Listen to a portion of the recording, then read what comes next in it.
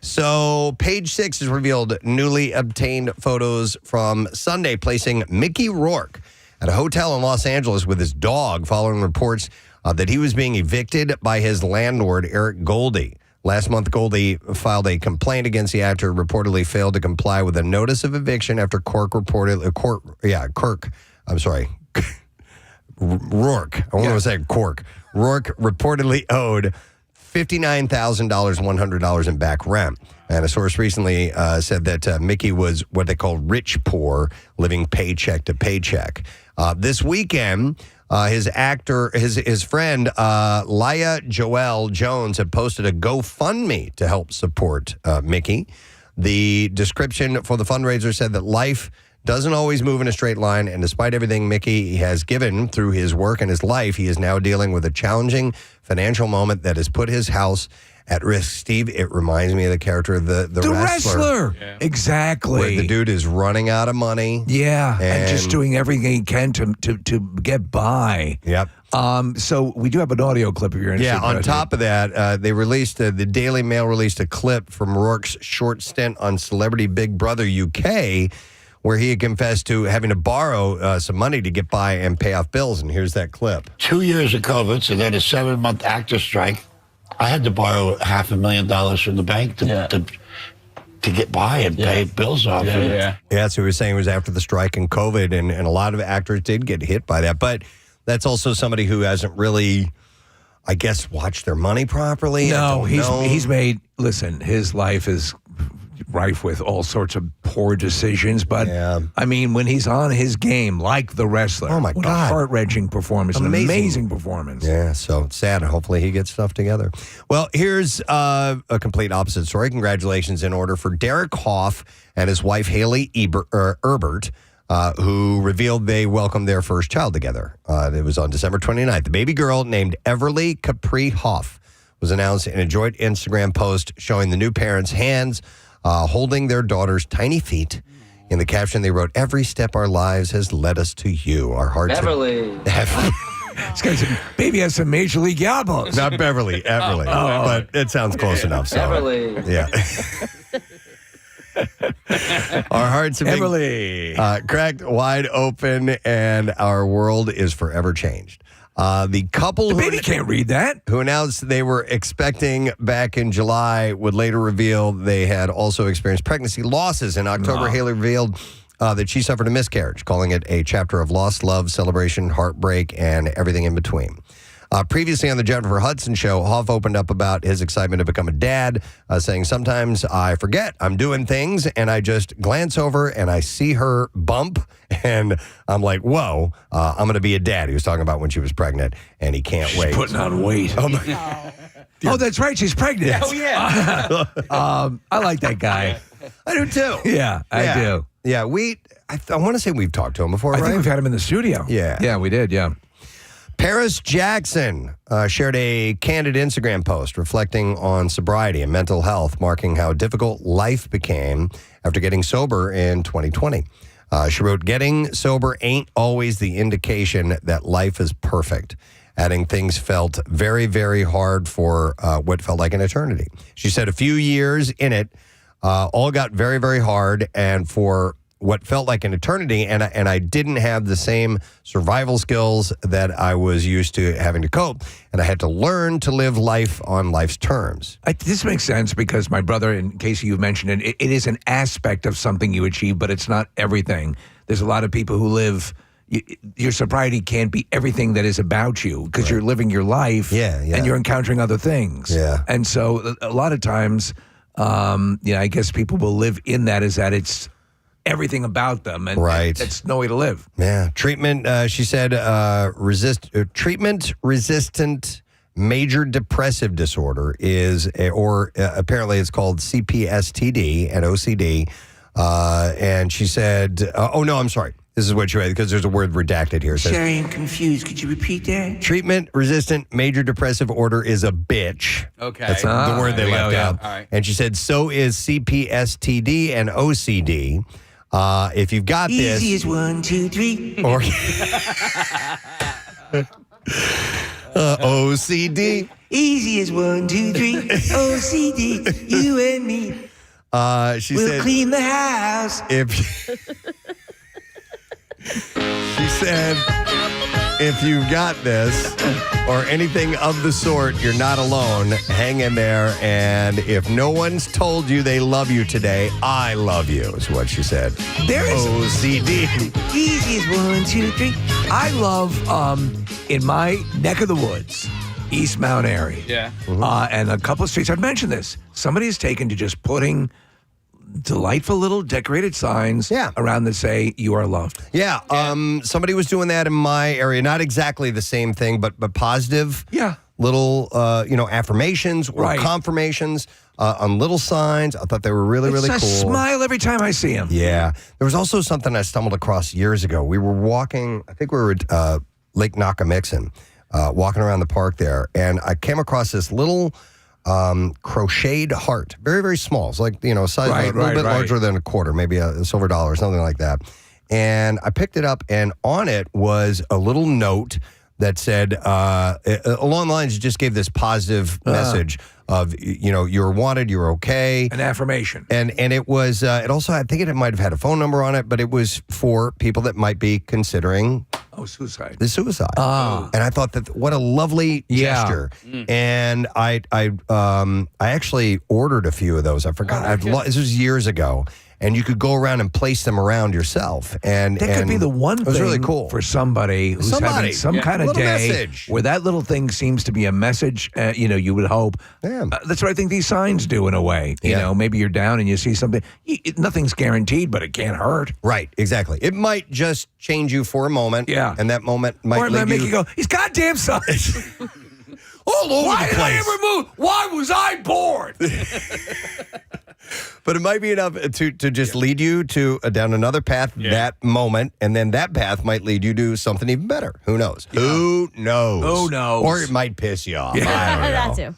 All right, Ashley Tisdale. I've always liked her. I like her. Yeah. She is 40, and she has no room for high school drama in her life. The actress was part of what she called a celebrity mom group until just recently, where she bailed over what she called a toxic atmosphere. In an article for The Cut, Tisdale explained that she began to notice that she was not invited to some gatherings of which she later saw photos on Instagram. She said, and it took me back to an unpleasant but familiar feeling I thought I'd left behind years ago. This is funny you mentioned this because I was reading an article that was germane to this, Preston, and even Tito to it as well. But the high school dynamics weaving their way back into your life as you move along. I've been saying this for years, as an adult. Like I've seen it, you see it when you are a grown up and then your kids are in school and then these cliques start. Is there a parallel to your life as an adult?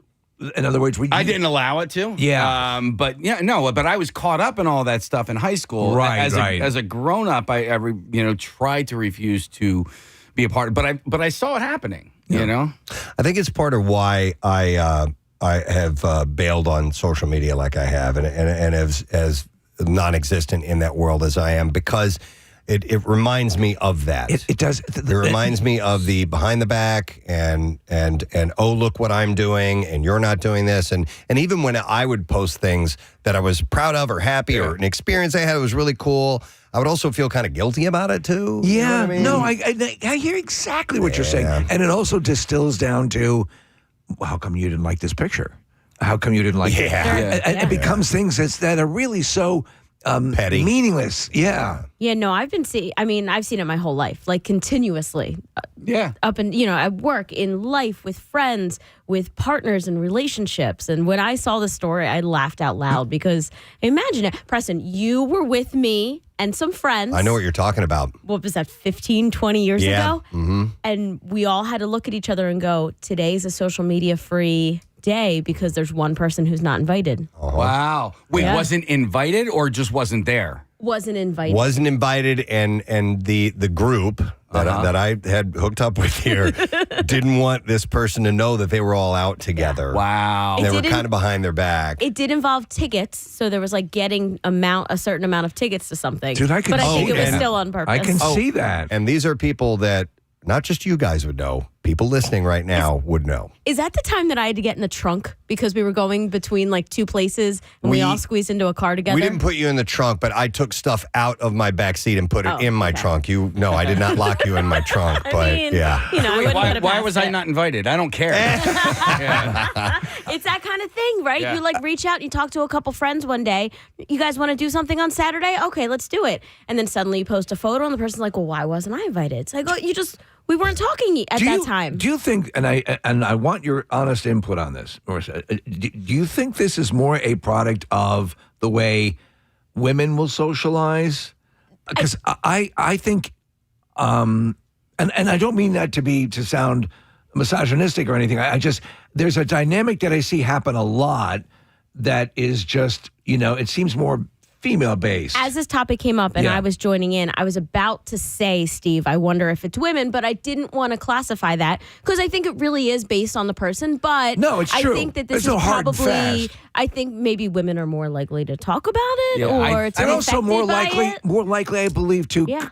massage. My wife has so many friends in different groups and so on and so forth, and she's kind of the glue for a lot of it, and it's wonderful, and she handles it well. But you'll see these dynamics pop up about I wasn't invited, or I forgot to send this to this person, and it becomes. I mean, I don't think you deal with that much. I don't. No, I don't know. The cattiness can still be there. I think it's based on the person, and it's Yeah. based on Yeah. how the person Yeah. absorbs and has emotions. I Yeah. think everybody's guilty, male and female. Yes. But if you were to take a percentage of, who was more 6'7". Agreed. more 6'7". Casey's doing the 6'7" hand motion. Doing the 6'7" motion here. Male, female are both guilty. Yes. But I would say females probably. I think you're more. probably right, and Maybe. I hope that doesn't sound coarse, but I think that's probably the case. There's a great line. There's a movie called Jane Austen Book Club. Yes, believe it or not, I watched that movie. And Emily Blunt's character, she's married, and they're in a function, and she sees an old friend or a person from high school, like the queen bee, and kind of starts hitting on her husband. She gets upset about it. Later on, her husband's going, honey, she's from high school. Yeah, high yeah. school's over. And she does a great line. She goes, high school is never over. High school is never over. It's true, yeah. So anyhow, back to Ashley Tisdale. So she didn't name names in the article, but in the past, she raved about her, quote, village of moms, which at the time included Hillary Duff, Mandy Moore, and Meghan Trainor. And it's worth noting that just prior to the article being published, Tisdale unfollowed both Mandy and Hillary on Instagram. Oh, However, shortly holy after crap. the story broke, Tisdale's rep said the article in The Cut had nothing to do with Duff, Moore, Trainor, or as also has been rumored over the anything politicals. I know. It's the drama. All right, so let me see. All right, we have another. I know we usually save the clips to the end, but every now and then we get some in the middle. But during the NBC broadcast of the Warriors and Clippers game, Snoop Dogg was on the broadcast when Warriors coach Steve Kerr was ejected, and we have a clip of Snoop Dogg and his play-by-play of the situation. Here we go. Oh, look at Steve Kerr. He's all the way out here. Uh-oh, Steve gonna get thrown out. Get him out of there. Get him out of there. Back him up. Back him up, GP. Back him up. Steve ready to he's fire gone. on him. He's already gone. Steve banging Inglewood right now. Inglewood. Get him, Steve. You in Inglewood, Steve. The Arizona Wildcat that came out and look at him. That's funny. He's great with that stuff. One of my favorite moments when he was doing coverage of the Olympics was there was an equestrian event, and it was one of these high-stepping horses. Right. That was doing, and Snoop goes, "Damn, man, that horse crip walking. Look at it, he's crip walking." Dressage. So awesome. All right, so it's not quite over for the residents of Hawkins, Indiana. Oh. I'm so excited about this. over. No. Nothing. Yeah. This is down under. It's upside down. It's What's going on out here? They got devil organs and dog organs and devil dogs and ring dings. So, a new documentary called One Last Adventure, The Making of Stranger Things will premiere on Netflix next Monday. I'm so excited. And features behind-the-scenes footage of the making of the hit series from day one to the wrap party. Along with behind-the-scenes footage, the doc will feature... I won an ego. will feature interviews with cast members and series creators, Duffer Brothers. The documentary premieres next Monday, like I said, on Netflix. So even more to get to, which is great. The Actor Awards, formerly the SAG Awards, revealed who will be announcing the show's nominees. Tomorrow at 1 p.m. Eastern, Abbott Elementary's Janelle James and Heated Rivalry's Connor Story are going to grace Netflix's YouTube channel and announce the nominees for the 32nd Annual Actor Awards. When did they make that call on changing the SAG Awards to the actrors? I was not asked to vote. Me neither. I touched on it before the end of the year. It was just like a brief thing. So, yeah, they decided to change the name of it. All right, do I need to watch this Heated Rivalry game? Or not game, but show? I was going to ask if you've watched it yet. I haven't either, but it is on my list. Do you guys know what it's about? I've heard of it. So Yeah, I haven't watched it. It started as a fan fiction, and I forget what the concept... Oh, it was actually... Captain America fan fiction. I learned from my friend who knows way too much about it. And it's two male characters who are together, and then it actually switched to hockey players. And there's kind of a joke out there that it's based on Alex Ovechkin and Sidney Crosby. Yeah. But it is on HBO, and it's a series, and it's supposed to be like really hot and really great. Yeah, my youngest is watching that and loves it. And now has I think there's a series of books. Yes. They're reading that, yeah. So the books came first, yeah. Okay. I'm wondering if it's any good. Because I'm currently watching a show that actually is fairly terrible, but I'm enjoying the hell out of it. The Landman, season 2. So the writing in this show is so horrible, but I'm loving it. The thing is, I loved the writing in season 1. Yeah. Season 2 is not living up to season 1. It's like... I'm like, oh my God, this is actually terrible. Season 2 is almost playing like a parody of season 1. Yeah. But it's doing it for you? But it's doing it for me. I think It's got one of the hottest casts around. It does. But it has Sam Elliott in it, and I think he makes everything better. So you like my ass in these shorts. All the reviews I got about Heated Rivalry are just because it's really like hot and sexy. So let me watch an episode or two, and I'll let you know. All right. On their Instagram, the award show shared the announcement teasing class is in session and the competition is heating up. The ceremony is set to stream live on Netflix March 1st, 8 p.m. Last month, the Actor Awards announced that they would award Harrison Ford with the SAG-AFTRA Lifetime Achievement Award. I don't want it. At the March You slept with my wife. All right, so House of the Dragon will reportedly end with its 4th season, according to the showrunner Ryan Condal. Speaking of, on the Escape Hatch podcast, Condal confirmed season 4 is already being written and said that it will be the last one. This is when they finally leave Rydell? Yeah, finally they get out of it. It's a flying car. Sorry to spoiler alert. It's on top of a dragon. But they add that there is only one more left to go. The series is a prequel to Game of Thrones, adapted from George R.R. Martin's Fire and Blood book. And it chronicles the fall of House Targaryen. Season 3 is expected to arrive at HBO this year. Meanwhile, another prequel, A Knight of the Seven Kingdoms, premieres this month. Has already been renewed for a second season. Has this dairy cow been overmilked, A, and B, you were fully invested in it years ago. Yeah. Do you even give a rat's ass about this book that he has yet to finish?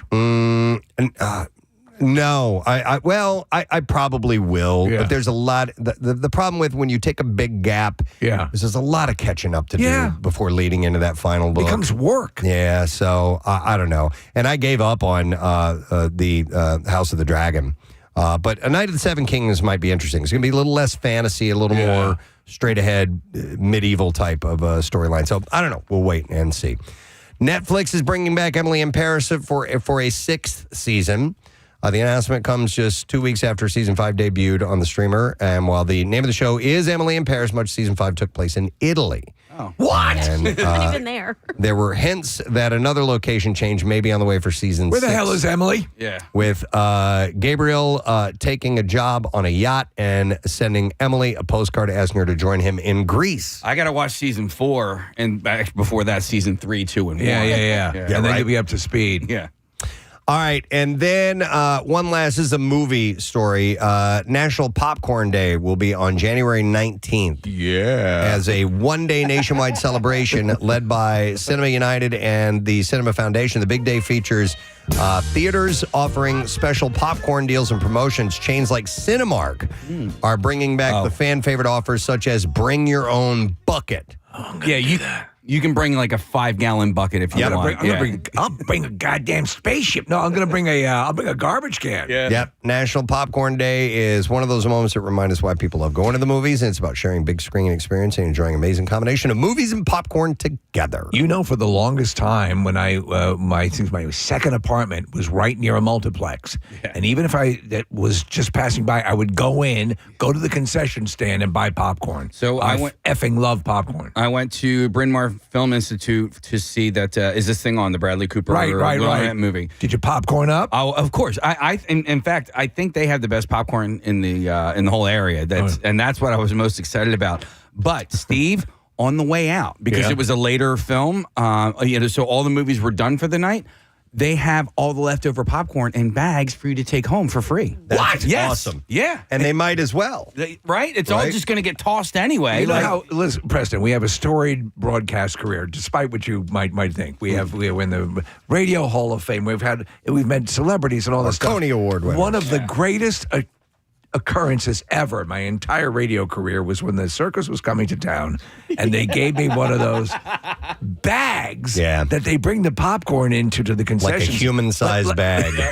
And I ate that thing for like 4 months. It was awesome. Well, this is a great idea to swing by the movie theater and go to the last show. Right. And you can stock up for a little bit. That's not a bad idea. All right, we're ready to play some clips for yous. The new season of The Rookie has the LAPD going global. Here, Melissa O'Neill discusses how her character gets off the night shift to lend a hand. And I think it has a lot to do with just the necessity of what's happening in the world of the show at that time. You know, half of our team is in Prague and they're dealing with a pretty high stakes situation. And I think we kind of just needed all hands on deck. I don't give a Season 8 premiere of The Rookie is tonight, 10 p.m. on ABC. So when you're 8 years on the job, can you still qualify as a rookie? Maybe you can. I don't know. It depends. All right, here's our next clip. Wild Card Kitchen is what you get when you combine high-stakes poker with a culinary competition twist.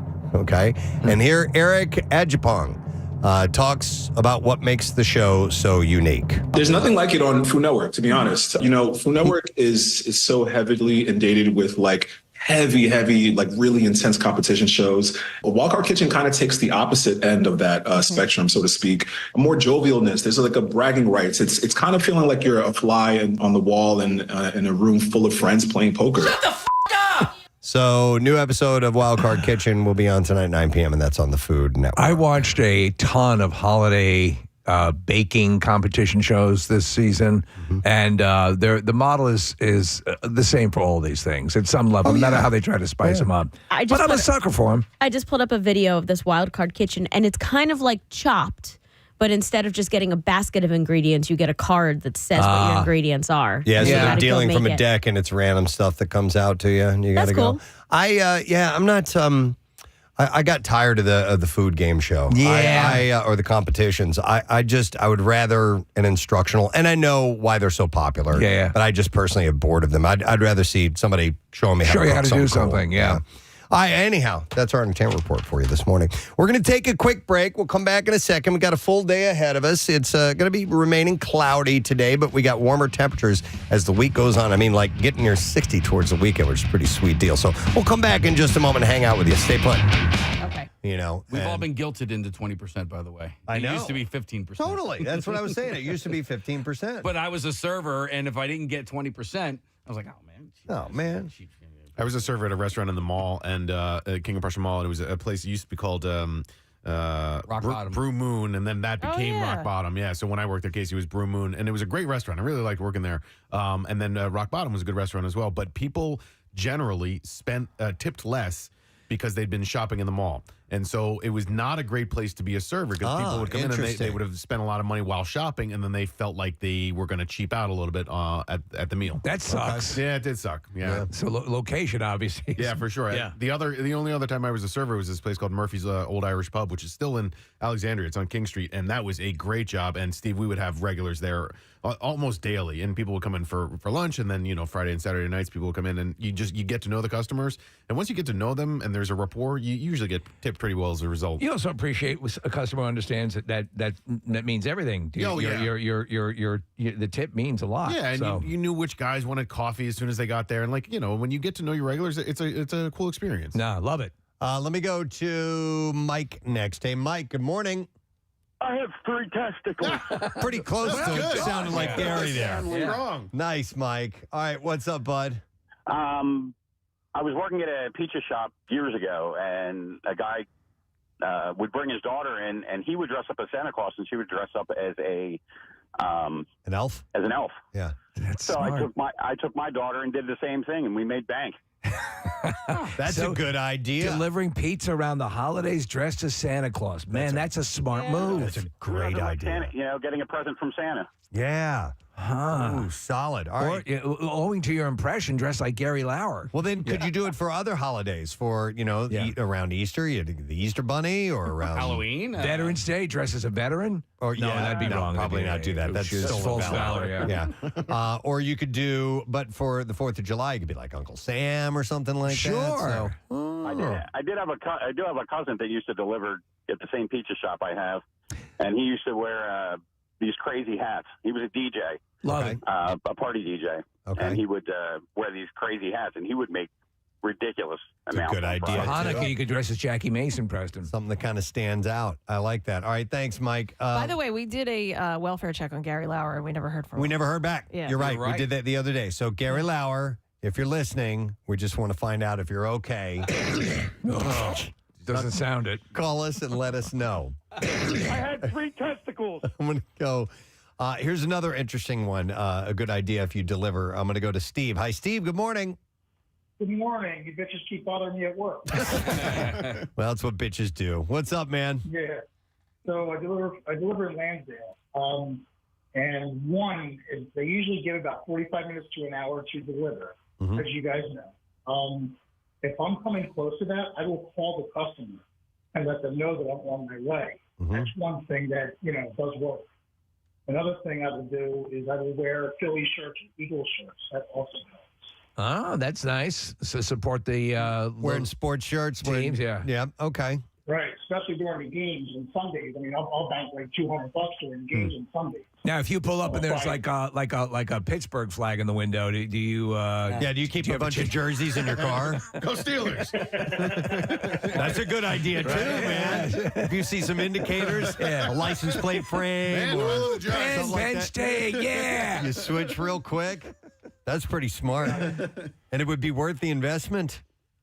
Absolutely. All right, thanks, Steve. There's a great Ben Stiller from the Ben Stiller show. There was they had a study of this guy. It's supposed to be a documentary, and he sells life insurance. This was the whole premise to people who are deadheads on tour following the dead. All right. And so he's dressed up. He goes, man, you got to understand, it's all going to come down at some point. And then you see him going back to his car, and across the street is a concert for The Cure, and he's putting on the lipstick, and he's doing the whole thing and walking across. It was great. I love that.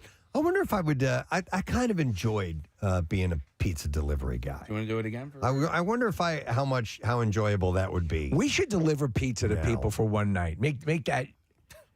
Yeah, we should all of deliver us in a van. Lorenzo's. We could get a semi-tractor trailer and load up with Lorenzo's and take those around. One pizza. Yeah. What was the name of the pizza place that you worked at? Emos. You worked. You were at Emos, dude. I didn't know you worked Emos. Absolutely. Do you remember the address? No, but Okay. I know it was on Olive Boulevard. I could tell you exactly where it was. Could you point Casey in the direction? Good point, Casey, in that direction. Because Casey I had an will be in apartment your home area. That's part of the deal. Yep. Is it IMO or EMO? IMO. But there's tons of locations all over the place. So. Conveniently located? To me, I had an apartment right across the street from there. But it was I wasn't living in the apartment at the There's time. only one on Olive Boulevard. Really? In University City? No. No, that's not it. No. Those guys are losers. Anyway, that's a completely different part of town. Those are Omaha. Okay. You got to look in Chesterfield. Chesterfield. That's emus, EMU. Hang on a second. I want to go to Chris. Hi, Chris. Good morning. Hey, good morning, bitches. What's up, bitch? I don't have much of a voice left from the Shinedown concert last night. Oh. Glad you had a good time. Oh, they're amazing. All of them are awesome. Nice. But I was pregnant with all of my kids when I waitressed. And all the at minute once? Well, all at once, all three at once. No, 3 different times. Okay. So you got more tips when you were pregnant?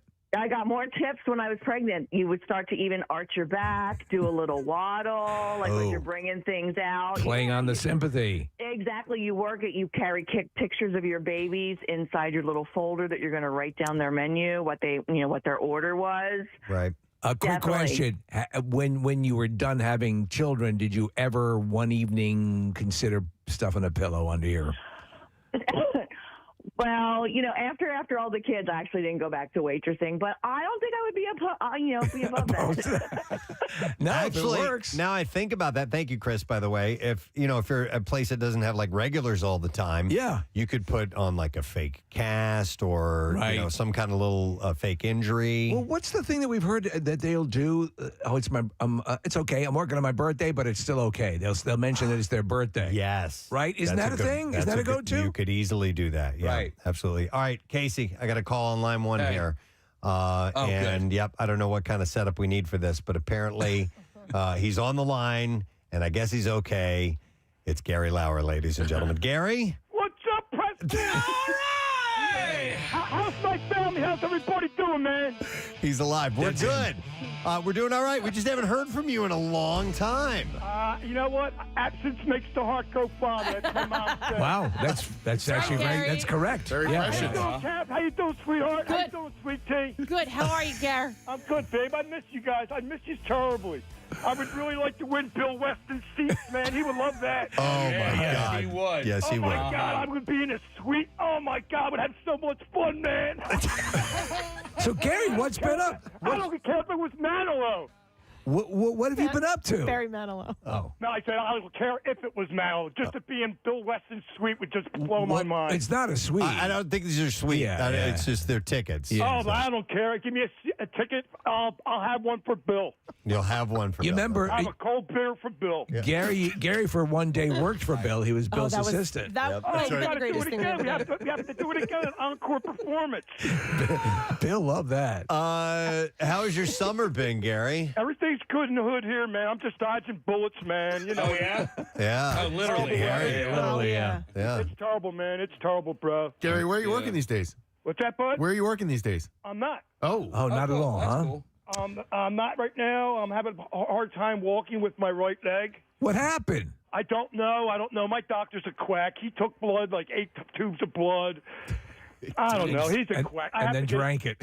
Yeah, I don't know, man. He told me. Tubes of blood. I don't know, man. He's a quack. I need to see another doctor. He said, I need 8 tubes of blood. Gary, you got to get that looked at by somebody who's really, a solid doctor. Yeah, Mike. This guy should retire. He needs to see a doctor. This guy. He's like 80 years old. Don't they have to retire at a certain age, doctors? I think it's probably wise when you lose the ability to walk or have vision or. Well, that's on my to do this right now. I got to get myself back together, and then I'm job hunting. do me a favor. Describe what's wrong with your leg.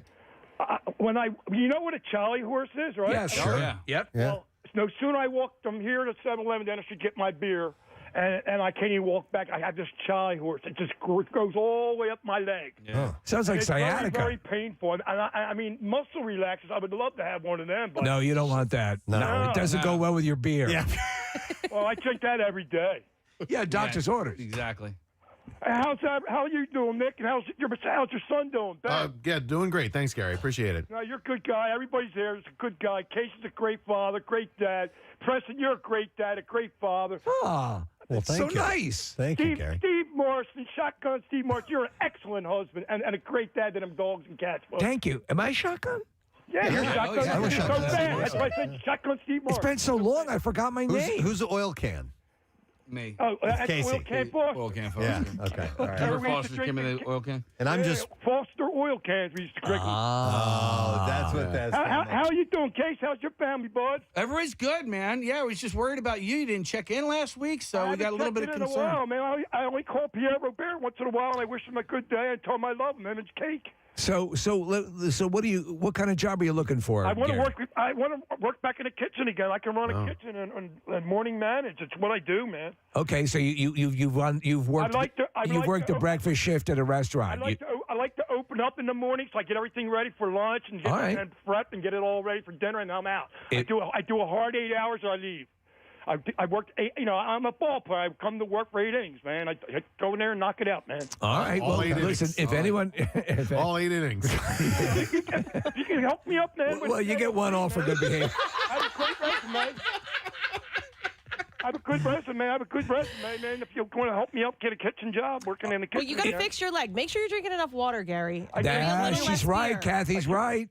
I drink plenty of water, plenty of milk, plenty of bananas. I'm doing all. You drink a lot of bananas?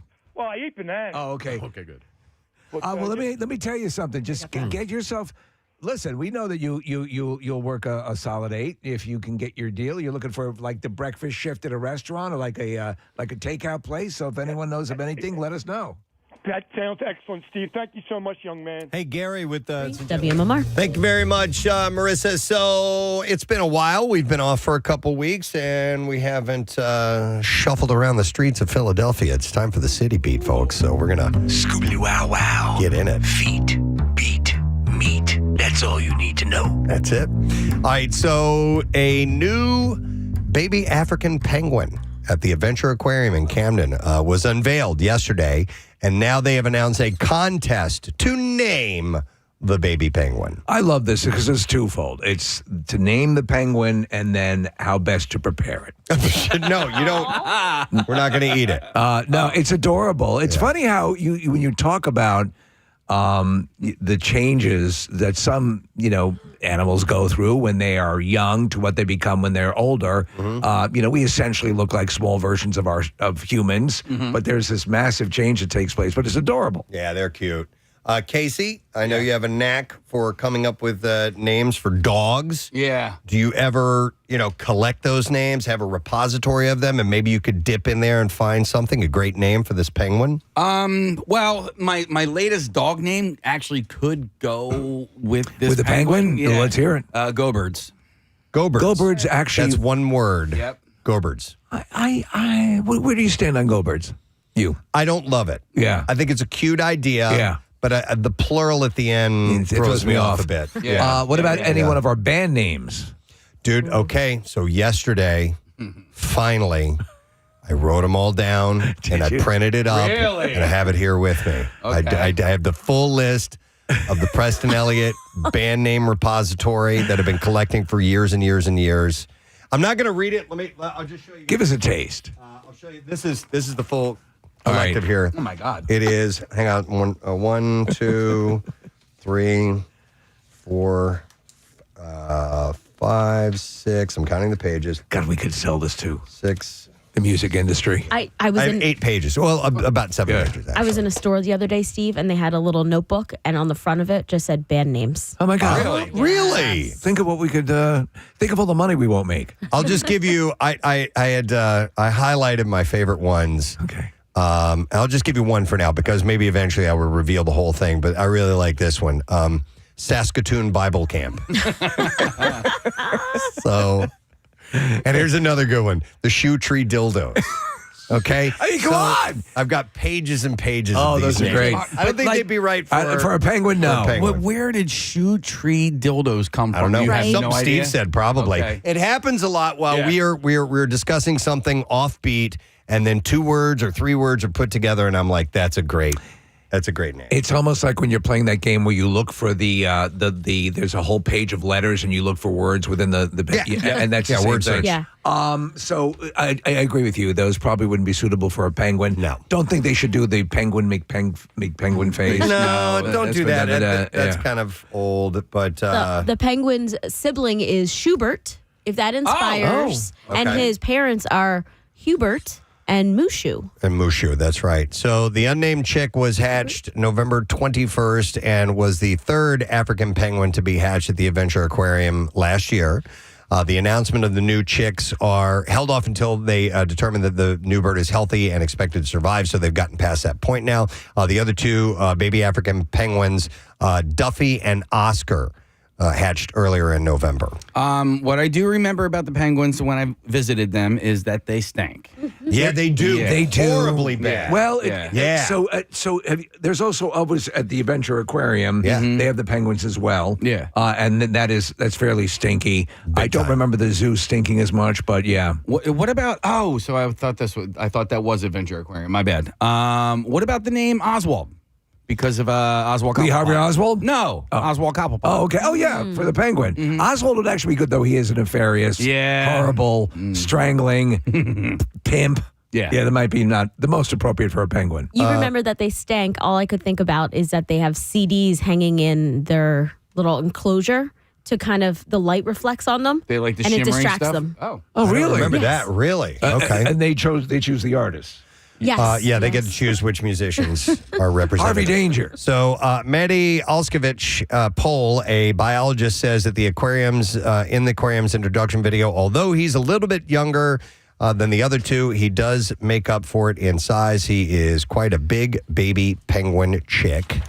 And so, starting today, or yesterday actually, aquarium visitors are available to now vote on one of four names offered the new penguin. Oh man, I thought we were going to be able to, I to thought submit. from scratch. Okay, well, these are pretty good names. All right. So Scrappy, Zero, Flounder, and Toothless. Well, those are cute. Toothless, wonderful from How to Train Your Dragon. Flounder, obviously Animal House. Yeah. I don't know. I might. Zero might be from Casey, that show Sticks. Yeah. With Owen Wilson. There's a character named Zero on that show. And I'm not sure about Scrappy. I like Zero. Just like my country, I'm young, scrappy, and what is it? And hungry. Young, Just like my country, young, scrappy, and hungry. young, happy. Yeah, okay. Whatever. I don't know if any of those are thrilling me, but I might do Toothless because I love that character so much. I like Zero. I think I would go with that.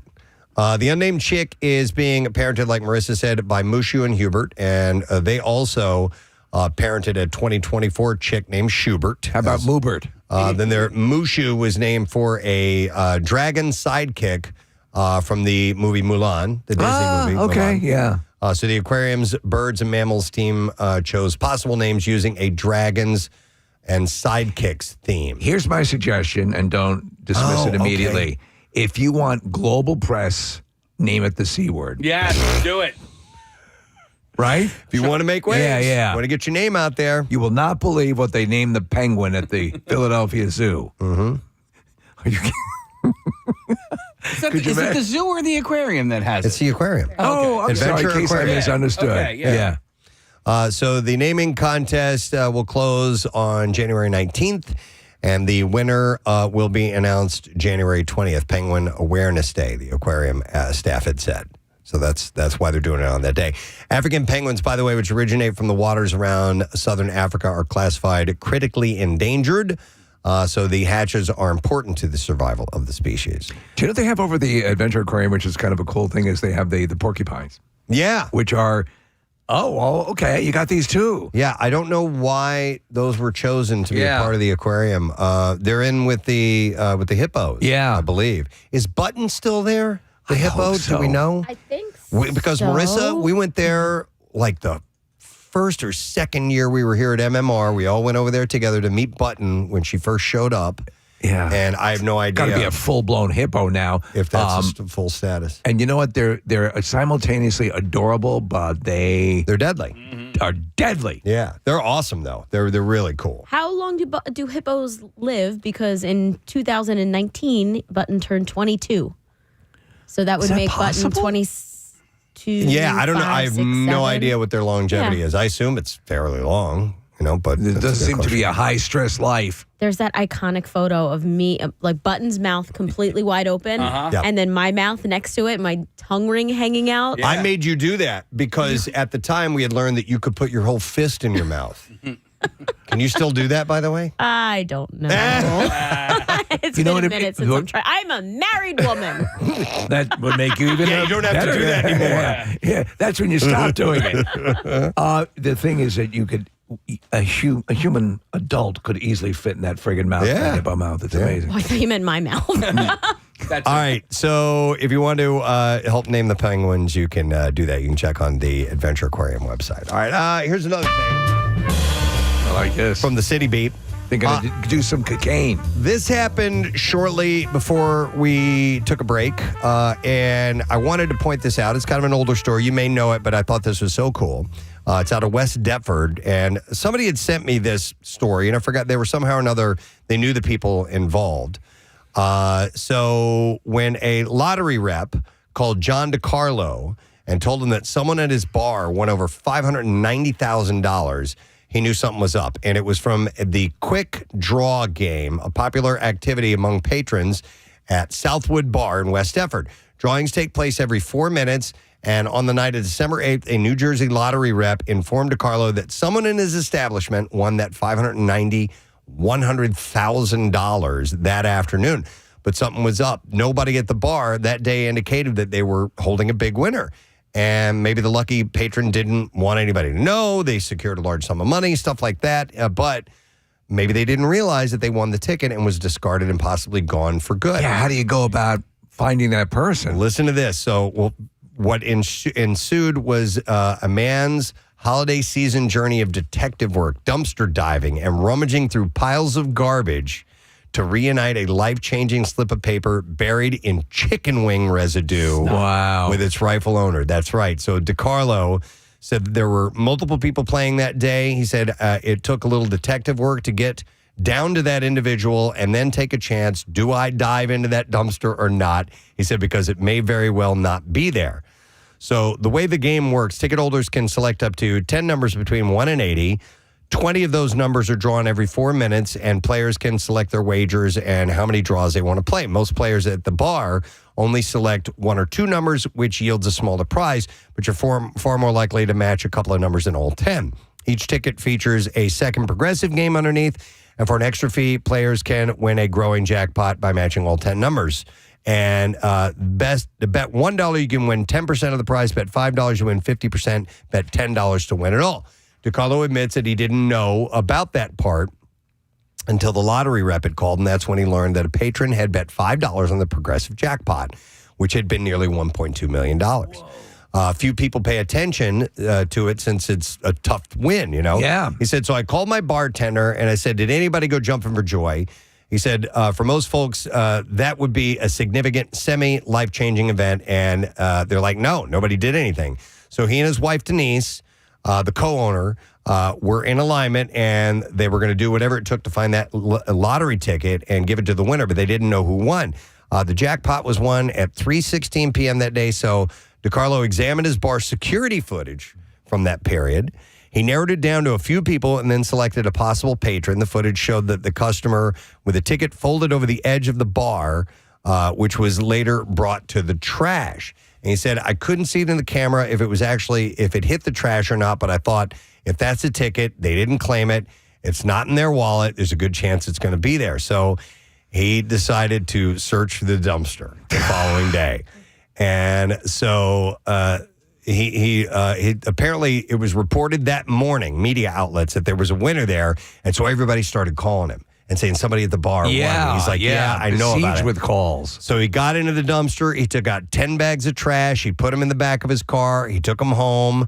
And then he started going through he went through almost every bag and he couldn't find anything. He did find Lenny Dykstra's dentures. Finally. That's where they were. But he said after going through those bags, it's etched in me now that we did pretty good on wing night. So I was going through blue cheese, and I ultimately found one ticket in the bottom of those bags. It was ripped in half, and it was drenched in hot sauce. I looked at the number. It didn't match. It was at the bottom of the bag, so I thought, I don't know, maybe it's not here. Or maybe he missed it. And he decided to search contents 2 or 3 more times before changing gloves, and he decided to get back in there. He said, I lifted a couple of napkins at the bottom of the bag. I looked. There was something balled up. I pulled it out. It was wet and messy, but I carefully brought it out, and there were 2 or 3 tickets. I laid them out, and I looked, and sure enough, one of them was the winning ticket. Listen, and this is not for him. It's for someone else. It was for somebody out of the blue, motivated to do this. That says a lot about this guy. My question is this. Does he have rightful claim to that ticket? Does he have to find the patron who bought that? Or, in other words, could that have been his? Yeah. Because they actively threw it away. Uh-huh.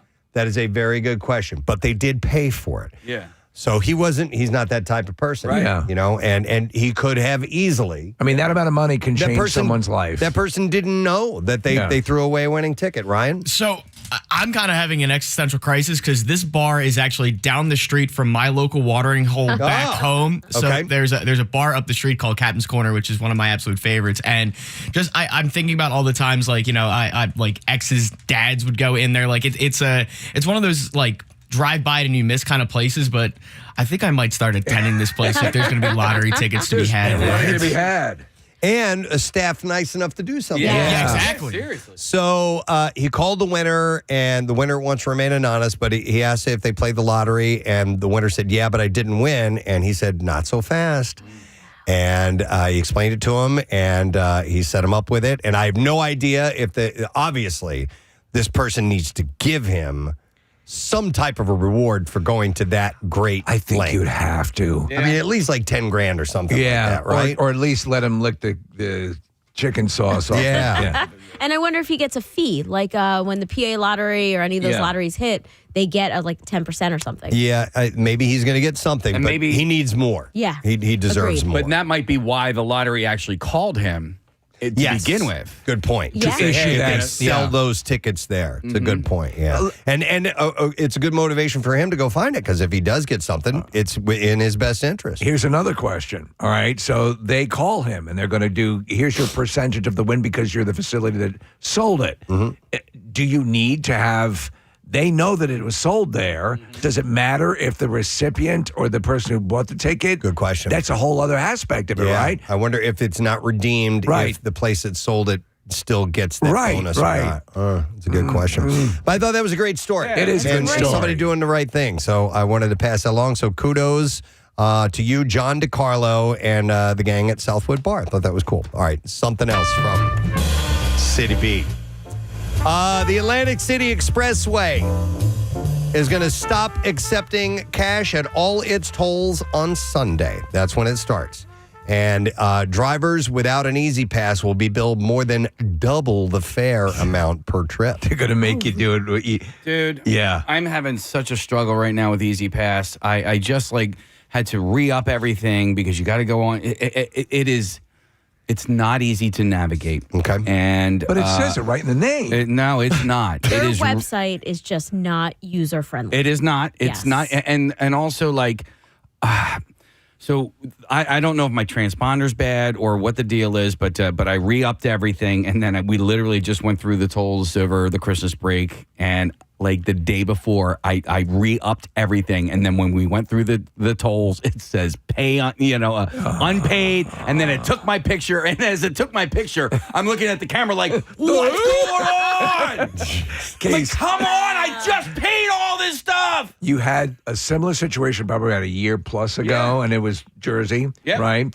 And then I had my thing with my Easy Pass for a car that had been stolen, my wife's car, and we were trying to rectify that. It is a nightmare. So eventually I had my situation. It worked out, but it was not without multiple calls to get this thing rectified. So I feel your misery. I do have to correct it. Their website has gotten a lot better since the last time I was on it, but it's still terrible. Easier pass. So the South Jersey Transportation Authority said the transition to all electric payments will make it more convenient for drivers, and the increase for vehicles without a windshield-mounted transponder is due to the additional cost for image processing, billing, postage, and collections, according to the authority. So that's why it costs you more. That's what they said. Because they're going through this whole process of sending this stuff out, taking the picture and going through the mail and that. Yeah, I get it. Yep. So the opportunity for a public comment on the charges will close on Tuesday. Could they have someone like sit in a booth, Preston, and collect the money? Dude, You know what? Yeah, it's funny. They're gone. I know. The toll collectors are gone, which is too bad.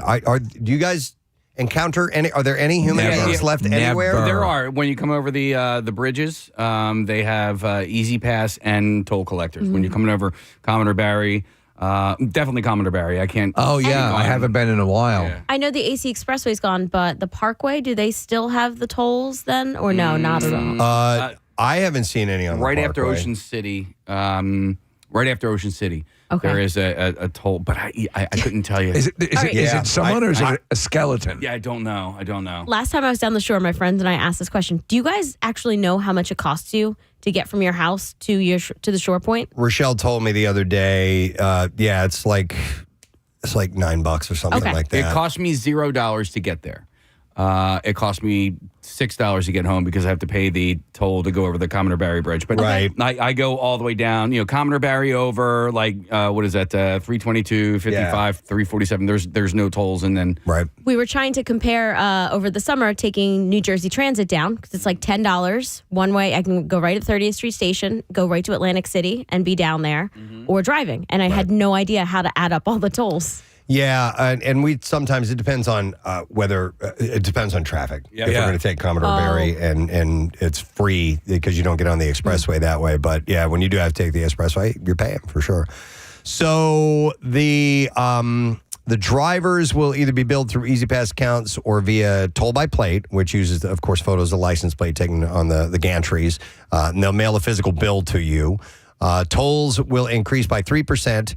to $6.30 per trip for drivers without an Easy Pass. Bills will include a 100% surcharge and dollar invoice fee of a total $13.60 per trip.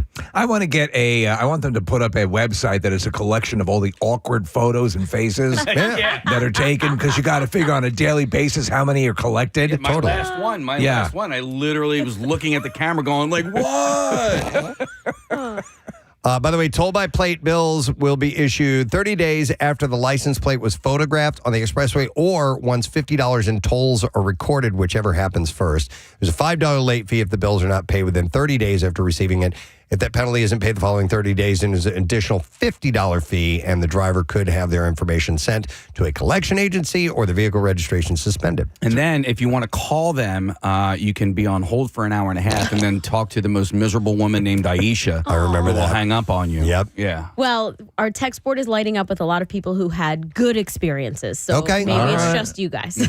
Maybe it's time to revisit it. Maybe Aisha's gone. But yeah, you can either go online or you can call 1-888-288-6865. So just a heads up on that. All right, City Beat. Thank you. Need music. It's Miles Davis, by the way. All right, so January, Philadelphia, 1793, Thomas Jefferson. I almost put this in the historian, but we don't. I know. I need to return to that bit from time to time. Thomas Jefferson, James Monroe, and John Adams, and George Washington were among dozens of spectators gathered in the Walnut Street prison workyard, and they watched French aeronaut Jean-Pierre Blanchard prepare to take flight. Blanchard's hydrogen, and I'm going to get to City B because there's an event coming up. Blanchard's hydrogen-powered balloon rose up to the sky. It was the first time someone had ever seen a balloon take off in America. Dear God, this is the most boring thing I've ever seen. 2.5 hours later, Dude in a balloon. Blanchard landed the blue and yellow striped silk balloon 15 miles north in Deptford, New Jersey, in a field that today is a Walmart supercenter.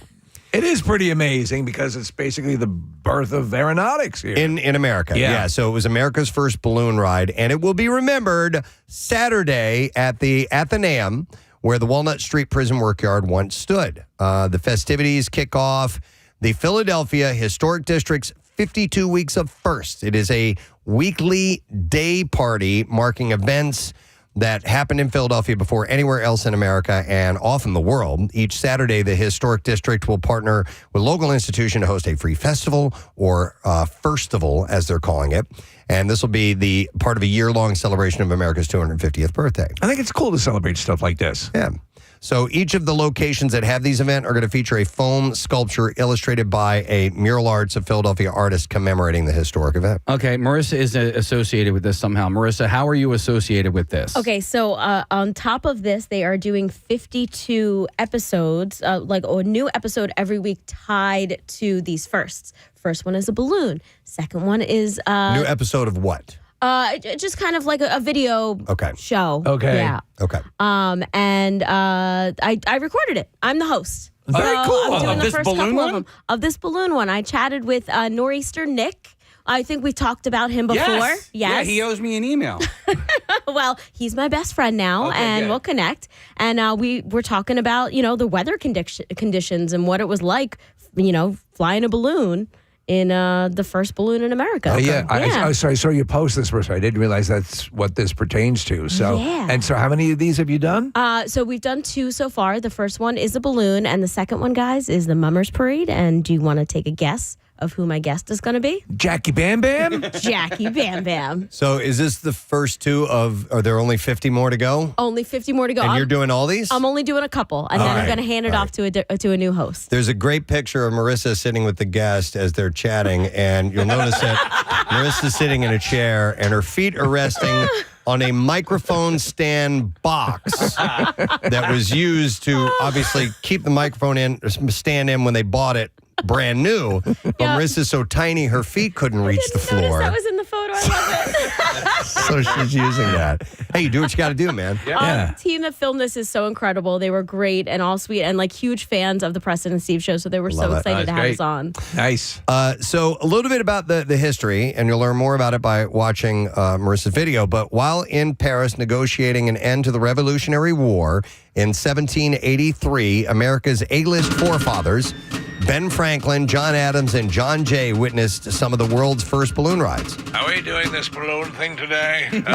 Jesus. Impressed, they came back to Philadelphia raving about the innovation. 2 years later, Blanchard and co-aeronaut John Jeffries became the first people to sail over the English Channel in a hydrogen balloon.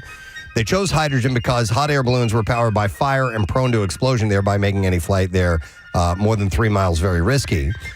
So the English Channel trip made Blanchard a big deal in aeronautical circles, and he started traveling around the world, flying balloons and charging spectators. Kind of a big deal.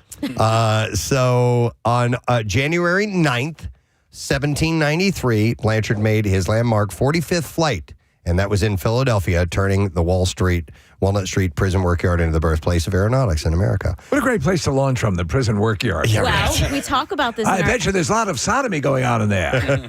We talk about this in the episode, Steve. That is one of the few places in the city that didn't have buildings or trees around that it might catch on. Oh, okay. Makes sense. By the way, it cost $5 to go and watch this. And in today's money, that would cost you more than $150 to witness that event. So that would be a pricey ticket. Yeah, that feels pretty expensive. Mm-hmm. Yeah. So he carried with him in the balloon. He carried a dog and a letter from Washington. The letter demanded that I Blanchard. hope you crash. The letter demanded that Blanchard be offered safe passage wherever he landed. There you go. And it's considered by many to be the first ever American passport ever issued. Kind of interesting. It's fascinating. Yeah. So at that point, they're looking at this, and I mean, it was a thing of awe, even though he'd done it 44 times, I guess, at this point. Yeah. And, so But that's in America. everything began. First time in America. I mean, listen. And then we led, right? We've seen some pretty cool things in our time, but like, if you've ever seen a hot air balloon, and I just did not that long ago, I was driving down the Northeast Extension and I saw 3 or 4 hot air balloons. It's still a sight to be seen. It's impressive. It's one of the most memorable things that we did together, Preston. We went out and did that hot air balloon. We did contour flying. Yeah. There are points where you get a little, but that contour flying was amazing. The first thing when we got in, the pilot shot us up to 1,000 feet like that. Yeah. I was terrified. But they said you got to get your balloon legs. Meaning once you're up there for a while, you settle down and everything's cool. But it's scary at first. It is, yeah. I've never been in one before, but how big are the baskets? Because they said that during the set, or during this filming, they offered to bring in a basket, and it would have taken up like the entire set. So there's some. big. We were in one that could accommodate, I'd say, 4 people at most. We had the guy who was the pilot, and then Preston and I were in there with enough room to sort of move around. Yeah. When we did one where we flew over wine country in Northern California. And there were like 8 people in that gondola. I mean, it was pretty large. Marissa, the one that we were in is probably about the size of this console. Oh. Maybe just a smidge smaller. But the thing about them is they're made of wicker and they creak. Yeah. While you move around in them. And you're like, is this thing going to hold me? So we're looking at a picture of it. Maybe it's a little smaller in this console. Maybe about to about right here over to there. So... but yeah, it's an experience worth having, for sure. There was a point, though, and I'll never forget this imagery. It's burned into my mind, Marissa. We're literally, quietly, all you hear is occasionally, the burner, and the trees just kind of blowing in the breeze, and we're passing over animals that don't know we're above them. Yeah. And so it was amazing. We went in the fall, and so the foliage was off the trees, or actually it was late, maybe it was early winter. Yeah. But the thing about balloon they're like, oh man, well they're like, don't bring a jacket. You won't need it. When we're up there, we're moving with the wind. Yeah. There's no breeze. Right. Yeah. And it's comfortable. I was surprised. I thought we were going to be freezing cold. And you it had a was nice big heat source right above your head. True. Man, what was the name of that company? They were really good. Air Ventures. Air Oh, Ventures. yeah. Yeah. They were great. Maris, is Carrie Filer Bender part of this 52 weeks? I want to host one of these things. Yeah. Oh my God. I do too. Yeah, I know, dude. I'm looking at. Guys. I gotcha. Okay, Yes, all right, I gotcha. all right. Yeah. I gotcha. I do until it's inconvenient for me, and then I don't want to do it. I can't make it. Yeah. Sorry. Carrie Filer is working for the Historical Philadelphia Society. Okay, Yes. all right. But if you follow 52 Firsts Philly on all social platforms, you'll see the videos pop up. So you got like the first volunteer fire company, first professional basketball league, Girl Scout cookie sale. Like, don't give them all away. I'm 'cause not, we're gonna, man. Yeah, we're going to mention that throughout the year. no. All right, I know it's already 7:45, but I've got one more thing in the city beat to mention. It's another road-related thing because we did the Atlantic City Expressway. PennDOT begins work in the coming weeks on a multi-year project to repair the Girard Point Bridge. That's the one that carries 95 over the Schuylkill. It's by the sports complex. It's the double-decker guy. Yeah. Double-decker. $261.5 million project. It'll be completed in several phases during the next 5 years. They're going to be working on it. rainbow. Oh my God. Construction begins on the 12th of this month. And they're going to be building access roads in various locations under 95 between Enterprise Avenue to Southwest Philly and FDR Park Drive in South Philly. No travel restrictions planned on 95 during the early phases of the project.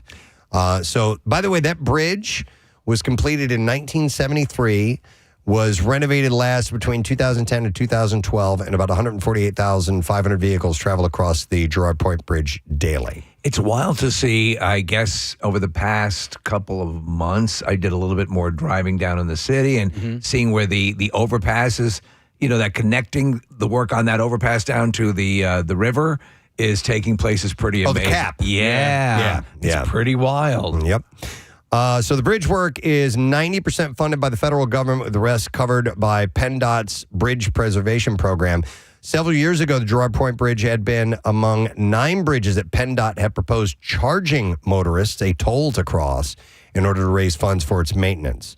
But a Commonwealth Court judge blocked that plan after a series of legal challenges in 2022. Have they ever considered filling in the Delaware River? And I don't think they have. Yeah. Well, actually, it's the Schuylkill where it goes over there. So maybe they'll consider that. Yeah. Parallel to the Delaware River.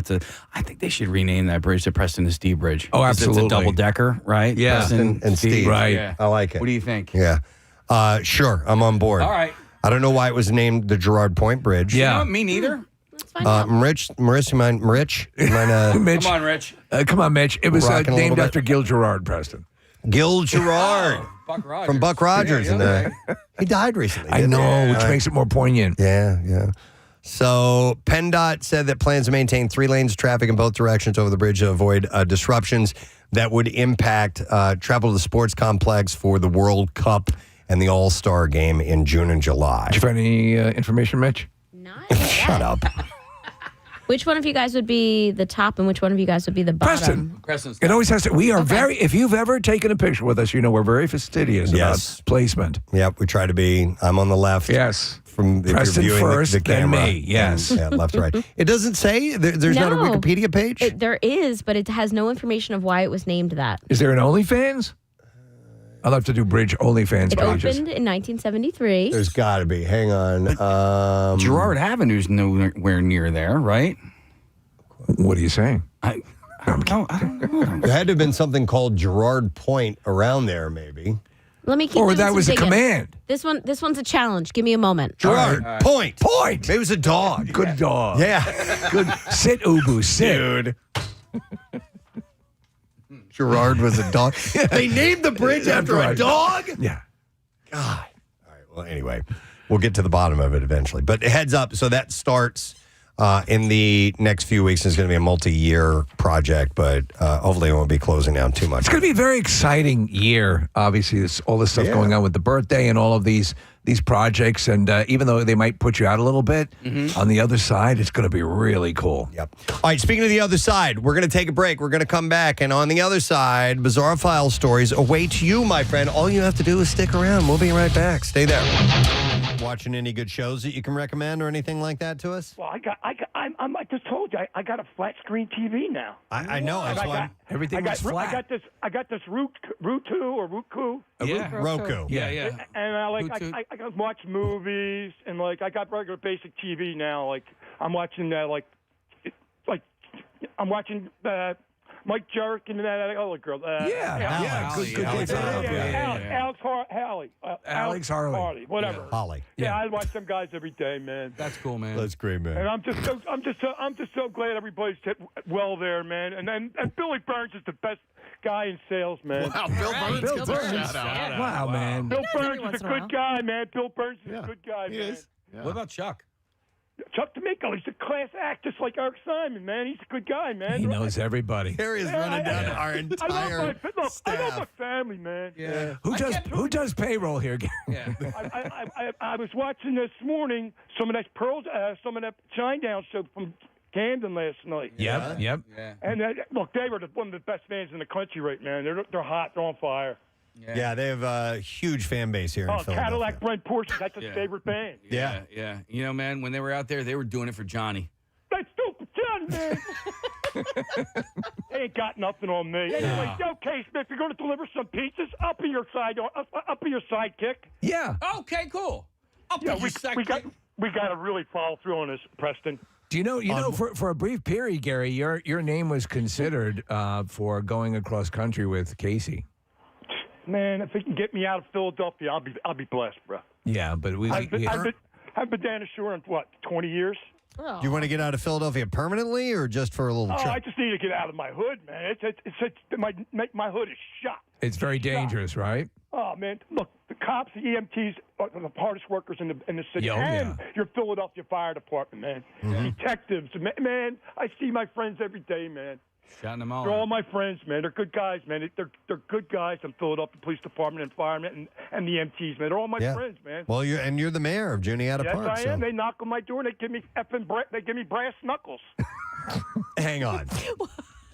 Well, at least I haven't. I'm sorry. Hang on. Hang on. I just want to clarify this. They give you brass knuckles? Yeah. Well, they use them on him. You can get them at a pawn store. They're really called paperweights. Yeah. They're illegal. Yeah, we can get them at a pawn store. Okay. Sir. All right, get them at a pawn store. Hey, Gary, is it difficult for you to get to Feasterville? I can't get the feast. I can get from here to my. For a job. No, I can't get that far, man. All right, there's a place called the Copper Kettle Tavern, and they are hiring and in need. So if you change your mind, I got an email from a listener and said they are actually hiring right now. Gary, if you can pull it together, listen, bite the bullet a little bit.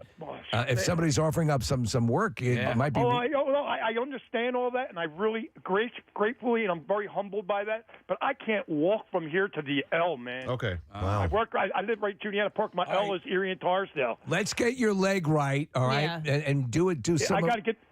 Sorry, Steve. I didn't mean to. No. You got to get that leg right. If that's how bad it is, because I know you want to work, but we got to make sure you can stand up and do what you need to do. Get an electric scooter. The funny thing is, too, guys, I mean, I could talk to you guys.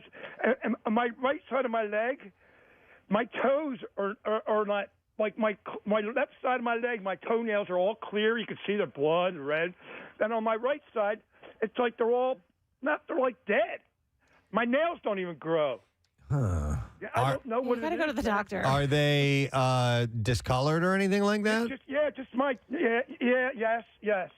All right. Yeah, that's not good. I mean, it's like diabetes and things like that. Yeah, I mean, my nails don't even grow, man. I mean, I always take care of my skin and my body, but something's not right if my nails. Kathy, do you think you could assess this if Gary were to send you a D-pic? When's the last time you saw your doctor about this, Gary? About 6 months ago. Oh, okay. Dude, it's been a while. Yeah. Well, I went before, and he took 3 more tubes of blood. I went the last time, he took 4 more tubes of blood. And what were the results? He said something about my enzymes. He's low on blood. Your liver enzymes? Something like that, maybe, Case. And did he recommend any medication or anything? Man, he gives me medication that goes, when I get it, I see all the side effects. I read it all. I'm saying, oh, my God, if one pill don't cure you, one will freaking kill you. So I threw them away. You throw them away? Don't. Dude.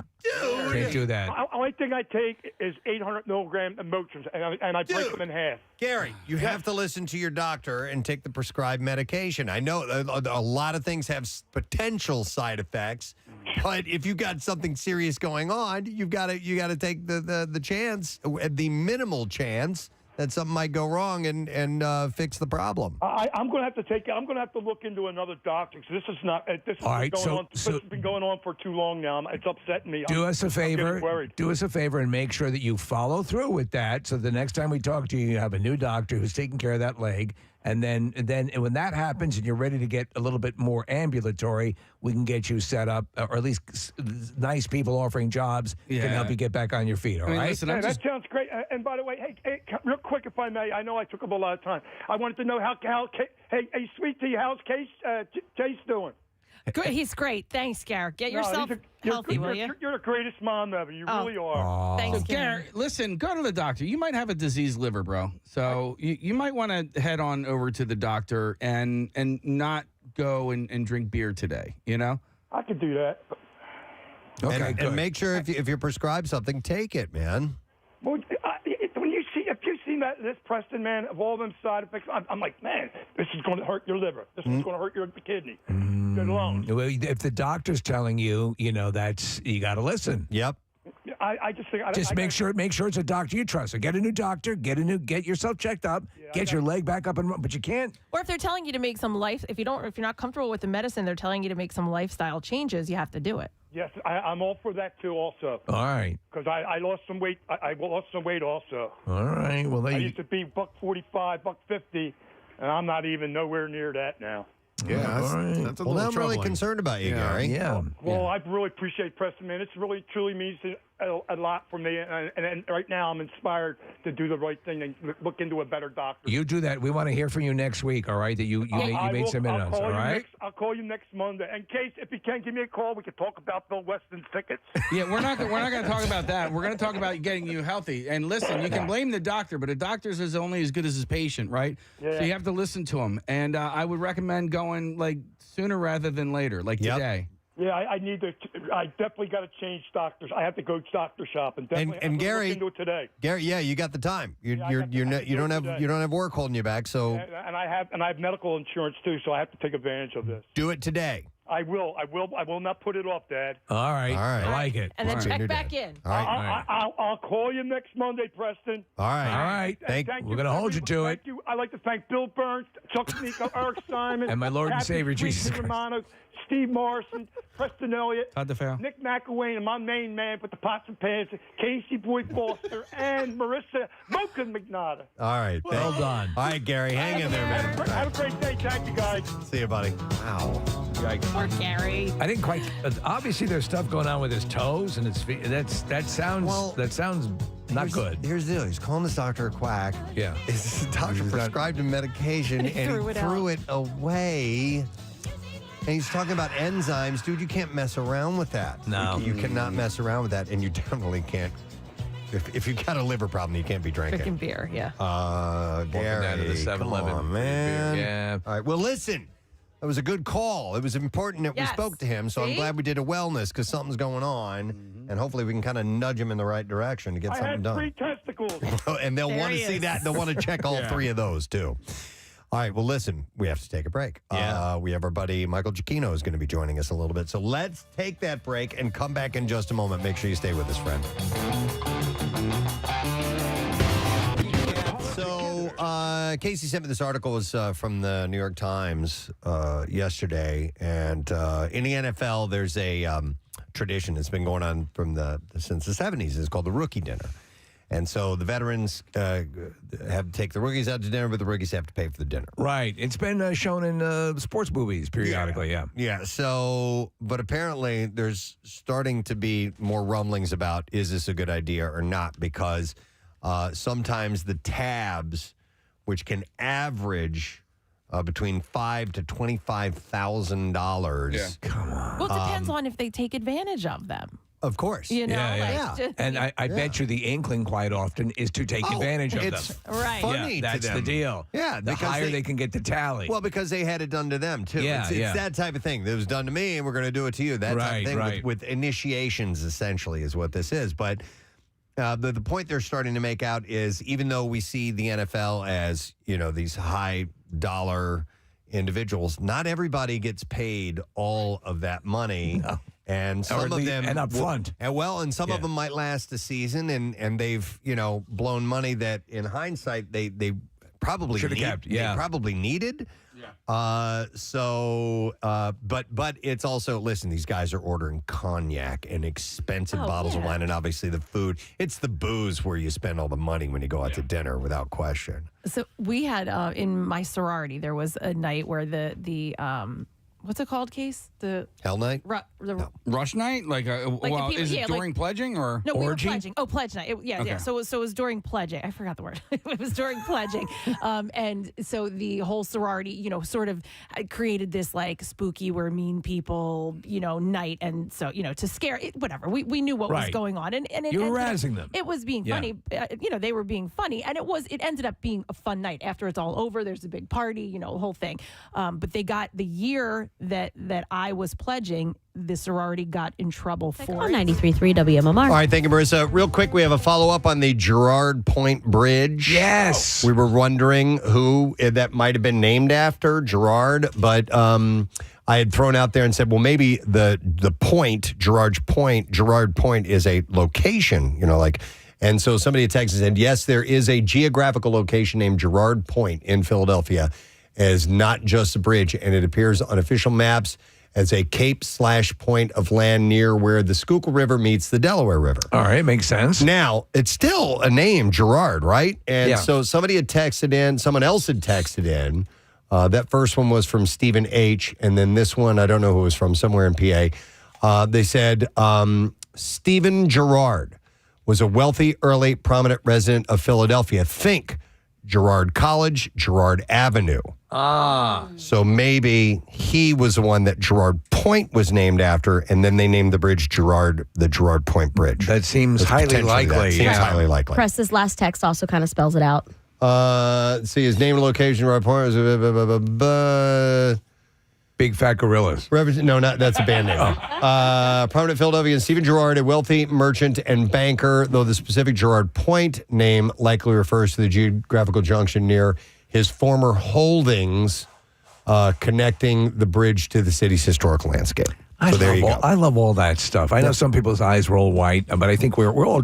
When we used to take those historical ghost tours of Philadelphia, freaking loved it. Well, when I find out, especially a name that I've been using for ages. What does it mean? I've never given one thought about why that thing was named after whoever that person was. And then when you find out a little bit about the person, you're like, oh. There was a Lord hand job.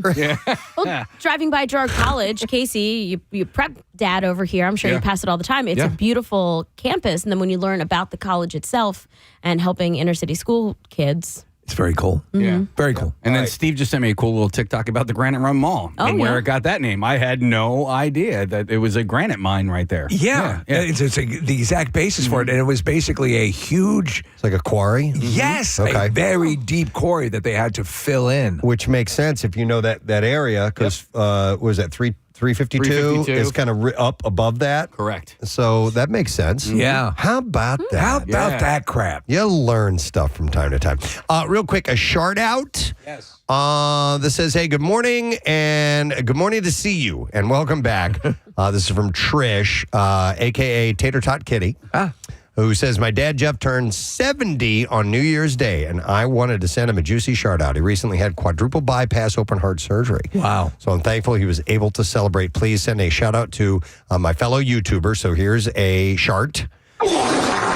And speaking of YouTubers, I got an email from a YouTuber who's concerned about Julie Jerkoff because they have not heard from them in a while. I don't like the sound of that. Well, I just wanted to throw the word out there and just see if maybe Julie has just been out of touch for whatever reason, but your YouTube family is concerned about you. So they just wanted to put the word out there. So I wanted to put that word out. All right. And Julie, reach out to Nothing us, to panic. We just too. want to know. Just making sure you're okay. Hey, there's tons of reasons why people might stop communicating for whatever reason for a moment or two, and maybe some personal things going on in their life, but your friends are concerned about you, and I wanted to pass that along. So, Julie Jerkoff, I hope you're doing all right. All right, it is time for the Bizarre File. WMMR presents Preston and Steve's Bizarre File. Brought to you by Horizon Services, Plumbing and Electrical. Same-day emergency service. Book now at horizonservices.com. An Illinois woman is accused of pouring camping fuel on multiple baby cribs inside a Walmart and lighting them on fire while the store was packed with shoppers. So burn these cribs without kids in them. They were just displays, correct? Yeah. Huh. Madeline What Monet prompted that? has been charged with aggravated arson on New Year's Eve. The suspect walked into the Walmart. She then proceeded to the camping equipment aisle. Monet had allegedly removed a can of camping fuel, put it in a shopping cart, moved to the baby infant section of the store. She then returned to the camping site, obtained a second can of camping fuel, returned to where she left the cart. And with all these actions being captured on surveillance footage, they saw her pour the fuel on multiple cribs, set them on fire, and then left. I'll guarantee you that was the seventh weirdest thing to happen at that Walmart that day. The police department said that the defendant allegedly used matches to light the blaze. Officers were called to the scene to identify the suspect. After firefighters arrived, they found the store to be evacuated. Managers believe the fire caused more than $5 million in damages. Those are some heavy-duty carriages. Both a loss of merchandise and damages to the store. Oh, I see. Yeah, guys, I went into full-on hidden fist mode over the break because I was walking out of a Wawa, and as I was walking out, the guy was walking into the parking lot, and he was full-on, like, crazy mode. He was going like, oh. So your senses, your spidey senses kicked in. I swear to God, I'm going to have to take care of this. We're in my coat sleeves, and I went full-on hidden fist mode. I'm like, what the hell is this guy? If he starts walking towards me, man, he has no idea what's So you took care of it, and you subdued him and turned him over to the authorities? I went to my car, and he walked into the store. I was like, their problem now. So he was actively screaming as he went into the store? Yeah. Maybe he was getting it out of his system before he went into the store. It is funny, though, because he had one last scream about 10 yards from the entrance, right? And then he walked into the store, and then I stood there to see if I could hear him scream in the store. Hey, go birds. Maybe he's just getting all hyped up to shop. Pumping himself up. So the building's automatic sprinkler system allegedly put out the fire, which was in the back of the Walmart. The store is currently listed as temporarily closed. And during her court appearance on Friday, Monet revealed that she has a pending criminal charge of arson in Colorado. She likes to see things burn. For which she was placed on a supervised release pending trial. So we'll see what ends up happening. Courtney Duveau and her boyfriend, Zachary Legacy, were talking about the moose sign and fencing around the highway they were traveling along just moments before they hit a moose. Why don't you forget the moose for a moment? That totaled the Volkswagen Golf they were driving. Now, it gets worse. Yeah. So, Duveau was transported to the hospital with serious injuries. She was kicked in the head by the moose. Oh, my God. 3 weeks later, she's still in recovery, which the family said may take several months.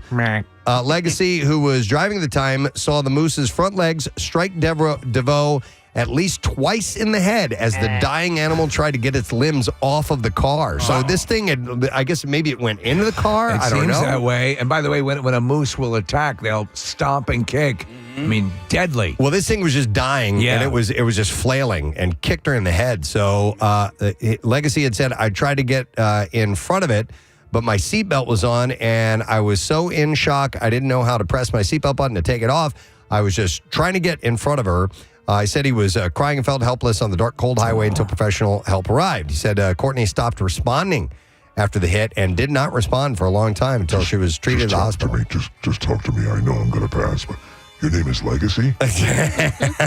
Legacy suffered a bruise on his forearm along with some scratches. Would you mind if I kicked you in the head? He said that if there had been lights on the highway, perhaps they could have spotted the moose, but they weren't able to. Goddamn right.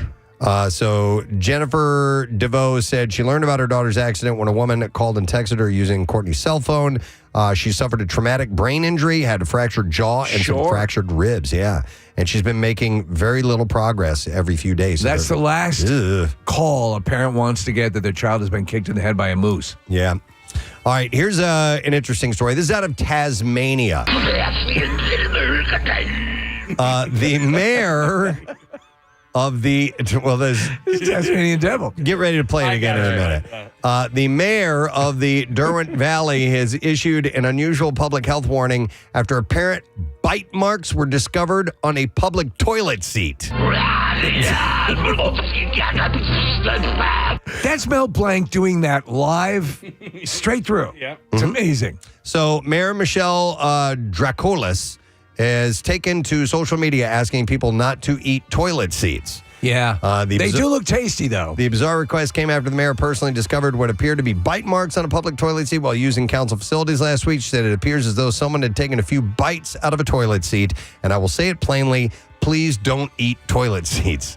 The mayor also highlighted recent vandalism at the Westerway public toilets, which were reportedly trashed shortly after being cleaned. How bad are the restaurants in town? She said cigarette butts on the floor, paper everywhere, bins tipped over, and someone had flogged a door handle. I don't know what flogged means. Well, she hit it, I guess. She said public toilets in the municipality are cleaned daily by council workers, and vandalism creates unnecessary difficulties for both cleaners and users. So you would have to have some amazing choppers to chew a toilet seat. Yeah, I don't know if it was bite marks or not, but they looked like it. All right, and that's where we will wrap up the Bizarre File for now, friends. I got more stories. I'll share those a little bit later on in the program. We're going to take a quick break and come back in just a moment, so stay around. Following year, like when we were finally in the sorority, we couldn't do that. We didn't get the chance. What was the core thing that you did to besides acting like you were very mean? Was there something equivalent to this, or It wasn't money because in college nobody had money. Right, no, right. it was. So we were brought into one of the sorority sisters' houses.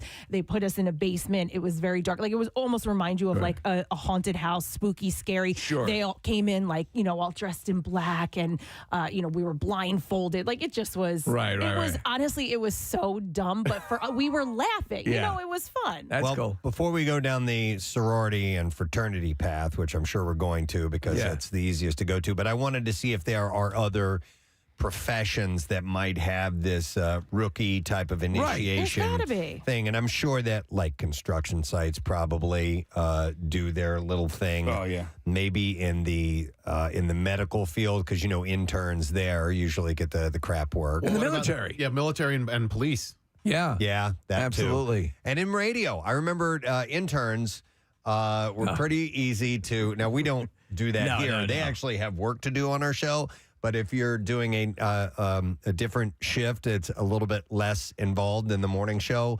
I remember being, running my interns around and having them just do crap work all the time. As part of an initiation? That wasn't really an initiation. It was just I needed work done. Yeah. Well, look at what running we did. errands for me. Look at what we did to Joe. Joe, I feel. That's. I don't. I feel bad about Joe. I don't. You do? Yeah. No. Yeah. We took it to. We took it a couple steps. We had people beat him with a wiffle ball bat. What? What's the big deal? He shot a hot sauce in his ass. What's the big deal? What? Well, he ruined your jeans, Kathy. He had it coming. Let's remember what precipitated that. He ruined some jeans of yours, and so we sprayed hot sauce in his ass. butt. He was also a little bit of an idiot. Like, if you're going to play a prank. Wow, how sympathetic.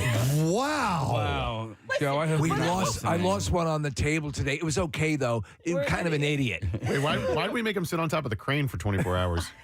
Because it was part of the month of stunts. He wanted. That's the other thing is he wanted to do these things. Yes. Listen, it's the same thing when you guys asked me if I wanted to do month of stunts. The only thing different But the between thing is, me Kathy and doesn't think you're an idiot. the only thing different. Yo, I'm a total moron.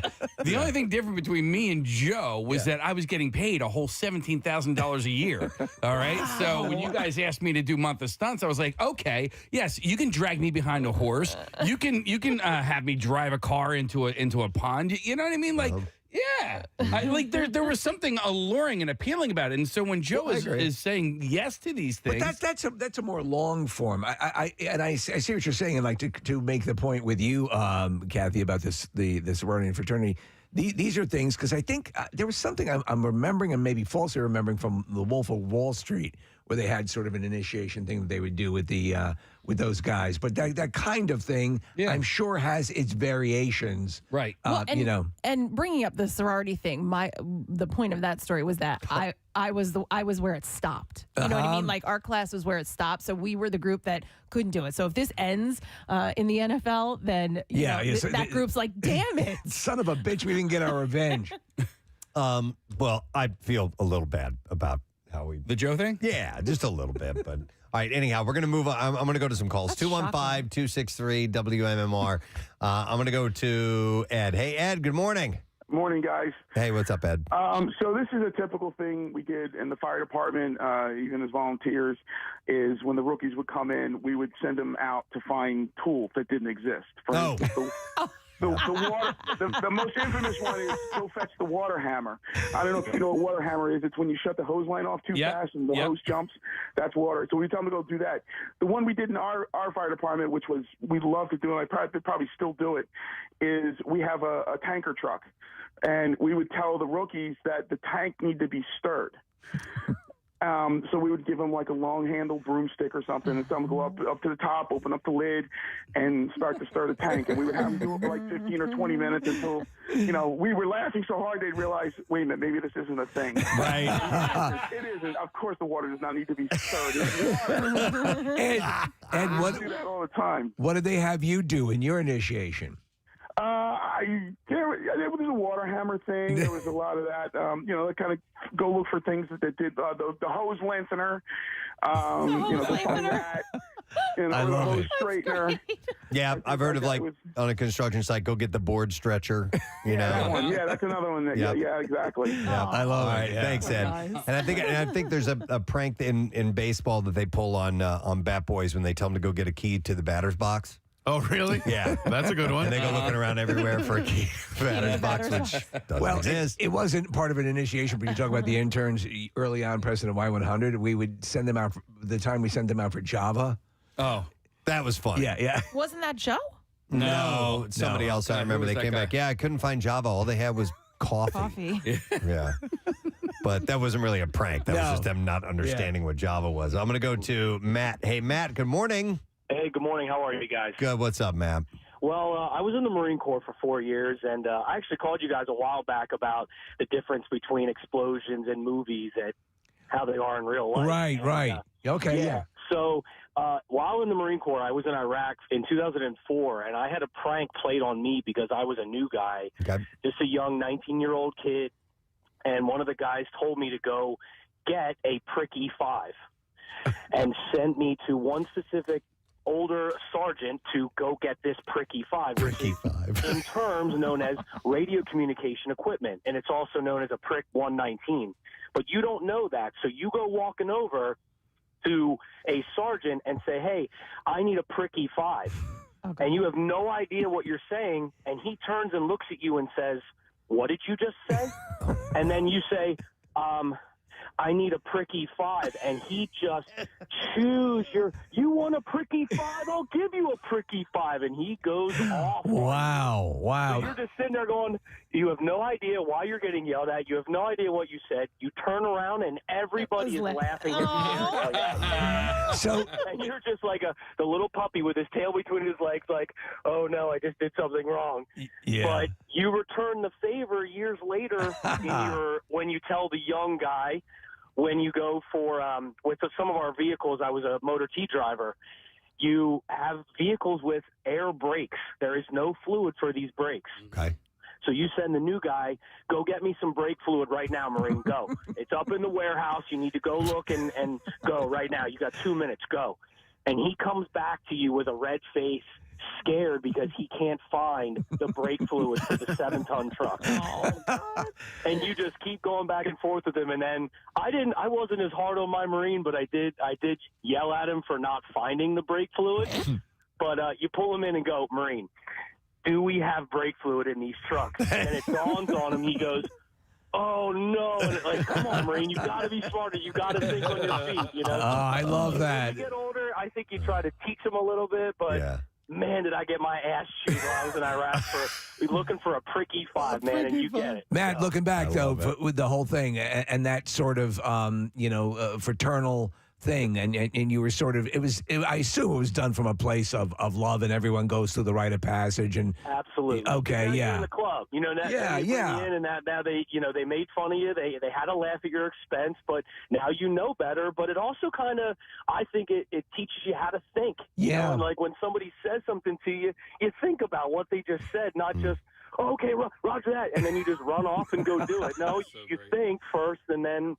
No, that makes figure it out. That makes complete sense, Matt. I love it. Thanks, man. You guys rock. Have a great day. Thanks, buddy. Take care. All right, I want to go to this one because this is more directly like the NFL rookie dinner thing. I'm going to go to Kevin. Hi, Kevin. Good morning. Good morning, guys. How are you? Good. What's up, buddy? Hey, yeah, I'm in sales, and I worked at a company where they had a thing called NGB, which is New Guy Buys, where kind of at the first small regional sales meeting, you'd go out to dinner and you'd be required to kind of buy all the other sales guys dinner. And they would get night drinks and stuff like that as you do rounds of shots of whiskey and all this kind of stuff is.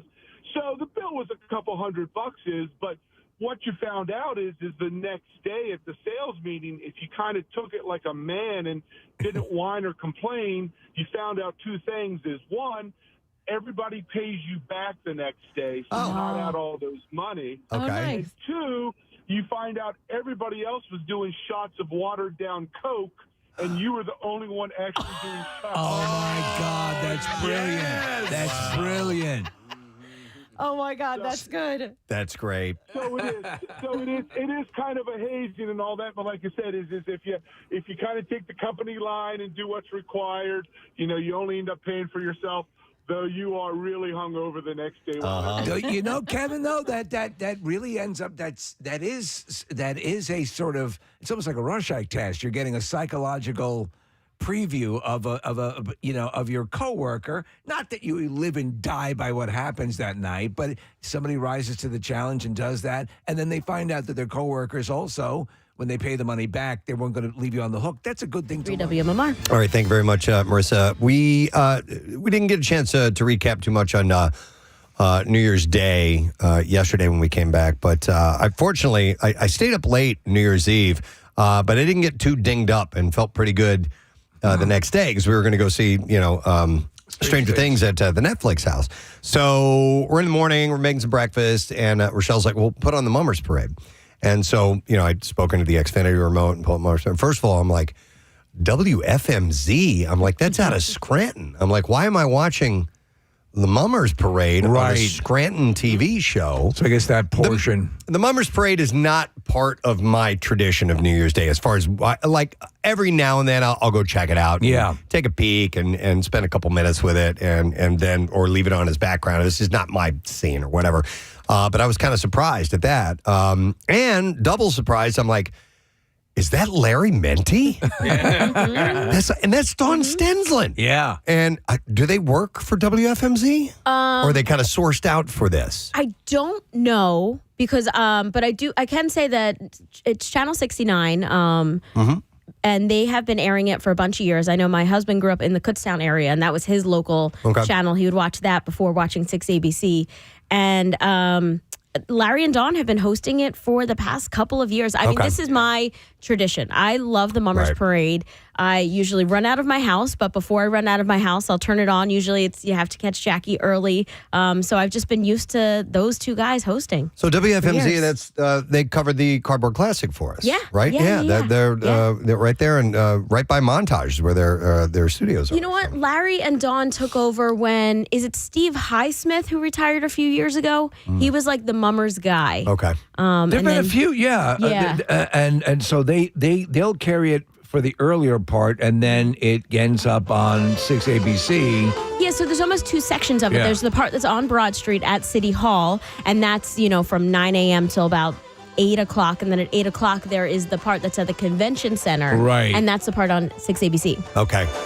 And I know you want to mention this, Marissa, and I noted it too. And apparently I thought maybe this was just going to be the one, but then I saw some footage from others. But there was a bit of Pierre Robert love at the Mummers Parade. It was great to see. Heartwarming. Yeah. And so wonderful to see everyone participate the way they did. Yeah. Yeah, I had heads up. I knew that the Lobster Brigade, the Lobster Club, had Pierre as part of their sketch. They did like a local news anchors where there was like somebody who was like a quote unquote Jim Gardner with a big mustache. That was Justin. Dumpster Pool Guy. That's the guy who was there. That's him. Love that guy. And then, like a Pierre was in there for a big part of it. They used clips from that montage that Breakdown Media put together for Camp Out for Hunger with that. And that was just really beautiful. And they emulated his costume from the last time he was at the Mummers Parade last year beautifully. It was so perfect. All right, a lot of people correcting me. WFMZ is out of Allentown, not Scranton. Yeah. So I was incorrect about that. Sorry about that, guys.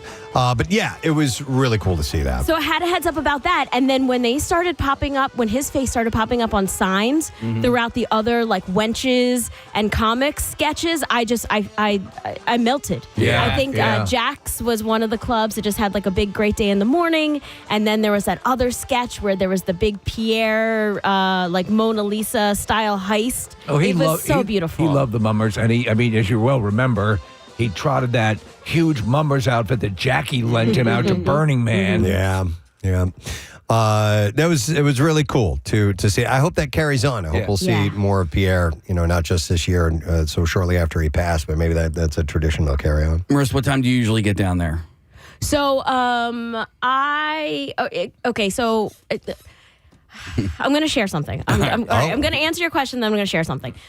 So I'll usually get out there around like 10, 11 o'clock. And even if we have a really late night the night before, if I'm out with friends, there is something about the Mummers that I love so much, and I want to get out there and I want to go run through the people that are practicing on Market Street and see their sketches before they actually perform them. And when I see a string band, like I will sit on a curb and just watch that for hours. Like I just love the Mummers. There is something about it that is nostalgic and sweet and so Philadelphia, and it's so hard to explain to people, but it's bright and energetic and fun, and it is an energy that lights me up. On average, you're out like at 7, 8?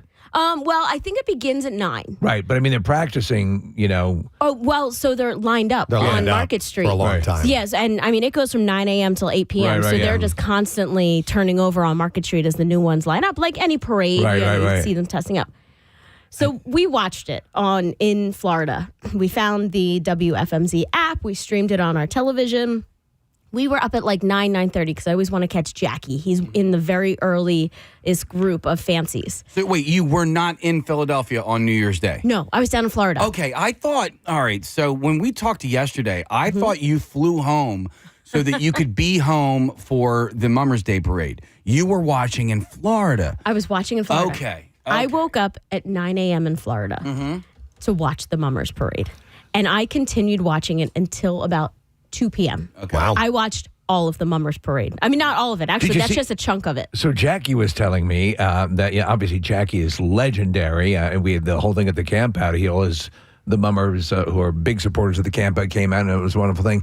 Jackie's, the wingspan on his outfit, 17 feet. Yeah, it was massive. And the wind was really problematic. I think I heard yesterday that they actually delayed the entire start of the parade because the wind was so bad. There was this big squall that came in. Yeah. At some point, the head of the String Band Association came on and was like, look, some people got injured. We are going to perform. The string bands are going to perform, but they are not going to wear their big headpieces. We're not going to do the full skits and the full sets because they had blown over and a lot of them had broken from the night before. Injuries were a big consideration. They're talking about how they might modify that if the weather is inclement again. But we're looking at Jackie. I mean, this is like other level complex. That was the biggest one I've ever seen on him before. He's what, 6'3"? 6'3"? 6'4", probably. Yeah. That's probably 8 foot tall. Yeah.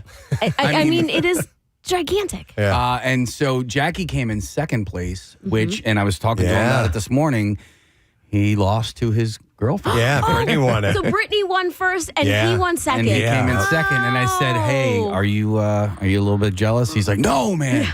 He was so happy and so proud for her. Like, I mean, he's been doing this for years and years and years, and she just got on board. He had won 9 times prior. Wow. 9 times. I mean, he's a legend. 9 times. 9 times. Oh my God, I had no idea. 9 times. 9 times. I saw a little video. 9 times. 9 times. I saw a little video of her costume being displayed in the Mummers Museum yesterday. Wow. She was crying. Oh, it was she's so wow. proud. Yeah. Okay. All right, so here's my take. Yeah, Marissa's got a hot take on Mummers Parade. So like I said, we're watching the Mummers Parade in Florida. I've started at 9 a.m. We see the fancies and the Fancy Brigade. I like it because it has grown to include all sorts of different groups. Yeah. It's not just a Jackie in a big costume dancing around solo. There are other types of groups that are involved in that. And then after that, I believe you have the wenches, and those are the ones that are like 80 to like 300 people that just come running onto with no Broad rehearsal Street. whatsoever. Yeah, they're just celebrating being a club. I texted Casey and I'm like, okay, explain this to me.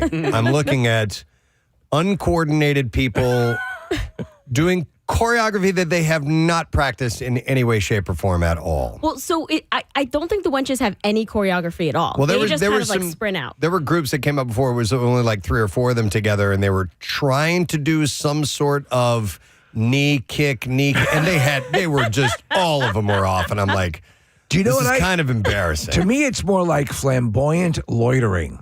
But you see them, they're all having a blast. It's fun, and I love the woman who hosts during this. Her name is Megan. She is a legacy within the Mummers Association, and she's great, and she knows like all of the people who are out there. She has a connection to so many people and knows the stories about who just had a baby, who just retired. Like, it's when you hear about the groups and the people involved in the groups, it's really special. Okay, so but what's it's your a take? lot to watch because it's just silence. So there's that, and then there's the comics, and a lot of the comics are great. Then there's a couple that are a little like whatever, and then after that you have to wait for more fancies and then string bands. It keeps going. I think the Mummers Parade should mix it up.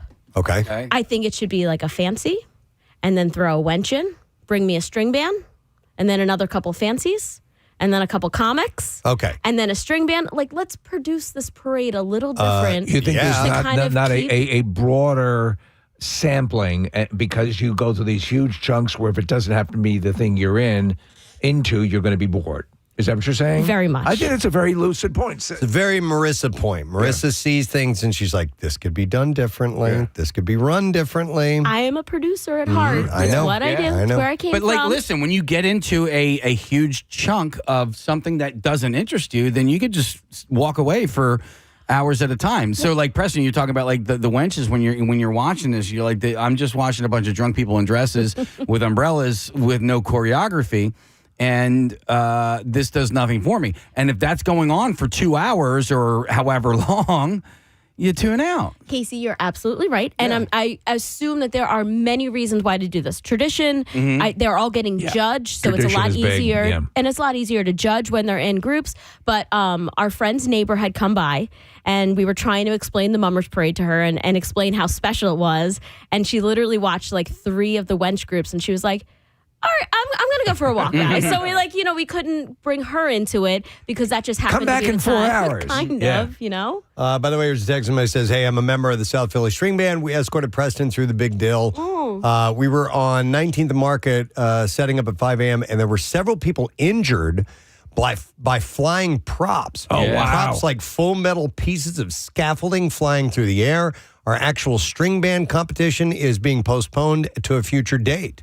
It's to be determined. It was legitimately dangerous for the string bands. Yeah, because the gusts were kicking up, and then you had the extra accelerated in the city. By the way, I'm sorry. Go ahead. I want to back this up because I'm getting some texts from people. I'm like, I'm not beating up on the mummers at all. I love the string bands and the coordinated, really cool, put together choreographies. It's the looser ones that I'm just like, it's not your speed. It's not doing anything for me. I'd like to see a performance, you know? Oh, and when you go ahead. Oh, it was funny with the string bands. Like I said, the String Band Association guy came on, said some people were injured. We were concerned, but we're talking about it. We're still going to perform. Then all of a sudden, the headlines start going all over social media, like string bands canceled. And I was like, no, that's not what he said whatsoever. They're performing. Yeah. They're just not being judged.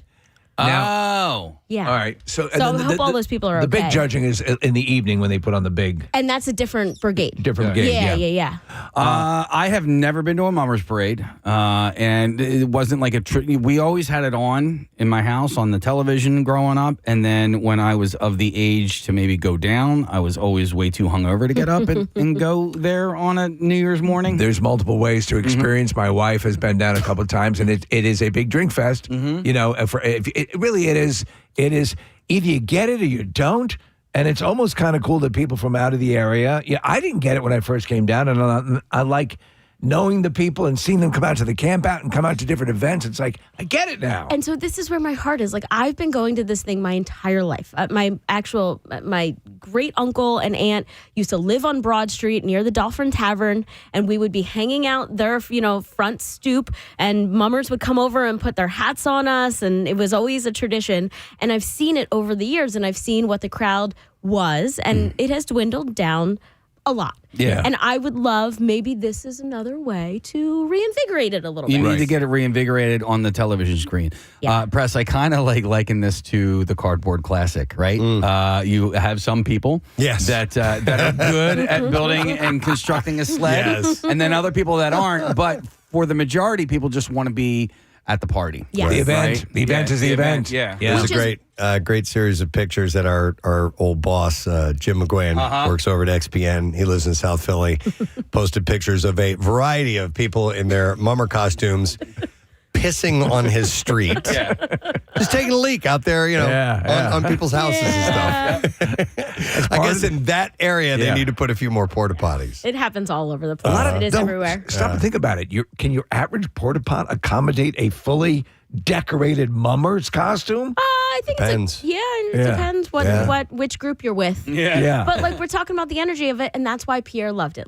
He, started just going down there and enjoying the day. He would make a bar crawl of it, and then all of a sudden he was brought on to be one of the announcers during it. It just grew on him.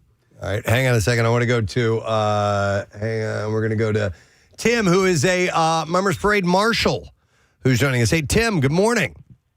Good morning. God bless Pierre Robert. Oh, yes. The greatest. What's up, my man? First off, Marissa, we are fancy division, not fancy brigade. Thank you. There Thank is a you. difference. Yeah, you're welcome. We are Golden Sunrise is the only one still left of the fancy division. Okay. But we're still a division. And that's what Jackie's part of, right? Yes, Jackie is part of that. He's part of the handsome trim competition. As a matter of fact, the past 2 years, not this year, past 2 years, I was one of his parade marshals. His and Brittany's. Wow. This year I actually... Tim, I'm sorry to interrupt. What is a parade marshal, technically? You know how Marissa does all your stuff for you? Yeah. And you does the research and stuff like that? Mm-hmm. We're the ones who carry their back pieces if they take them off, carry their water, things like that. Okay, you're the equipment manager. Yeah. You're the equipment manager. Yeah. All right. Pretty much. Gotcha. My case this year, the lady and daughter and 1.5-year-old son who won the King Clown division, I pulled her, I don't call it a back piece, it's more like a platform. I pulled that the entire parade and from the end of the parade back to the clubhouse. Wow. Is that a long way? I don't know. Yeah. Okay. Yeah. It's approximately about 4.5 to 5 miles. Jesus. Yeah. Nice, And man. we were good until we got in the back roads that were rough roads, potholes. I kind of accidentally ran over myself 3 times. So, Wow. Dude, it's a lot of work. But so your experience wind-wise and stuff, the gust, was that? Oh, God. I actually got pushed up Broad Street by the wind at least a couple parts. That I had to run, or else I was going to get run over again. Wow. Real quick, the sign that says God bless Pierre Robert, I made that sign. The one that Jackie was carrying. I made that sign because it was supposed to go on the wagon of the 1-year-old that was with me, but we couldn't fit it on the wagon, and I can't technically put it on the back piece of the cart when they are judging. And Jackie found out about it. He goes, "Let me have it. I'll march through the parade with it." So I made that sign. That's great. That's awesome. Well represented. Appreciate that, Tim. All right, thanks for the call, man. That is really cool. Yeah. All right, hang on. Go to Bob here, Case? Yes, sir. All right, let me chat with him. Hi. Bob, you're on the air. Good morning, buddy. Hey, how you doing this morning? Good, man. What's going on?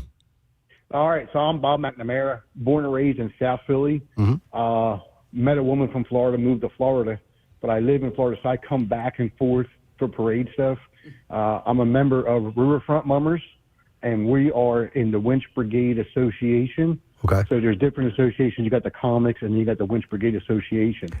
So the winches, as the young lady was saying about choreography, we have no choreography in the winches, none whatsoever. So it's like we'll do like that morning.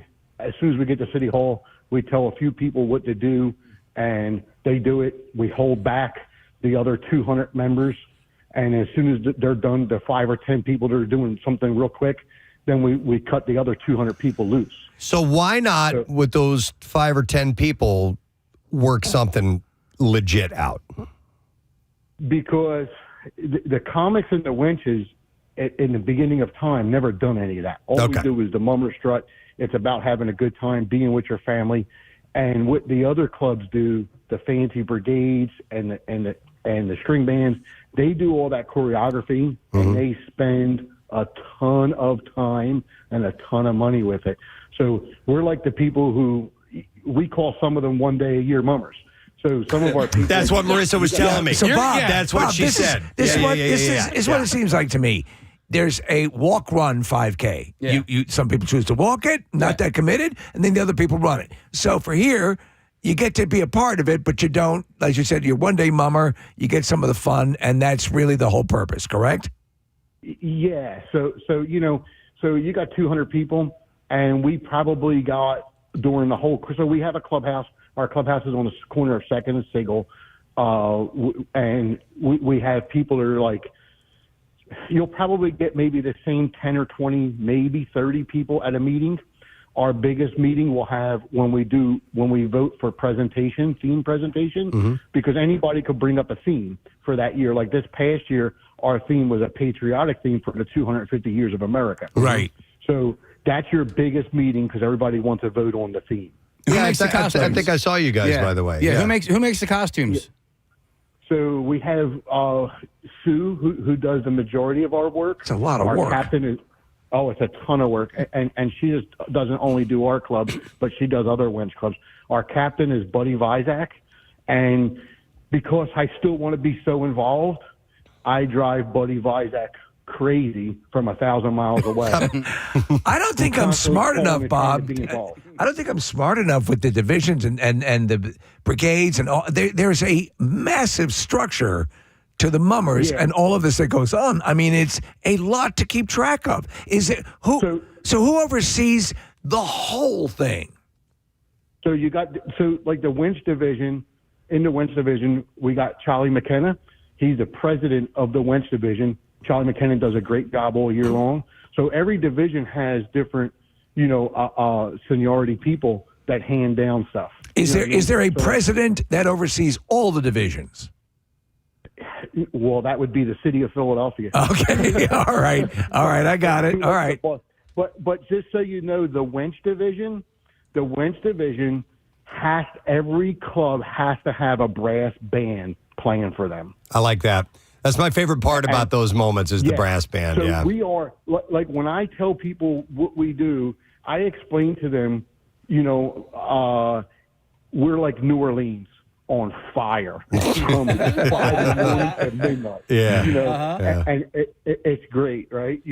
But it is on fire. And so you guys know, on the 17th, which is not this Saturday, the following Saturday, is going to be the Thinity Brigade Serenade.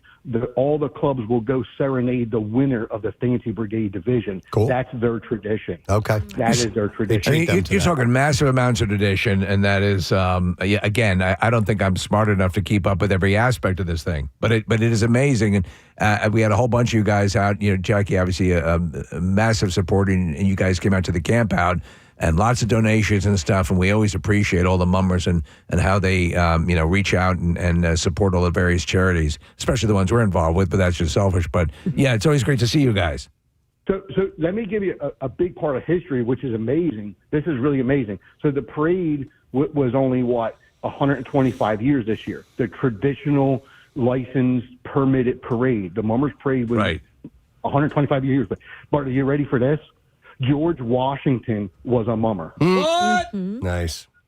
Yeah. So look back into that's how far back this history goes. Was he a wench? We're like, man, who knows? Those guys were making homemade stuff drinking back then. Absolutely. They were standing in the street shooting guns and just knocking on doors asking for food. Yeah.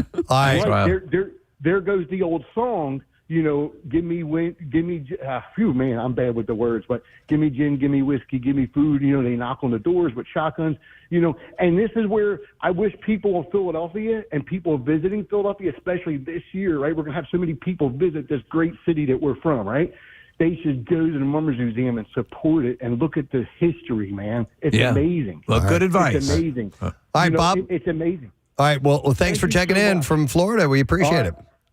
Shout out from Riverfront Mummers. All right, buddy. Take care. All right, we'll see you. So the word mummers is related to the mummers play tradition from Great Britain and Ireland. You guys know about Not this? Not familiar, no. Okay. I know about Ireland. Yeah, I've heard of Ireland. Yeah. All right. It says mummers plays perform as part of a wide variety of working class street celebrations around Christmas. So but it's right. There is definitely a DNA connection to the parading you'll see around Fat Tuesday and New Orleans. There's definitely a lineage. Let me go to Justin. He's the captain of the Lobster Club who did the Pierre tribute. Hi, Justin. Good morning to you. Good morning. Hey, great job, man. That was really cool seeing the love for Pierre.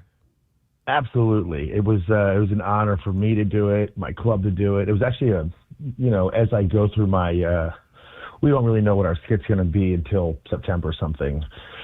So we got to throw mud at the wall and what sticks. And one of our club members was like, we should do a Pierre bit. I love it. Sounds great. Justin, who portrayed Pierre in the parade? It was my friend Terry McCall. He was great. Terry and I have done the Cardboard Classics in the past, and he's been that character before, and people just bombard him thinking he is. He was great. He was great. I wanted to capture the spirit. Not to sidetrack, but years ago I pitched this, and we never got anywhere with it. I wanted to do. At the Phillies game, I wanted to do a promotion.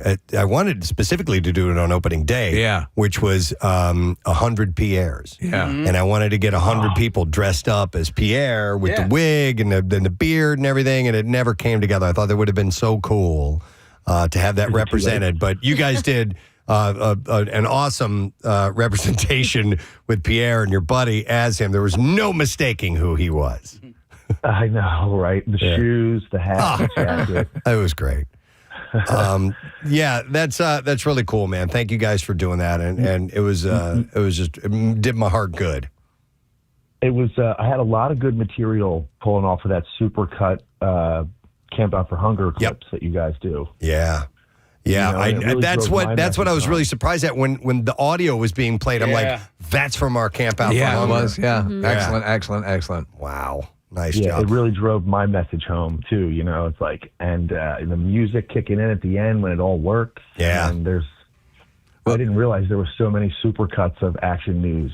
yeah. Well, you probably had more. I mean, you had a lot of tearing up eyes this time around, but it was for a good reason. Hey, Justin, when do you guys decide the theme? At what point does that become a discussion? Well, it always starts with Spaceballs, right? January is always Spaceballs, right? And then something happens over the summer where we're like, hey, let's do this instead. Okay. Have you ever actually pulled off Spaceballs? No, but Spaceballs 2027. Yeah, that's right. That's when the new movie's coming out, Yeah. so you got to do it, man. I call love it. dibs. Anybody listen? All right, dibs. Got it, dibs. The Lobster Club's got dibs on Spaceballs. Yeah. Justin, But, thanks. We appreciate everything you guys do. Oh, absolutely. You guys are really fun to keep up with, and I like playing along. Awesome. All right, we'll touch base soon. See you, man. Bye-bye. All right. Yeah, that was cool. So, Marissa, have you ever been in a group? All right, Justin has invited me for the past 3 or 4 years. The Lollipop Kill. And this year, well, thanks. Yeah, they do allow kids in there. Yeah, there you go. Yeah. This year would have absolutely have been the year that I should have jumped in, but You were in Florida. Yeah. Well, there's always Abandoned next us. year. Well, Maybe you next have an year. official invite from our friend Enrico Palazzo. Ah. He is part of the Quaker City String Band Club, and he's been parading with those guys for 40 years. And he says if she's into that, you can always join him there. Okay, being with a string band might be pretty Yeah. awesome. Oh my God, I love string bands so much. Would you play an instrument? Do they have people that aren't playing in string bands, or are they the people that march alongside? Or Yeah, because they'll have people, sometimes doing some sort of dancing. Slide whistle. Or, slide whistle, tambourine, Yeah. triangle, I Sure. could probably do. Yeah. No, I think you should, this is way overdue. You got to do that. There's no way I could do it. I can't get up that early after New Year's Eve to go do that. I've never been able to. Like I said earlier, I've always been too hungover, and I've always done way too big of a number on myself. And the now I'm year-round just too commitment, old. Jackie's involvement when he talks about what he does and the time that he's putting in and vacation leading up to it to prepare for everything. But he lives for it. He loves it. He eats it. He breathes it. But it is a time commitment. And my sister is way into this. Like, she literally sits there and watches on the television with a notepad, and she makes her own. She judges on her own. That is great. Like, that is how into it she is. Okay, will you run my idea by her? Yeah, and see what she says about Although- mixing it up? She missed it this year as well. They were in Egypt. Oh, Yeah. Oh, All right. really? Yeah. Oh, okay. So no take from her on that. No. No, but I'll run it past her and What, see to what she see the thinks. pyramids? Yeah. All right, and look for me in it next year. It's my time. All right, your time up here. Yeah, that's all there is to it.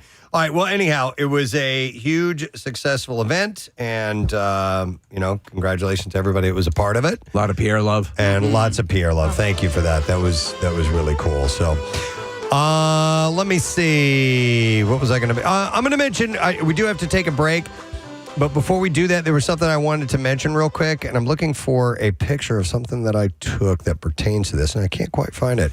But I had this really cool surprise happen right as we were heading into our Christmas break, and I want to make sure that everybody does this themselves because you might be entitled to something that you're not aware of. I got a check in the mail. Oh, really? All right. So this is at your house? Is at my house. All right. So take. You can search your I have street address. So many pictures Yeah, of but stuff at my house. Oh. A case, and especially over the break. But I'll find it anyway. So the letter I got was from the Treasury Department of Pennsylvania, and it was a check for $480 some odd. What? Oh, you're rich. Well, listen, go right before the holidays. Yeah. It was fantastic. And what it was is unclaimed property that I was entitled to. Huh. And have you guys ever gone to the Department of Treasury's, the Pennsylvania Department of Treasury website? It's real simple. You just put your name and, zip code in there, and they'll let you know. And I did this like 6 months ago. Like, I'd forgotten about it. Right. And it was like, you're entitled to unclaimed cash. And they explain where that money may come from. And I got this check in the mail. I'm like, oh my God, this is awesome. It actually happened. Yeah. What was, if may I ask what it pertains to? I don't remember exactly where it could be. I don't remember. Okay. State, but it indicated in the letter where it came from like a bunch of different sources. Right. It wasn't like $480 from one particular source. It came from a bunch of different places. Was there any point in the process when you were signing up to receive the check that you felt uncomfortable putting your information on the web? No. Okay. No, because it was through the state. Okay. It was through a state-sanctioned website. So they already have all my information. Yeah. They already know who I am and can get to me if they need to. But I'd take you out. If they needed to. Yeah. But I thought that was a pretty awesome little bonus. And I took a picture of the screenshot or the actual letter that I got, but I can't find the damn. Yeah, here we go. It is, you may have unclaimed property waiting. Visit patreasury.gov/unclaimed-property and follow the instructions. And you might have a few $100. You might have a few $1,000. Who knows? I'm sure that is the case for some people. Was there anything that, in other words, did they itemize it? Was there anything that jumped out at you? I went on the website and ended up finding out an itemized number, but Steve, I've forgotten. I don't remember what it was, but it was from here and from there, and it was leftover money from maybe a job that I had prior or something along those lines. Interesting. And I just want to tell you, it might be worth the effort. You might have some money that and if you need a little money, and will they tell you if you owe money as well? That I don't know. Right? Maybe that's what you're talking about, Marissa. If you're hesitant to go on there. Hey, we've been looking for you. Yeah. You owe us $480. Are you doing it right now, Marissa? Yeah. Right now, Marissa is proving she's not a robot by clicking on the traffic lights. That might take you a half hour. Have you ever gotten into one of those loops where it keeps... No. Like, I went through like a dozen of them one time. So and I'm like, am I not doing this right? So I goddamn hate when they have like the pictures that have a bicycle in it. Well, there's a little bit of the bicycle seat in one of the boxes. It's I like always click that. Yeah. Even if it has just a little bit in it, I click it. Yep. All right, Marissa just found out she doesn't have any. Well, now I'm putting in like the zip code of everywhere I've ever lived. Okay, that's probably a good idea. Oh, yeah. All right, here's one. Yeah. All right. It says it's under $100. Under $100. Yep. I had surgery when I was 18 years old at Fox Chase Cancer Center. At 18 years old. And that money's still sitting there, and it's owed to you. There we go. It could be $50, could be $10, but it could be $99. It says it's under $100, so you might as well. Owed to my parents, but I'll claim it and buy them something. Maybe. All right, that's cool. Yeah, it's worth doing. Oh, I got under $100 as well. You too? Yeah. There you go. All right. So I just wanted that's not, nobody's paying me to say this. No. It happened to me. And I'm like, you know what? You might have cash out there that you could really use right now. Who's paying you to say this? Go ahead and try it. The lobster. Yeah, the lobster guy, yeah. Justin. Yeah, Justin, lobster guy. So anyhow, that's the only thing I wanted to pass out. There you go. I thought That's what came in the mail. You might find something cool in there. All right, let's take a break. Come back in just a moment or two. It is a Tuesday morning, and we're getting close to our Word of the Week prize, or a ways off, but you got enough time to be in on that. Maybe a 4-pack of pit tickets for the MMRBQ would be nice, right? So it's at the end of the show. We'll be back in a moment. Stay with us. So, it's like, it's fun, it's funny, but it's also, I think, kind of a good thing to learn. Would you agree? Oh, absolutely. It's that bonding experience. You know, this was 20 plus years ago, and I still tell that story to There you people go. and have fond memories, except for the hangover. Right. Could you imagine everyone is in on it and you're not? That's pretty funny. Yeah. I've never done the this is the only guy drinking and we're just pretending to drink thing. But that's pretty fun. Let me go to Nick. Hi, Nick. Good morning. Hey, good morning, guys. Hey, what's up, buddy? So I work in the elevator industry, and we were doing replacing an elevator at a school. So we had a new guy with us. I told him, hey, the door isn't long enough. Go find me a door stretcher. Couldn't find a door stretcher. Yeah. I was like, oh, we don't have it with us. All right, go make me a bucket of steam. What's that? I was like, all right, go find me a 5-gallon bucket and go get me some map gas. And we'll heat it up and we'll make some steam. I have a video of the guy sitting there with map gas in front of the door and a bucket of water. Just Give me a bucket of steam. Oh, my God. Terrific. I like that. All right, thanks, man. Next is Keith in the commercial fishing industry. I bet there's some stuff in there. Oh, yeah. Hi, Keith. Good morning. Hey, good morning. How you doing? Good, buddy. All right, so you work in that industry, commercial fishing? I played when I was younger. I'm older now. And Okay. Stood at a desk, but back when I wore shoes that Kathy wouldn't approve of,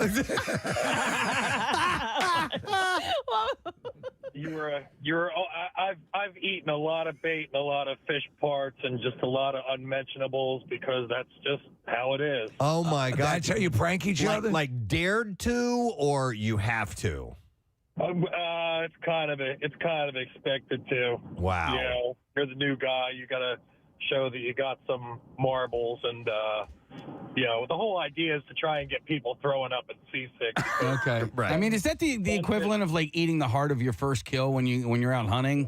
Yeah, it's like the gift that keeps on giving. So, Keith, did you primarily stay on like one a vessel, or when you move from vessel to vessel, is there an initiation or a razzing or hazing when you go from boat to boat, or how does it work out? Well, when I was young, you just got hazed. You know what I mean? Okay, I got you. So I don't know what it was, but I was the target, and I wasn't a sissy most of the time. Okay. All right, Keith, give us something gnarly that you ate. I've eaten swordfish liver. I've eaten just bait that's been dragged across the ground. Shellfish. Raw sea urchin. Nothing. Sea urchin.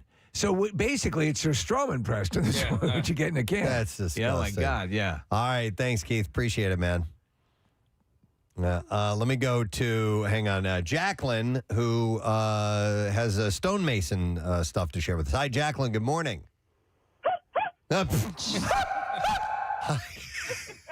up, Jacqueline? Good morning. Hi, Good morning. how are you? Good. So one of the things they'll get you to do at first is they'll say something like, I bet you can't pick up that bag of cement or that bag of mortar up over your head. Okay. And you usually are able to do it, and then someone will come up behind you with a razor blade and cut the whole bag open. Okay. Oh, no. That's a good one, too. Oh. It's a good one, too. Yeah. And it just spills all over them, right? Yeah. That's good. Luckily, I could not lift it over. You were smart. If I could have, I swear to God, we all would have ended up on Dateline. Nice. No. I like that. I've Thank you, seen Jacqueline. and listen, construction sites. There's no way I would bail. I would bail on that. Like I wouldn't be able to handle it. You don't know what you're doing. tough. Yes. A, in case B, you don't want to feel like you want. Oh, I'll go get that. I'll go get the bucket of steam. Well, and I know somebody who was in a union and couldn't handle it. Yeah. Couldn't handle how tough it was, the stuff like this that they were doing, and left, got out, went out on his own for years, and then finally, after he knew, I guess he knew what he was getting himself into, knew what to prepare for, and went back and successfully stayed in, went through the apprenticeship and all of that. It's tough. If you think about the commercial fishing in the early years of the show The Deadliest Catch, they had the razzing and that sort of stuff. But I mean, in those situations, like Kathy, if you're on a construction site or whatever, you could literally get a coworker killed if you don't know what you're doing. Yeah. And so, I guess that's a tension breaker. I saw one gag on the construction site and I don't know exactly what the story is behind it because I just watched the video, but they take a tape measure and they go to measure the guy's face, okay? Yeah. And then they measure from the top of his head down to his crotch, right? Yeah. And then they bring it out. And then they let the tape measure go, and it smashes them right on their nuts. It's hilarious, but I don't know what the story is behind it. It just turns into a pendulum. Yes. Gets them right in the balls. I'm going to go to It's too good. Joy. Hi there, Joy. Good morning. Hey, you guys rock. Thanks. Oh, it's Joe. I'm sorry. Hey, Joe, what's going on, buddy? Hey, so basically, back when I was in the Boy Scouts in a venture crew, what you would do with a new kid, you tell them when you got a fire going, you tell them to go get the left-handed smoke shifter out in the woods. And they go out there, and sure enough, they go and look around for about 15, 20 minutes for this left-handed smoke shifter, and it doesn't exist. Yep. I remember going snipe hunting when it was in Boy Scouts. Snipe is a classic. Yeah. In fact, there was a Cheers episode about snipe hunting. Yeah. Yep. We'll go over to Brian. Hey, Brian, good morning, sir. Good morning, fellas. Hey, what's up, ladies. Hey, when I was in the military, we used to do this thing that the new guys, I was in an armor unit, we used to give them a ball-peen hammer and tell them to go out and check the tanks for soft spots. So they'd be out there hitting a ball-peen hammer on tank armor. Yes. That's hilarious. Was chalk involved with this? Who? Chalk. Like white pieces of chalk?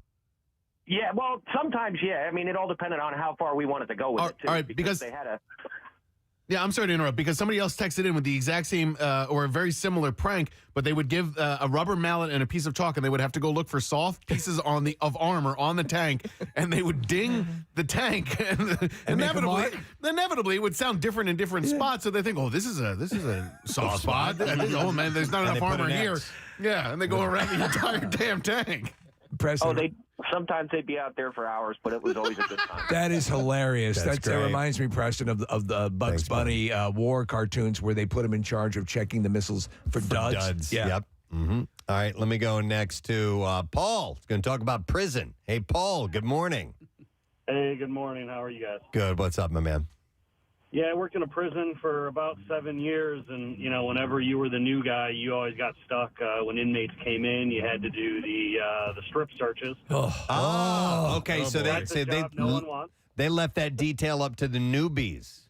Yeah. Okay. No one wanted that job, and then anytime you had a disruptive inmate that you had to bring to segregation, if they really, really didn't want to cooperate, you had to do a staff-assisted strip search, which usually involved the newest staff member getting very intimate with the inmate. Oh, wow. That's a trial by fire. That's terrible. Yeah, it was tough. I actually had a coworker get sued because the inmate claimed he put a finger in a spot. Wow. Interesting. Did you ever prank a newbie by having one of the convicts have one of those endless handkerchiefs in their butts? That would have been hilarious. Thanks, Paul. Appreciate This it. thing won't stop.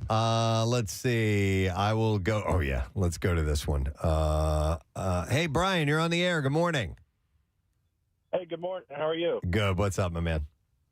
So I was an electrician, and I was on a wage job, and I was only 18 years old. Never really been in a bar. So after work, all the guys took me to a bar, and they said, we're going to sing karaoke. Okay. And they said, we'll sign up first so you can see how it goes, and then, you'll go last. I was like, okay. So being a country guy, and, I figured I'd sing Garth Brooks to dance, and, so the karaoke starts, and I'm going to kind of waiting for one of the guys' names that I'm working with to go, and of course it's my name that goes first. They called you first. Nice. None of the other guys signed up. It was only me. So you're putting on a concert. You had to get up there and sing that tender Garth Brooks ballad. It'd be funny How'd that go, by the way, Brian? So I did well, except I really kind of brought the atmosphere down in the bar because, upbeat bar, and here I am. Yeah, it's like when Nick played We Got Tonight at the frat party. Mm-hmm. That's great, Brian. Thanks, man. It would be really funny if they all just signed up his name instead of, because they all look like they were signing up. But if they and all, every single song they kept calling him back to be, that would be a good one. I like that. These are rookie kind of newbie initiations that we're talking about because the NFL does these rookie dinner. There was an article in the New York Times about that recently, calling that out. So I'm going to go to Dominic next, another Boy Scout story. Hey, Dominic, good morning. Good morning. You guys are office. Thanks, your office. What's up, bud? So when I was my first sleepaway camp for Boy Scouts, I was 12. We were about to go swim in the lake, and they sent me to go look for the fallopian tube. Oh my god! That's fantastic. That's really good.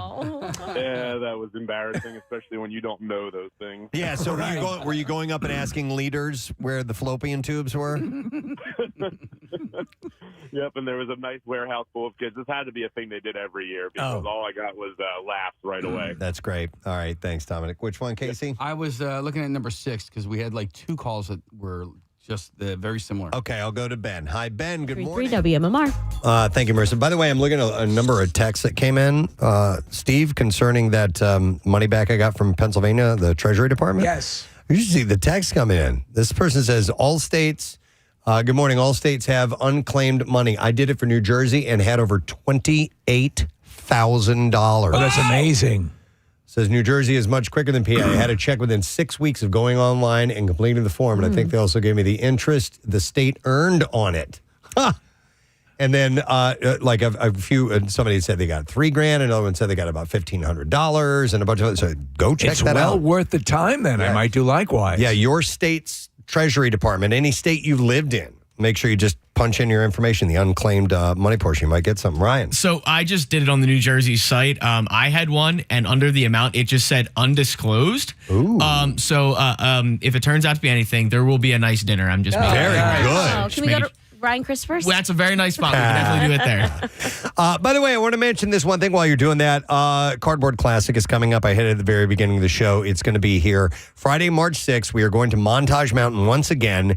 And following the Cardboard Classic on that Friday will be a big party they have. It's the world's largest 80s party featuring M80s, a tribute to MTV and that era. And then Saturday, Sugar Ray and Wheatus are performing, and they're doing pond skimming and fireworks and all this stuff. It's great. And we don't have sled registration yet. It's going to begin this month. But it is, it says admission on Friday is free for both Classic and the post-party concert. Gotcha. So you don't have to pay anything. You just want to go to the event or enter. Just putting that out there for you to make sure you set that aside. And if you're going to be involved in that, specifically in the sledding, get started because it's going to be here before you know it. Friday, March 6th, and all the information is available at WMMR.com. I would also advise to check out the voluminous amount of videos about what tends to work design-wise when you're putting these things together, because there's some clear indications of what works best going down the hill. Yep. And since you said that there is a Facebook group, Cardboard Classic, Preston and Steve, search it. Bob Havens is one of the guys that leads that. And everybody on that Facebook group has tons of tips and ideas for everyone that's building. So follow those guys. Excellent. All right. There are some things that I just can't stop thinking about. My mind is a raging torrent, flooded with rivulets of thought, cascading into a waterfall of creative alternatives. The stream of Consciousnessner. All right, we'll start with this story that I saw about McDonald's and a class action lawsuit. 4 people claim the McRib contains no real pork meat. Oh. The federal complaint was filed by Peter Lay, Charles Lynch, Dorian Baker, and Derek Wilson, and they cited McDonald's marketing of the McRib as misleading. According to the complaint, the plaintiffs claim that the limited-time menu items' name and presentation leads reasonable customers to believe that the product uses real pork rib meat. The complaint said by including the word rib in the name of the McRib, as well as by going out of its way to shape the sandwich's patty into the shape of a pork rib, McDonald's knows or should know that consumers are so misled. Now, I was surprised to learn that anyone thought there was pork in the McRib. No, there's definitely pork in it, but it's not necessarily rib meat. I'll tell you this. I kind of like the McRib when I had like it. I thought it was a pretty good sandwich. Yeah. It's not something I go out of my way to go get, but when presented with the option, I've enjoyed my McRibs. But it's like, I don't, you name what you want. If it tastes good, I'll eat it. Yeah, so this is semantics here. I'm glad people It could be the McLama. Yeah, no, I'm glad that people are fighting the fight for us because I just don't have the time or energy to do it. But, this. Are you a McRib fan? No, I've only had one in my life just to say that I tried it when the McRib was back however many years ago. Yeah. It was fine. It's and okay. I love McDonald's. But, just give me a McDouble and I'm good. Do you like pork? Yeah. It's not your go-to? It's not my go-to. Okay. Yeah, like I can do sausage. I like pork roll. Pork rolls are my favorite. You remember the loose sausage club? Yes, I am. No, I love pork tenderloin, bacon, ribs. All that stuff is fantastic. There's a whole world open to you that I can't access. Pig is a wonderful animal. You don't like bacon, Steve? Listen, I do like bacon, but given I don't really have it a lot. Like I had bacon over the weekend a little bit, and it's great. Right. But I just don't. There's not many situations where I encounter it and have the opportunity to eat it. I don't order it. I'll have it taken off sandwiches that have it. So it's just, I have to be in the mood. Oh, man, a good Cuban sandwich. Oh. Okay, I'll do a Cuban. So the McRib, according to the suit, is said to contain what they said lower quality cuts of pork, including pork shoulder, heart, tripe, and scalded stomach.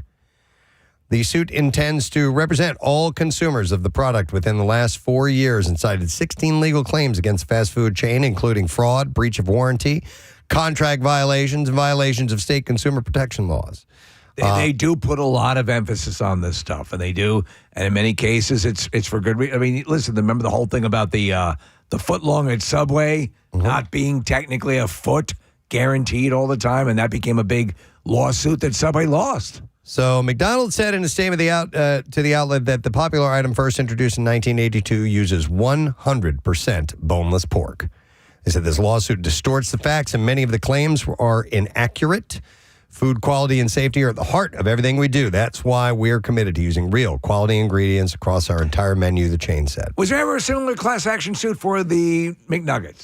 Because remember there was that McNugget sort of matter that they would show, and I've always been a big McNugget fan, but I don't know if there was a suit, but they definitely changed the consistency. They definitely changed that, right? Yeah. Okay. Because I used to hate McNuggets, and now I love them.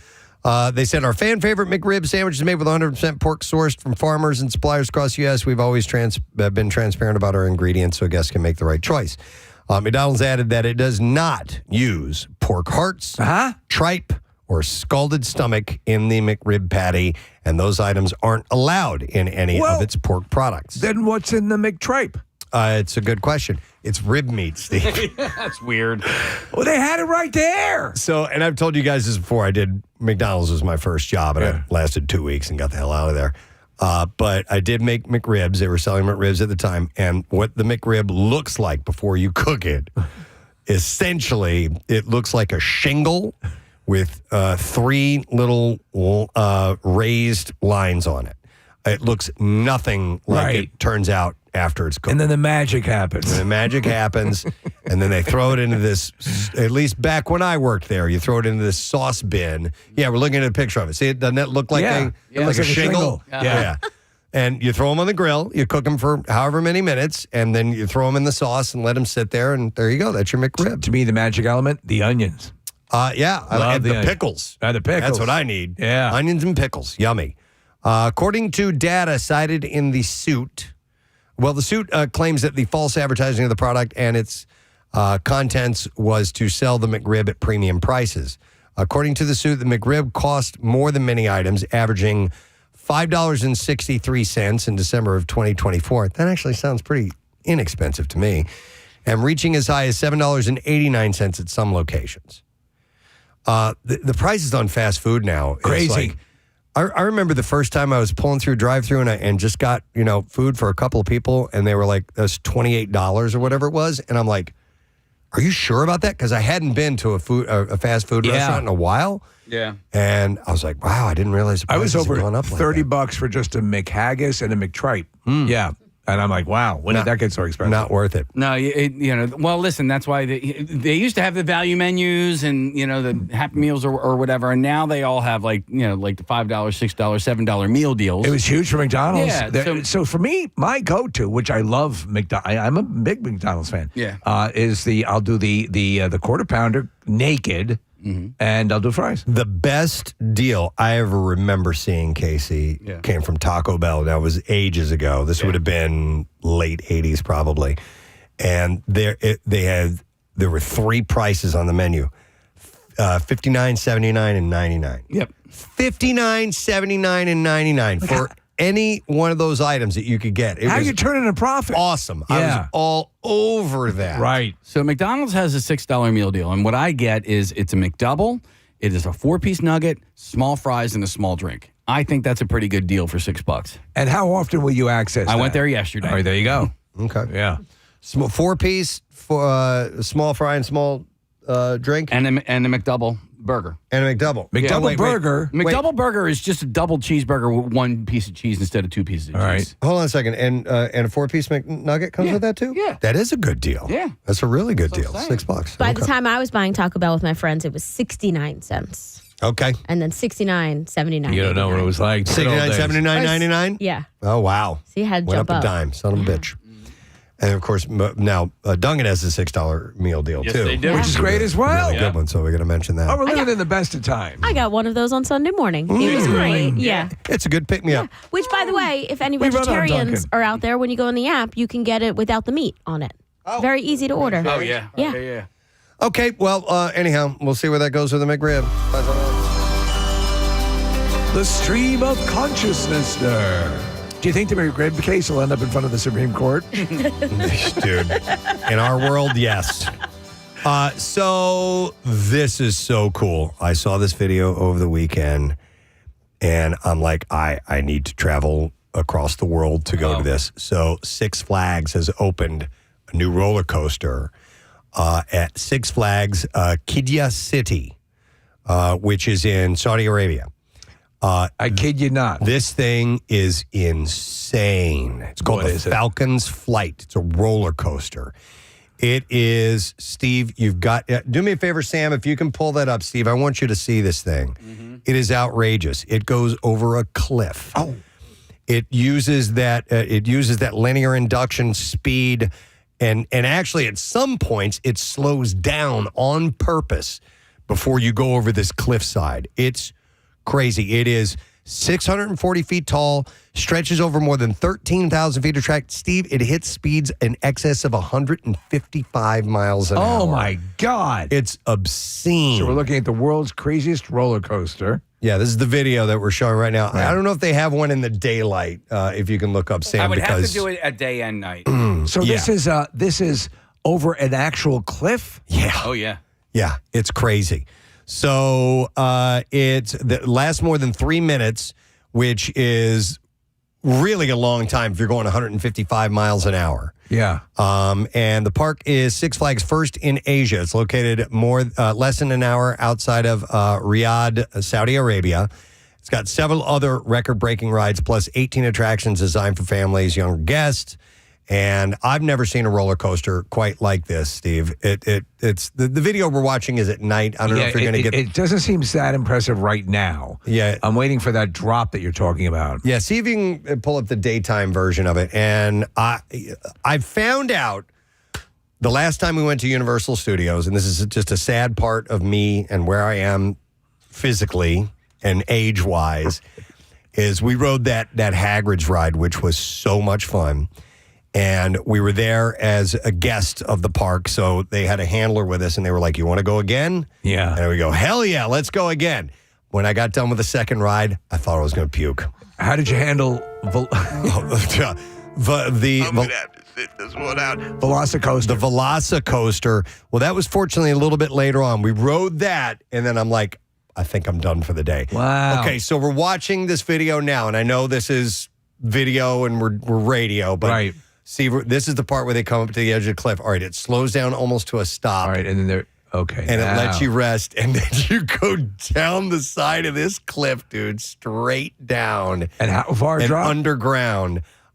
It is 640 feet tall. Right, so it's not as high as like King to Ka was. Sure. But it's so long. Right. And goes so fast. 150 miles an hour. When you watch this video, you're just like, you're watching it drag on and on and on. So and it is amazing. I would wonder what it would be like to be sitting in an open-ish roller coaster car traveling at 150 miles an hour. And to be honest, I'm surprised there's not more of a windscreen in front of you because, you know, remember when Fabio got slapped in the face with a goose at King's Dominion? Yeah, maybe there's not much in the way of avian life out there. I don't know. But dude, a sparrow would take your head off. Yeah, this is pretty incredible looking. If you get a chance it looks amazing. to search it out and see it. And there's a lot of negative G moments on this ride. So as you're watching it, you start to feel yourself lift up out of your seat. So you know how like Nitro at Great Adventure has all those negative G moments? It's incredible. As does Velocicoaster. It operates on negative G mode. Now, I know they have one of these in Abu Dhabi. No. But do they have one in Dubai? They have one in neither. Okay. They have this in Saudi Arabia, and it's at Qiddiya City. Wow. So there you go. It is called the Falcons Flight. So if you get a chance to go take a peek at this, it'll... So I sent it to Nick Murphy, and he goes, "Dude, I felt that in my balls." Yeah. Does it? What happens, I believe, is with age, is that the liquid in your ears becomes the viscosity, for lack of a better word. I wouldn't doubt it. It becomes thicker. Yeah. But I'm still pretty rocking on the coasters. Yeah. Remember we did the back to back. The Velocity. Yeah. And I high fived you like a mother. That was my favorite roller coaster Yeah, of all it was time. great. It was awesome. Hagrid's really rocks my world too. Yeah, for whatever reason, I get vertigo every now and then, and so whatever, man. Yeah. It is what it is. You know what actually rocked my ass was Press. I did El Toro back in. Love that ride. I know. I think that's your favorite roller coaster. Well, it's a wooden roller coaster, but I was at Six Flags right before Halloween. I almost said Easter. And that one, it is a violent coaster. It's awesome. Love it. All right, so go check that out when you get a chance. All right, here's another story. The stream of consciousness-ner. I wanted to bring this up. I saw this over the break, but this is one of my favorite moments in viral history. And unfortunately, this woman passed away, though. The Spanish parishioner who made headlines around the world for her botched restoration of a prized Jesus Christ fresco has died at the age of 94. It's one of the great laugh out loud moments in art history. And I love these. I love when they do statues, tributes to people, and they look nothing like them. And the embarrassment. Lucille Ball one. Horrific. Is horrible. So Cecilia Jimenez, an elderly woman from Borja, northeast Spain, became famous 13 years ago after she attempted to restore the century-old painting titled Ecce Homo that was held in her local church. Jimenez's restoration went viral and earned the nickname Monkey Christ. Monkey Christ. Because of Jesus's head resembling a hairy monkey. Oh, it did? I really want to get a T-shirt that has that. Yeah. There's got to be. There's got to be. Yeah, I just haven't looked yet. And just make sure you have it has the name Monkey Christ underneath it. The 94-year-old's death was confirmed by Borja's mayor, Eduardo Aria, who had paid tribute to Jimenez's famous restoration of Ecce Homo in August of 2012, which, due to the poor state of conservation, it presented Cecilia with the best of tensions, he said, decided to repaint the work over. It was done by the 19th century painter Elias Garcia Martinez and has been held for more than 100 years in the sanctuary of Mercy Church near Zaragoza. In 2012, Jimenez, who was 81 at the time, said that church members had always repaired everything here, and she said she had permission from the local priest to do it. The impact of the restoration led to the Monkey Christ meme, and this was what's great, they saw the once quiet town of Borja quickly become a tourist destination. Oh. Well, so she's the local celebrity there. And by the way, given time, Monkey Christ will have the same celebration over it as will, and it already is there if you stop and think about it. Yeah. Monkey Christ is more known than the original piece of art Unfettered was. Yeah. Is Monkey Christ a good band name? Yes. Monkey Christ. Okay. Very much so. I will add that We to the are list. Monkey Christ! So the town, which had previously welcomed just 5,000 visitors per year, received more than 40,000 tourists by 2013 and raised almost $100,000 for charity at the time. There you go. And now officials say between 15 and Lord 20, works in mysterious ways. between 15 and 20,000 tourists per year visit the Borja to see the famous portrait, which is now behind a protective shield of glass. What are some of the other ones? I remember when they rolled out the Martin Luther King statue recently. It looked horrible. Was there a bad one? Oh, they had to redo that one. It was just not good. It wasn't. I mean, it was on purpose. But the gag that they pulled on David Beckham. Yes. Oh God. Yeah, they were pulling a prank on him. They were going to dedicate a statue. They unveiled it. They purposely made it bad. His ass was huge and sticking out. He had a big nose, and they did all this stuff. And he was very gracious about it. He was very cool about it. But that was funny. Who's it? James Corden. James Corden. Yeah. That was solid. Yeah, Steve. The Lucille Ball one. I think Horrible. the Fonzie one is not so good. There's a few of them out there. So They're worth checking out. There are lots of people on Etsy that have made this T-shirt. The Monkey already. Christ? Yeah. All right, cool. All right, so here's another story that I wanted to pass along to you. A girl by the name of Piper Raquel has made herself as a teen influencer on social media. So it was her underage years that she got some fame. She's 18 now. She decided to take her career to the next level with a presence on OnlyFans. And after one day on the platform, she made she made $2.3 million. Oh my God. From subscriptions. In one day. Yeah, and tips and messages. So people just sent her money. So when she turned 18, was that the big thing? That's it. Turned 18, Really she got on there now. Yeah. She's cute, for sure. She's beautiful, and this is like Tracy Lords. Like she kind of, but she kept it Without the hardcore covered pornography? without that part, but she kept it covered until her 18th birthday, and then just You know who did likewise, and it was all over TMZ? That remember Lil Tay?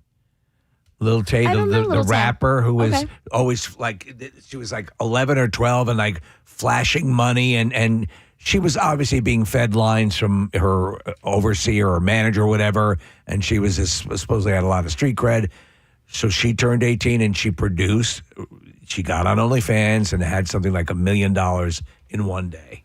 Tracy Lords? Okay, I know that Tracy Lords did underage. Yeah. Right? Yeah. What I'm saying is like this girl was like building her career until her 18th birthday and then let it out. Right. So I'm just saying, the just same way Tracy reminded Lords, me- because Tracy Lords, Yes.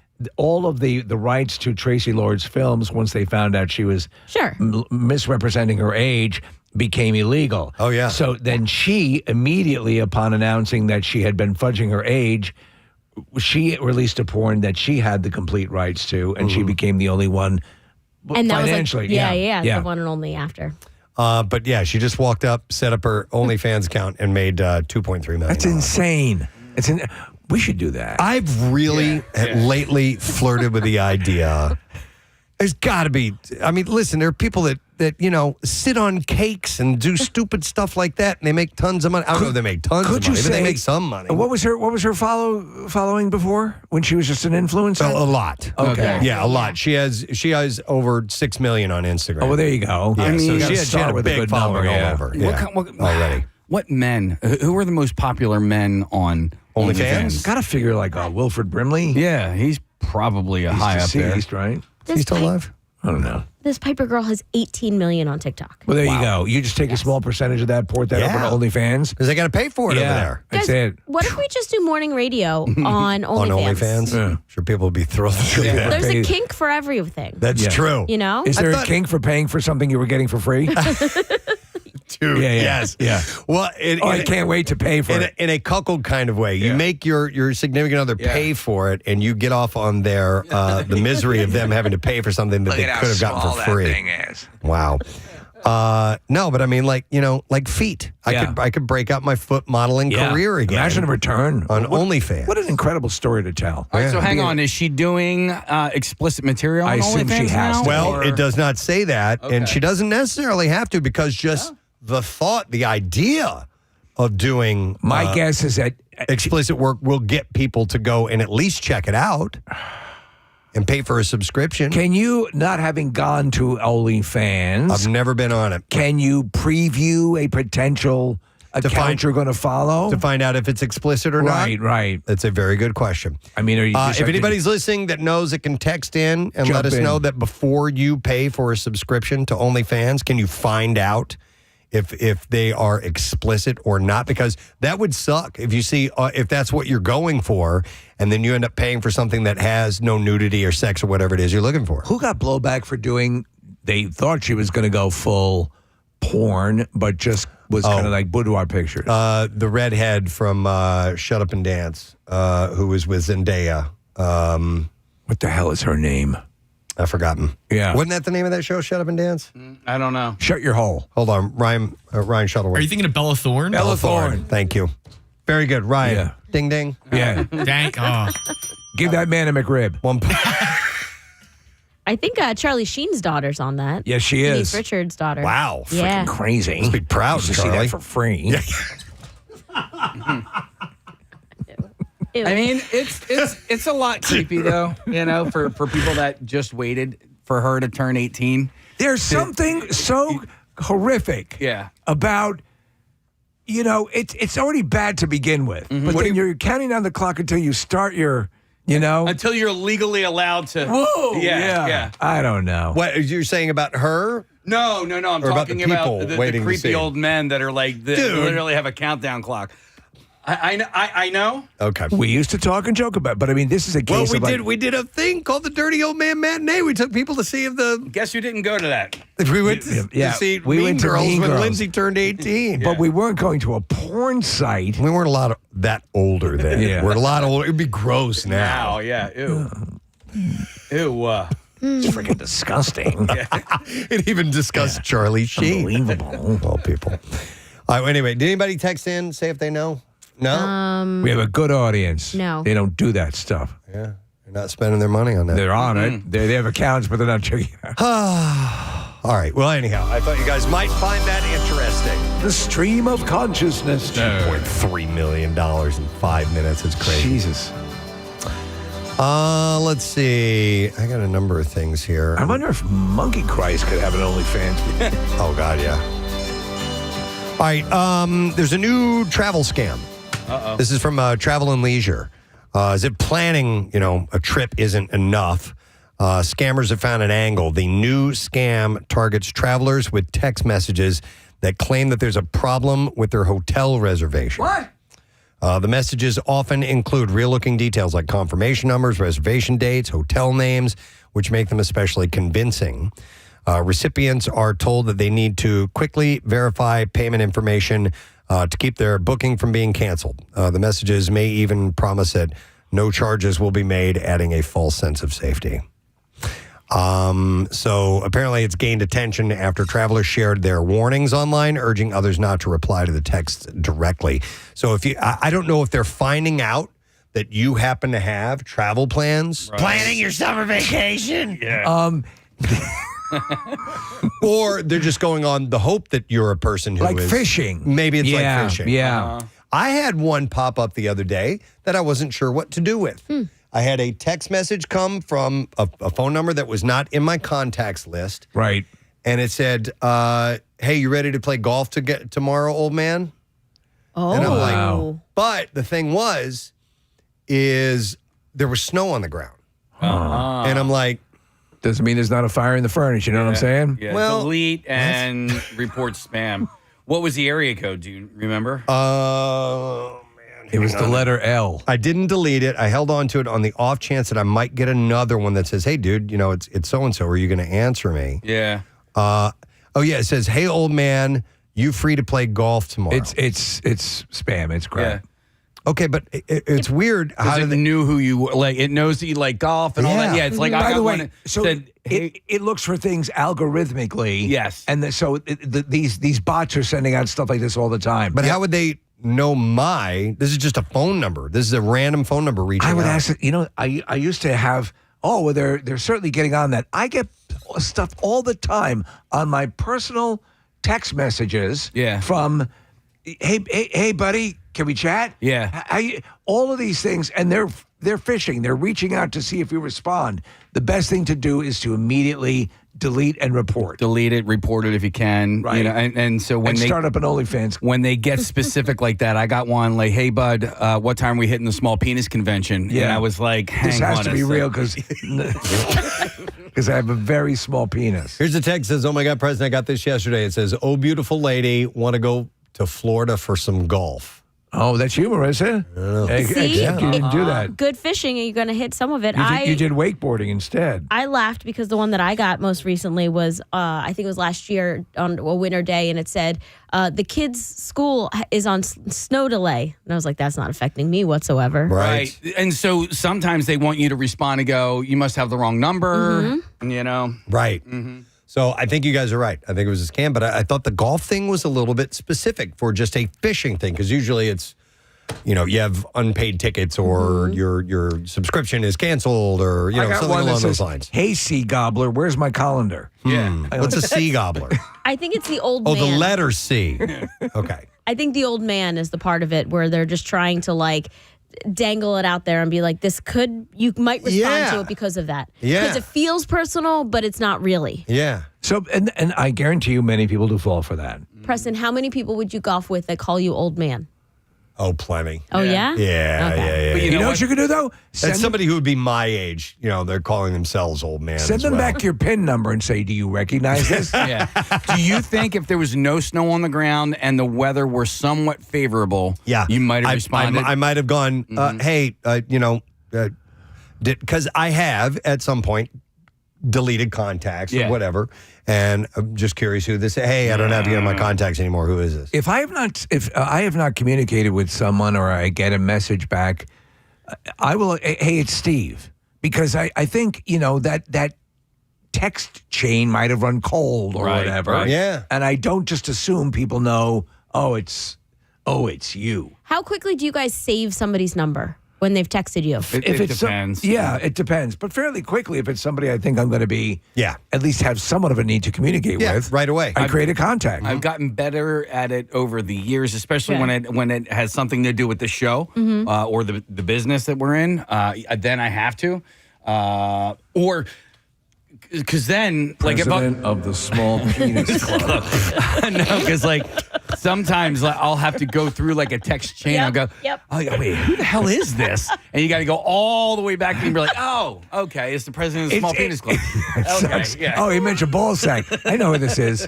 Casey, I've gotten the first text is we're in the lobby and I've talked with the person over time. I've literally gone back to shows from our past to see who came in that day to see who the person is. Okay. Because it's an uncomfortable dynamic when you, and then eventually you just have to fess up and say, I thought I knew who this was. Who is this again?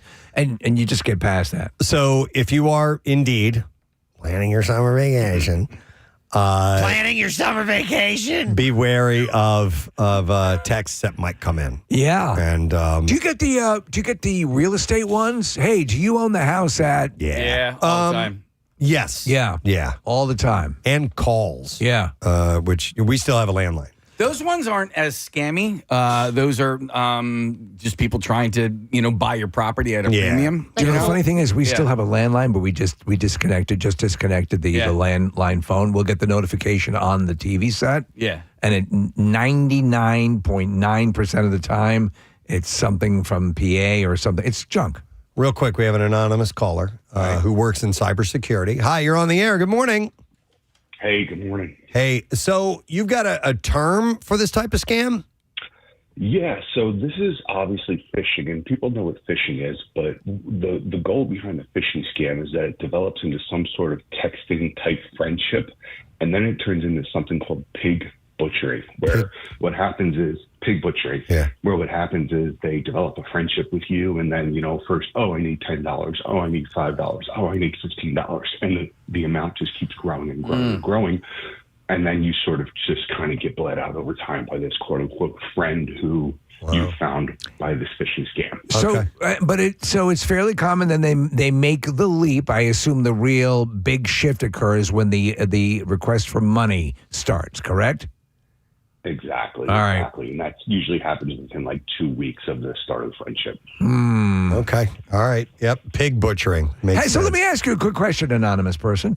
So when we do for example, on the iPhone, delete and report as spam, how effective is that? I mean, because I think the numbers of intrusions into my personal text or personal cell phone number, they've increased recently. Yes. So what happens is obviously everyone's phone number is online, so it's easy to find. So what happens is a scammer will grab a block of phone numbers and just sort of cycle through those phone numbers. So you're going to have time where your phone number is going to get hit a lot. You're going to have times where your phone number is not going to get hit a lot. But then what happens is the phone numbers that are being used, which are obviously masked numbers, go into a large database by your phone carrier or by Apple or Samsung or whoever, and those phone numbers are then filtered out. So if they send a lot of text messages from one phone number in a short period of time, then it'll sort of, that number will get blocked effectively. Okay. I got you. All right. Wow. Very cool. All right. Thank you. Appreciate it, man. All right.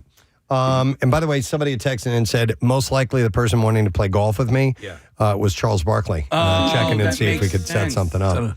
But no, I saved him as a contact. I saved him as a contact. So I will see his name if it pops up. Also saved Ryan Reynolds as a contact in there too. So imagine that golf threesome. You, Ryan Reynolds, and Charles Barkley. Yeah. All right, this is all we have time for. The stream of Consciousnessner. Got more stories to share, but in a different form. We'll take a break and come back in a moment and get to the bizarre file. Make sure you stay with us. We'll be back in a second. Good morning. Hey, what's up, bud? Hey, so I've worked in kitchens for a while, and it's part of the new guy kind of hazing was either emptying out all the hot water from the coffee maker at the end of the night, but obviously since it's set up to constantly brew. Oh, it's hooked up to a line? Run out. Oh, my God, that's great.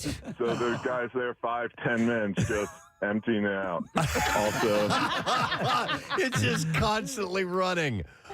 That's I love it. Sending them out looking for left-handed pizza cutters or pickle jar openers. Oh, it's in the tool in the back. That seems to be a common theme. The left-handed, whatever it is. Yep. Yeah. I love that. And I like the pickle jar opener. And Thanks, man. you're right for the picking because you're nervous. You're the newbie. It's like, oh, okay. Yeah. All right. I like this one. I'm going to go to James. Hi, James. Good morning.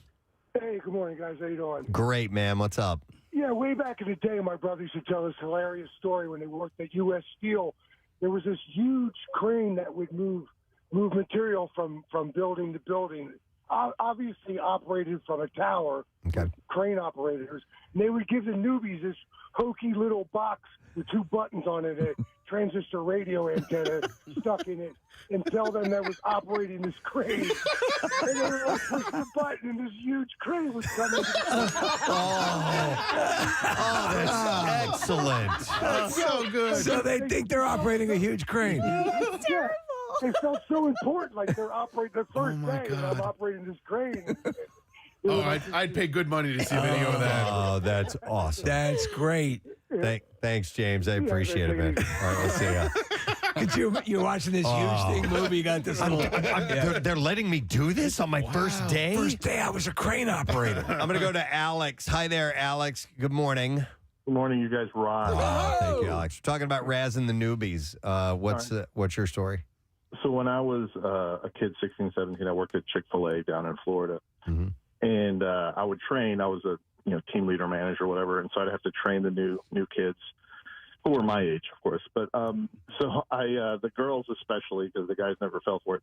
But I'm showing them how to where to find the chicken, the napkins, whatever. And they go, okay, what's next? I go, all right, well, now we got to go upstairs and pluck the chickens.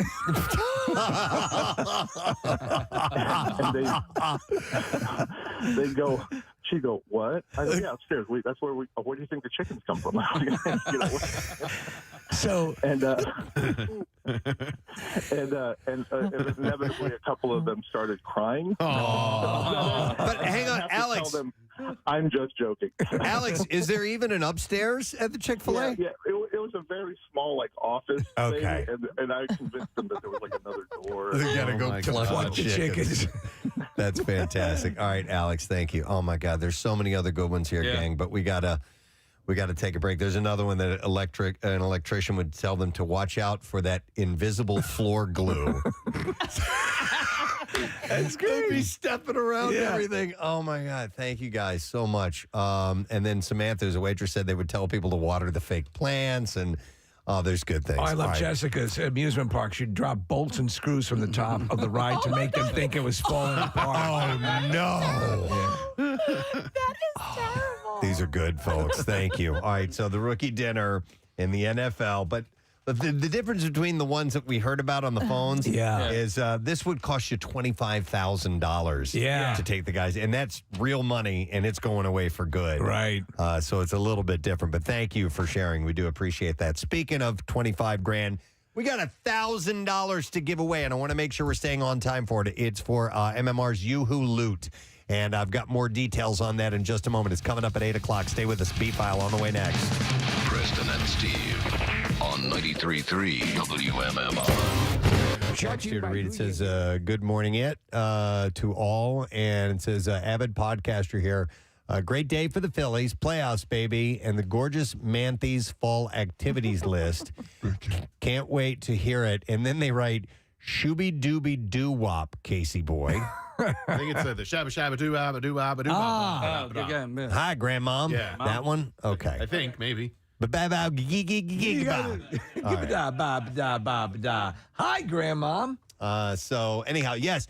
Hi, Grandmom. Speaking of Manthes fall activities list, that podcast is now available. You can also watch yesterday's show if you would like to, as it was rolling out via the YouTube stream. Those are always every day. You can go back and watch anything you've heard about. Maybe that there's a visual element to here in the studio. Go to our YouTube channel and watch it. There are multiple ways to consume it. This is true. And I think, Marissa, is the link to the YouTube in the page of fall activities? Yes, it is. Yeah, so like you can see the whole list and then the link to watch it and get, everything that we talked about is right there. This is so good. Yeah. It's time for some girl-on-girl stuff. Oh, my God.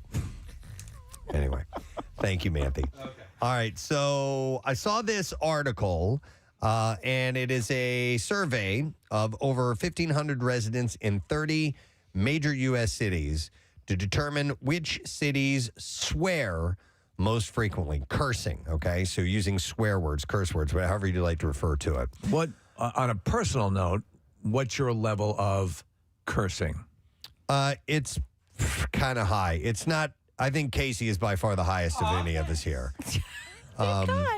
Just in passive conversation, I curse a fair amount. I use them as sentence enhancers. Yes, to quote SpongeBob. But that's I do. As I was thinking about it, and you had mentioned this topic early on, I do incorporate them a fair amount. It's usually when I'm either really mad about something, right, or I'm really happy about something. Yes, it seems to be on the extreme ends of emotion when I throw out the curses. But in passive conversation, I do that. I think it's kind of weird. It does always make the conversation better or make the story better. Right. But mine is, it depends on who I'm talking to. Yeah, You know what I mean? absolutely. So like you guys, I will tell a story like that, no problem. But like I have a friend, and sometimes I'll tell the story and maybe say the F word, and I'm like, oh wait, I forgot. I don't do that with her. know. And it makes me feel awkward. Yeah. And so then I stop, and my story becomes, something completely different because I'm not using those words. I've had that in fact, I've had it recently where I'm like, I don't know if this person is comfortable with me talking this way. So I have to go. Yeah, it's an awkward thing. So in this survey, they asked people how often they swear, the situations they swear in the most, and even the age that they uttered their first swear word. I think I remember the first time I dropped the F-bomb in front of other people, and I was probably in like first grade or something like that. I remember saying it, and then my sister being like, oh my God, we pack a bag, we've got to leave. And it was like, I'm telling, that was the whole thing. I'm telling. Christmas story. Yeah. Could not believe. So the average respondent swears 21 times per day. Please. But does that include like damn and hell and stuff like that? That's a good question. Yeah. Yes, it does actually, Casey. Okay. So this is according to the overall average. So the average age American well, you know what? Let me dive into some of the more specifics. So here, younger generations are more likely to use swear words. Gen Z swears an average of 24 times a day, compared by baby boomers swearing 10 times per day. No. By 9 a.m. we've already doubled that. We curse more before 9 a.m. than most people do all day.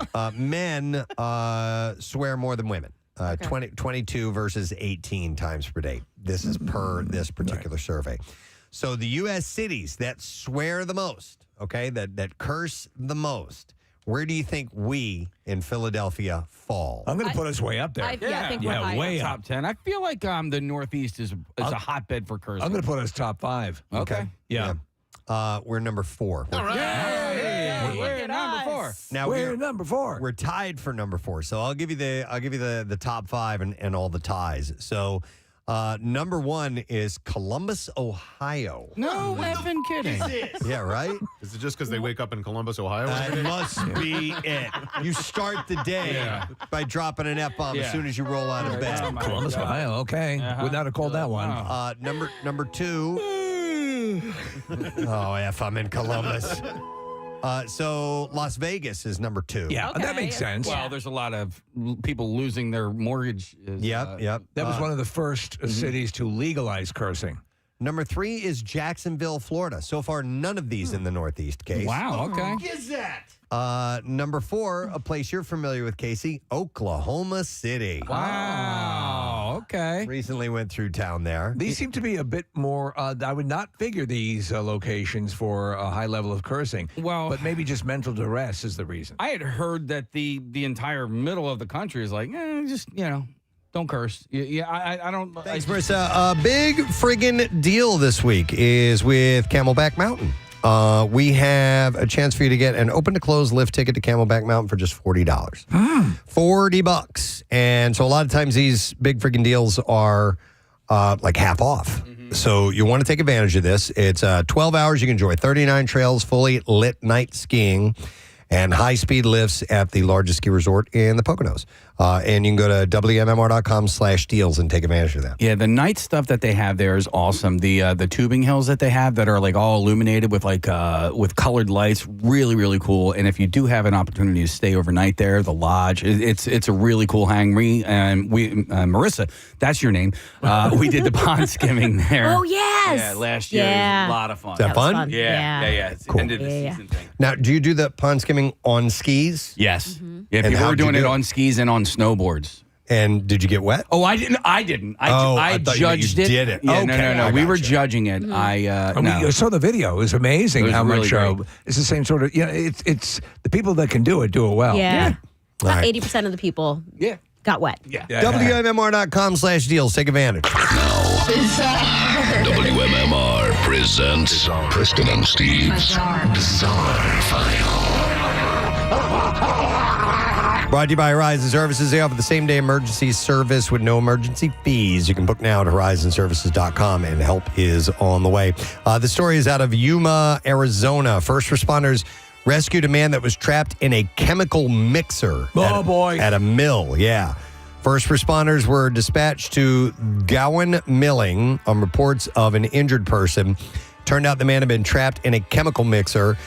Crews arrived and they secured the area before performing a complex extraction. They said it's okay, but a little shaken.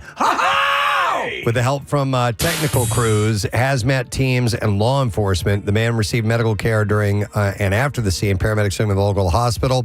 Officials have not said what chemicals were involved or how long the man was exposed, but they do know that he can now run 80 miles an hour and has X-ray vision. Oh, wow. Yeah.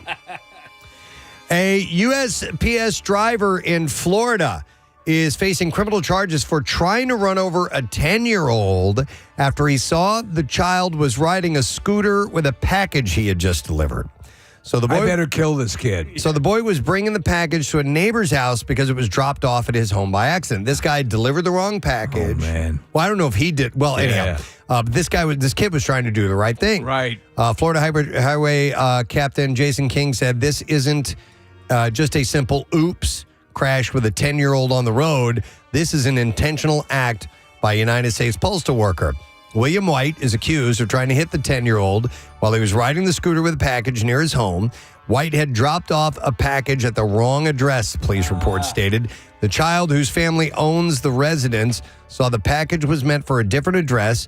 The child then grabbed the package, placed it on his electric scooter to take it to the correct address. White allegedly saw the boy with the package and thought that he was attempting to steal it. He said report said he purposely drew the vehicle toward the child and ran over the scooter, narrowly missing the boy and causing him to injure his ankle when he tried to get out of the way. The child was able to get to a nearby yard prior to the scooter being hit. And police note that White then grabbed the scooter from underneath the vehicle, placed it on the truck. White started driving away while the boy's parents came outside confronting him, and he allegedly yelled at the boy before leaving. White was questioned about the incident several days later and arrested on aggravated assault with a deadly weapon. Dude, yeah, you could have been a disaster. Also, petty theft for taking the scooter as well. So I should have shot at him. Yeah. Maybe say something. Yeah, hey, son. You know, where you going with that, son? Yeah. A shocking surveillance video captured the moment that a car went flying over a backyard wall and landed on the roof of a pool house as the driver was thrown into the swimming pool. The incident happened in Laughlin, Nevada. This footage is so wild, the president, I thought they'd hit some sort of statue. Yeah. And then it knocked it over to the pool. But it's the driver of the car. Yeah. The homeowner, Cletus Reed, shared the terrifying footage and said that he heard the crash, came outside to find his backyard destroyed, and a woman floating in his pool. He said it sounded like a freight train, so I go outside. I figured maybe something happened to the street, and I come and I see my entire backyard destroyed. In the video, the car goes airborne, crashes into a wall before flipping and landing on the pool house. Shockingly, it also captured the footage of the driver being ejected from the vehicle and landing in the shallow end of the pool. Saved her life. Saved her life, yeah. She was conscious. Lucky her. But she was moaning and groaning when it happened, or after it happened. That hurt. It was an extremely close call for Reed, who said that she was moments away from, or he was moments away from getting into his hot tub, which is right next to the wall the driver crashed into.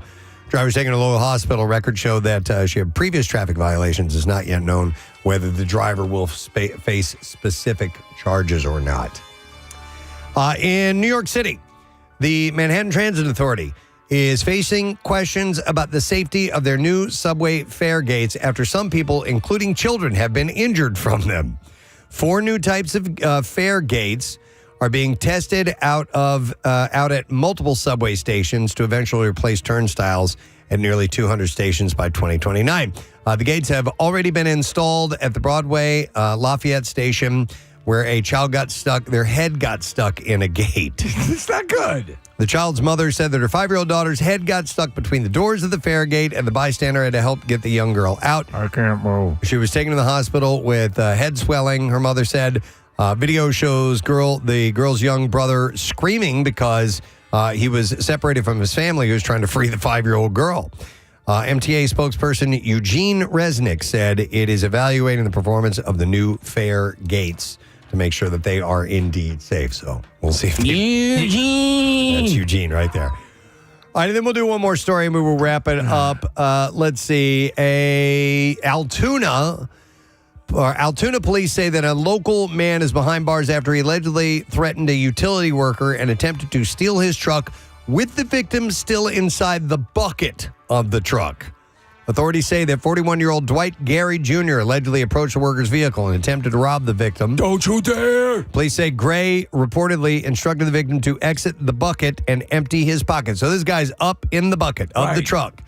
When the worker refused, police say Gray allegedly threatened the man, telling him that he would empty the clip in him.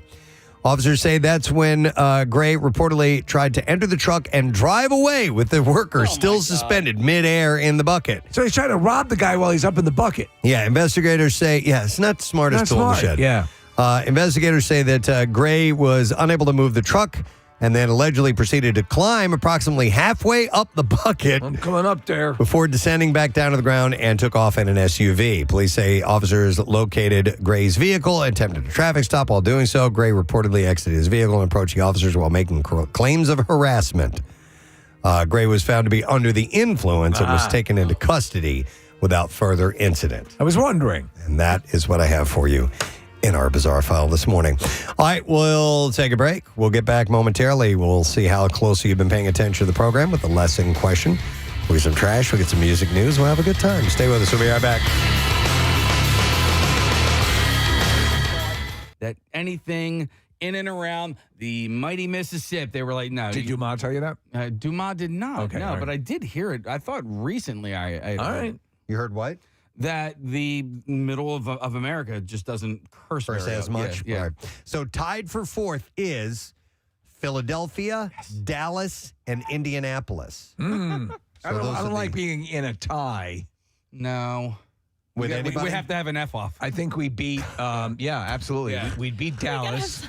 I know Dallas, and Dallas ain't they ain't cursing as much as we are. And then what's the other one, Preston? Indianapolis. So there's another, they have a big middle race. America. I know that city. Tied for 5th place, San Francisco, Fort Worth, which is right next to Dallas, and Louisville, Kentucky. So whatever their metric was for determining this, they couldn't work out one that would not cause ties. I guess not. Get a little bit more specific, but interesting. Okay. Yep. So Columbus has an average of 36 swears per day. Las Vegas, 30 times per day. Jacksonville, Florida, an average of 28 times per day. I'm so surprised that Boston's not in there. Yeah. I don't know, because when I just think of cursing, I have a couple of people in mind that are from the New England area, and they are women. Yeah. That they curse and they say the F word and stuff. Okay. And the one that I'm thinking of is older. She's like my mom's age, and I was like, oh, this old women say the F word.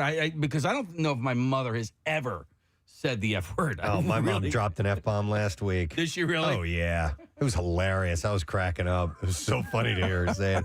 But it depends on, how you were raised, I guess. My father obviously spun as they say, a tapestry of curses that legendary. My mother, not so much. How about your Rarely moms, heard a curse. Kathy? No. No? Casey, I've heard my mom say the F word one time. Our entire family still talks about it. We were in Montauk, and my parents were arguing about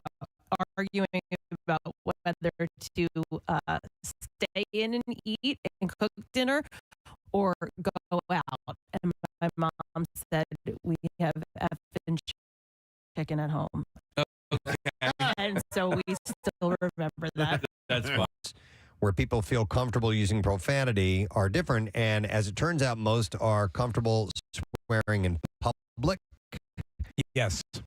And 2 in 3 Americans think that it is acceptable to swear in public. Oh, I wouldn't do that. Kathy had a story about sending a text, I think, that you wanted to share with us, right? Yeah. So it was, somebody sent me a text, and it was, somebody that I am friendly with, not like one of you guys where, the type of text messages that we send each other. But I needed to drop something off to this person. And I, basically was saying, I apologize. I had COVID, was stuck in the house. I'm going to, get this stuff to you. And so he says, well, how are you feeling? What I wanted to text him was that I got, and I've said this to you guys, COVID kicked my ass. I got my ass kicked, What I sent him was that I got my ass licked. I got my ass licked. And how you feeling? Well, I got my ass Pretty good. I got my ass licked. Oh, and it's all worth it. I mean, it was kind of bad at the beginning, but once the ass licking started, yeah, it turned for the better. I mean, I've heard of rim jobs before. Wow. I mean, fully changed the, I guess it auto-corrected to licked, and I didn't realize, sent it, and then, I didn't, hear back, so, and I went back and pulled up my text and looked, and I was like, oh, my God. Oh, God, what do I do? And then I just put kicked and sent that and just didn't say anything else. And no response back, or no, he didn't really address it. Kathy, he just there's said, someone on the phone for you. no, he just said, no worries, whenever you feel better. Listen, was that an invitation? Because I would like to follow through on that. So this is just more of just an acquaintance, right? Listen, professional. Yes, yeah. Professional ass licker? No, I mean, you know them more on a professional level as opposed to a personal level? Yeah, they own a business, and I go to the business and purchase. Why would she mention she had her ass licked? Oh, my God. I don't understand. Santa's coming over right now.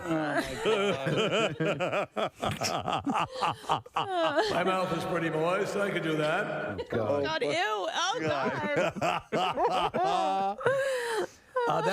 There are some things that are absolutely astonishing as when you listen.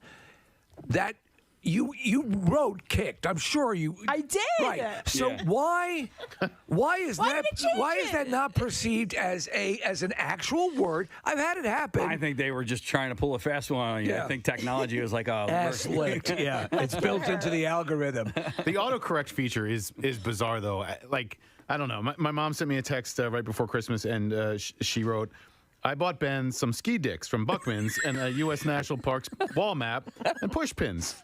And then her follow-up text was, good God, that is ski socks. Ski socks. Do you ever put your feet in a nice pair of dicks? But I'm sure my mom felt the same way as you, Kath. It was just like, and at least it was to me, not to like, Right, a minister exactly. or whatever. Yeah, I A don't lot think of that it, was though, is just like, why? Why is it changing to that? My question is, if it is a legitimate word, legitimate in the context of the sentence, what makes it change it? I've had it. Yeah. I think she probably accidentally misspelled it, and you didn't notice. And it went to licked instead K of and L are right next to each other, and Nick, as far as ski dicks are concerned, yes. D and S are right next to each other, as is the O and the I. So I think there's most likely on your end of things, Nick, that was a misspelling and not an autocorrect. Because why would they autocorrect from socks to dicks? Thanks for checking in. Would you like to leave? Inside Out. Song's been around for a while. 6 minutes after 10 and Tuesday morning. That still beginning of the work week feeling is starting to dissipate. We're getting closer to Wednesday and moving down on the other side. Any over-under on if we're going to get hit with the return to work tiredness tomorrow? Man, this morning, you got it? Trying to get up, I'm like, I'm like, it's going to be a rough day. And I thought it would be dead to the world coming and sitting here in this chair today. I've actually had fun. There we go. Up and enjoying, but there's a crash coming. It's coming right after lunch. Guarantee you that. Yeah, as we're all trying to get back into the regular lifestyle after hopefully a few days off you had, for the holidays. So we're going to give away a pair of tickets. This is for Lesson Question, by the way. A pair of tickets to see 3 Days Grace. It's called the Alienation Tour. The show is going to be Sunday, March 1st at the Giant Center in Hershey. And here's the question we posed to you. Along with a winning lottery ticket and chicken wings, what was in the trash of a New Jersey bar that we talked about earlier this morning? It was around 7:30 that this was mentioned. 610-660-9333. That's our number. If you happen to remember that, heard it, and you know it, call. Along with the winning lottery ticket and some chicken wings and chicken wing sauce and stuff. What was in the trash of a New Jersey bar that we discussed want wingy earlier this morning? If you know, call right now. The trash business is a gold mine. 93.3 WMMR with Preston and Steve's Hollywood Trash. Brought to you by Horizon Services, Plumbing and Electrical. Same-day emergency service. You can book now at horizonservices.com. What's going on this morning, Steve? Well, Preston, Lizzo making her first New Year's Instagram post with pictures of her in a tiny, tiny bikini. Lizzo says she would have felt too self-conscious posting these photos before she hit her goal weight of 240 pounds. Longtime MLB legend Lenny Dykstra arrested for possessing narcotics while traveling as a passenger in a car.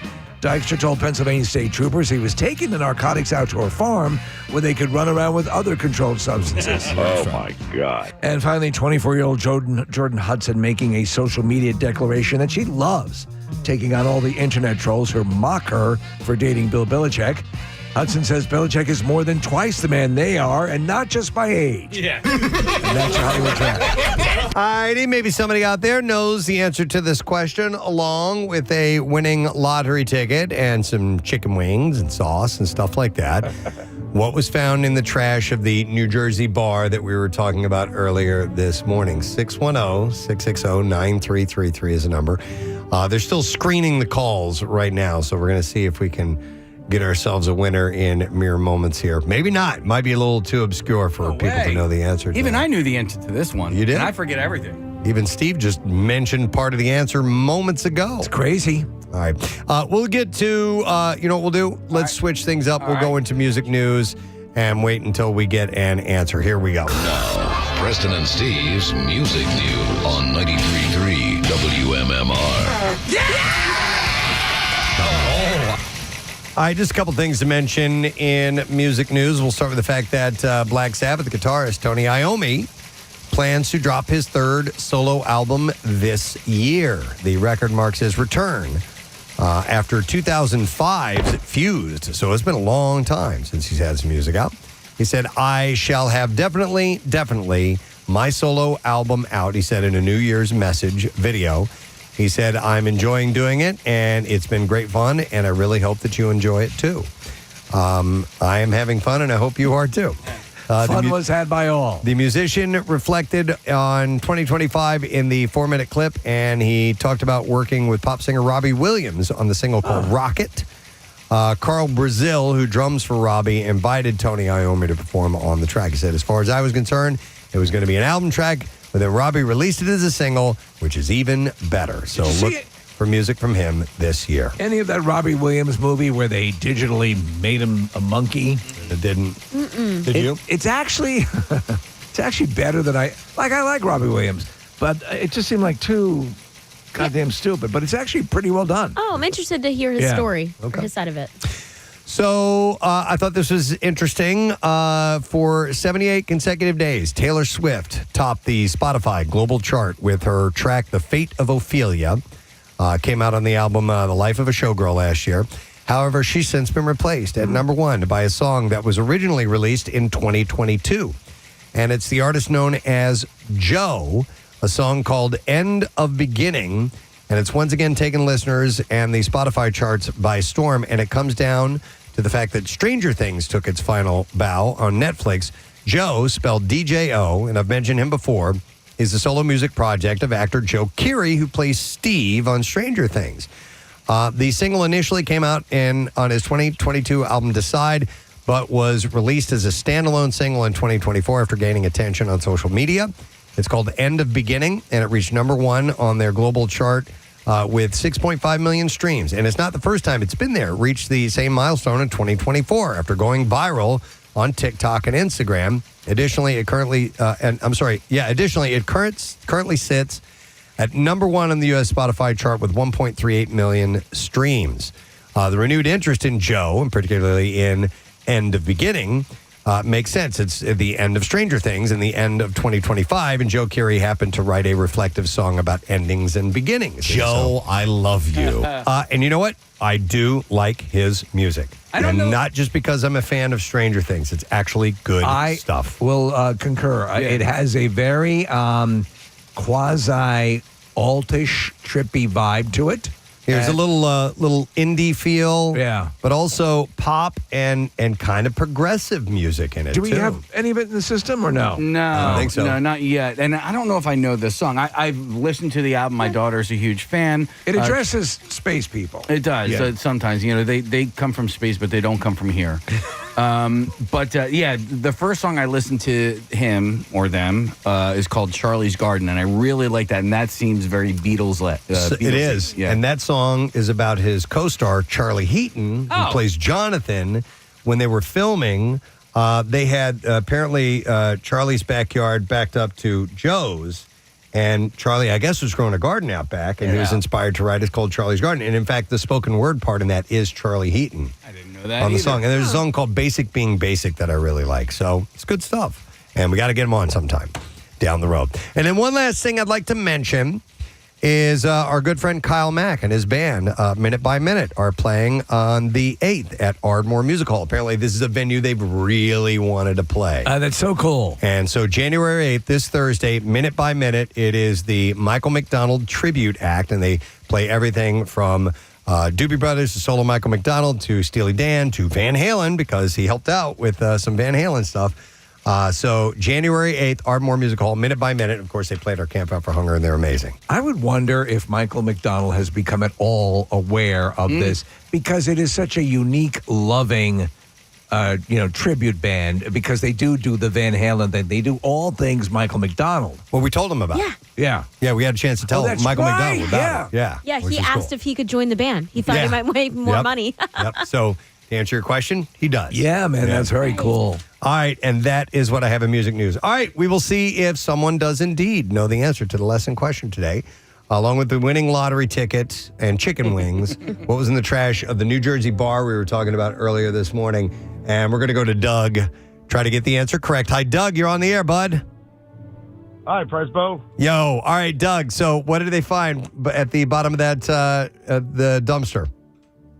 I would say Lenny Dykstra's dentures. Yes. You are correct. Hang on, buddy.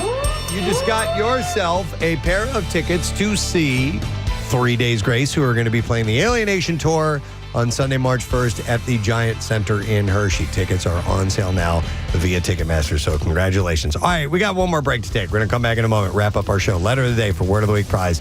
Those 4-pack of Pit tickets for MMRBQ could be yours. Stay close. It licked my ass. Oh, my God. That's great. Great to hear from you. You would. I thought you were going to go somewhere else with this story because last Thursday I got a message from a friend of mine who works at Headstrong Foundation, and he was letting me know that a friend of mine is going to receive some financial some financial assistance for his daughter who is suffering from cancer. Mm-hmm. And I thought I was responding to somebody else when I wrote LOL to this guy when he's telling me about. No. Oh, jeez. Yes. So I go, he's like, he's going to get That's this. hilarious. Yeah. Cancer. Laugh out loud. That is funny. And I was like, oh my God, how do I? And I was like, no, I mean, that was totally meant for somebody else. And I can't find out who I was trying to say LOL to, but I can't believe I responded. I mean, at this point, I think everyone, even the best person with the greatest amount of accuracy has experienced that mistake. That whether you're misspelling and it turns to lick or whatever, or the an emoji that's an incorrect emoji that you didn't want to hit, but it is you. Well, when the it laughing happens, emoji. you're like, oh my God, and you almost mentally try to reach out and pull it back, but you can't. Hey, what does this mean? Somebody texted in and said swipe keyboard or regular tapping keyboard? Oh, so with the swipe keyboard, you can just basically keep your finger on the keyboard the entire time and not lift up. Oh, and it sort of helps you spell out words, right? Mm-hmm. Okay. Yeah, and then tap is just like the regular. Do you have that option on an iPhone? Yes, you do. Yeah. Oh. Where you can just keep your finger and move from letter to letter. And if you pause long enough, it will. I don't use it, or. Yeah, I've attempted it. I've tried it, but I'm so used to the other way that I just keep doing it the other way. It's the number one preference for salad tossers, Preston. I really need to use. I need to use voice to text more often. Me too. I don't trust it. That makes mistakes too. That's the I know it makes mistakes, Yeah. but if I do have to write a fairly voluminous amount, a longer one, I'd rather dictate it and then go back and maybe fix the mistakes. I'm very good at that, and I make sure that I include all the appropriate punctuation. Yeah, you got to do drives that. me crazy. Sure. You know what annoys me about that, though, is if you stop in the middle of a sentence just to gather your thoughts and then you start again, it starts with a capital letter. So then there'll be a capital letter in the middle of the sentence, and I can't send that. Well, do you know what works, Kathy, if you can? First, write it longhand, then type it, then print it. Pierre loves voice to text, and he likes to voice to text while he's driving. And Pierre has a tendency to sometimes be a bit long-winded. No. And so his texts are also long-winded. And so the year is 1983. Oh, is that what that is? Yeah, I wrote him a nice text on Friday. I thought he had a great show, and I was just like, "Hey man, it was really cool to listen. I was in the car a lot. I got to listen to a lot of your show. It was awesome." And he didn't respond, which is also fine with Pierre. And then he wrote back yesterday, and it was like 6 paragraphs long. And I'm like, okay, yeah, it was nice of him to respond. It's just. Will we ever forget the tragedy of the Donner Party? What? The problem with me and voice to text is I can't think of what I want to say as I'm saying it. I mess it up too. I'm like, That's what I mean, and then you want to pause. Here is the thing. I would like to say to you these words, and I'm like, well, so it gives you the option to review it. I know, right? I know. Yeah. But just when I'm typing it out, I know exactly what I want to say. But when I'm saying my friend sends the voice Would you messages. Be interested in licking my butt? It licked my butt. Damn it! It said. So my friend sends those voice where it's just you can just talk and then it Todd Glass did that for Casey last week, and he did it for a reason. I forget what it was, but your voicemail was full or something like that. So he sent you voice text. Yeah, I guess my voice. I don't have my voice. Do you get that from anybody? I have. With any I of your- had just a handful, but not any regularity. But I I'm don't know not good anybody at sending back then. Like when I send it back, I'm talking like I'm doing voice to text, but it's just like a regular message. Hi, this is Kathy. I was busy. I couldn't get your call. I was inviting a stranger to lick my Kath, who were you texting this, by the way? I forget. What She the, didn't that I say. got my ass? Licked, yeah. Yeah, it was somebody. I have some things I need to drop off at this business, and it was the business owner. It's so funny though, and it's Kathy, the abject terror you experience when that happens. It's like, and there's nothing. Everyone has made the mistake. It doesn't matter when you've done it, especially on that level. How many times it happens constantly. I forget who I told I loved dearly and used the nickname I use, Spooky or something that I use on my wife. And the question mark came back, and I'm like, oh no, Son of a bitch. because my big mistake is that I don't look.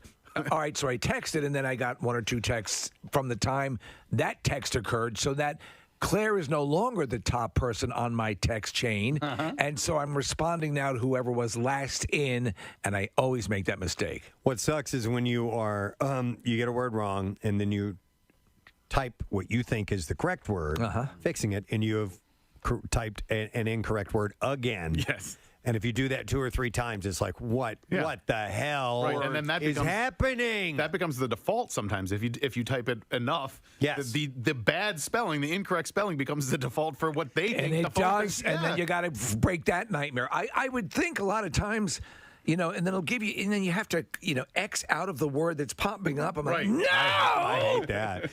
Especially if you're using curse words. And I understand why curse words are going to come up as incorrect, because you don't want to accidentally send that to someone who doesn't need to be seeing By that, the way, or though, you don't intend to see that. They should put that. They should put curses in, or allow you to put curses in. Well, I mean, listen, you can if you wanted to. When you do like the abbreviated keyboard or whatever. Yeah. So you can change ducking. You can change ducking, or like if you just wanted to, like, okay, if I type the letters FFF, it's just going to turn into Forget you, Dad. Forget you, Dad. It's going to turn into what? Whatever you want it to be. So, like, for instance. Oh, I see what you're saying. So you're setting up a code. Okay. I send my wife a text every single morning, and it's the same thing. And when she's mad at me, she goes, "Oh, thanks a lot for doing the quick text." But if I just type in the letters I, that comes up, and it just says, "Good morning, I love you so much." Okay. You know what I mean? So you can do that, like if you typed, but it's Lick called my butt. You can do a shortcut where, if you want to say FU, if you just type in the letters FF or FFF or whatever. Where do you go set that up? You got to go to settings, keyboard, shortcuts. Eat a bag of sticks. But I do that for like my address, right? Rather than typing my address out every single time when I need to do that, I just type in the letters of my house or the numbers of my house, and my address comes right up. That's cool. By the way, here's a text that says, I use voice to text so often that sometimes I accidentally dictate punctuation when I'm leaving a voicemail. So they're like, "Hi, John, comma." They'll actually say that leaving a voicemail. I haven't gotten that bad, but I've done fairly lengthy texts with the speech app, and it works well. Yeah. But I mean, it does. You do have to be on your game. You can't slip up once, because if you go through a 3 or 4 sentence thing and you screw up, then you got to start from the beginning. You can't jump in again and fix the part that's wrong. By the way, here's a text that says, "Hi, I wanted to RSVP for the ass licking." It is called When I'm Gone, actually. 10:24, and the Preston and Steve Show coming to a close. Today being a Tuesday morning. We'll get the letter of the day in just a moment. Reminder about a couple things kind of putting the push on the Cardboard Classic, as that's the next big thing on our calendar. Coming up on March 6th. Is that right? March 6th? Yeah. Yes. Right? Yeah. Friday, March 6th. And, of course, there's Mountain Fest at Montage and all the things that take place. And, it's going to be a hell of a party. We're hoping to be part of the whole thing. I haven't seen Matt Cord at a Cardboard Classic in a long time. The last one I was at was the the little guy that used to hang out with you guys. Chucky. Oh my God, Chuck Love. He was suffering from. He got really cold. Yeah, he couldn't move, and we brought him back in the VIP area. Yeah. That was a while back. You're going to be now for the full deal. You'll be in broadcasting, and you'll be with us on the deck. And you guys go out Thursday night, right? Yeah, for sure. We'll have to keep up those traditions. Yeah. Yes. And then Friday.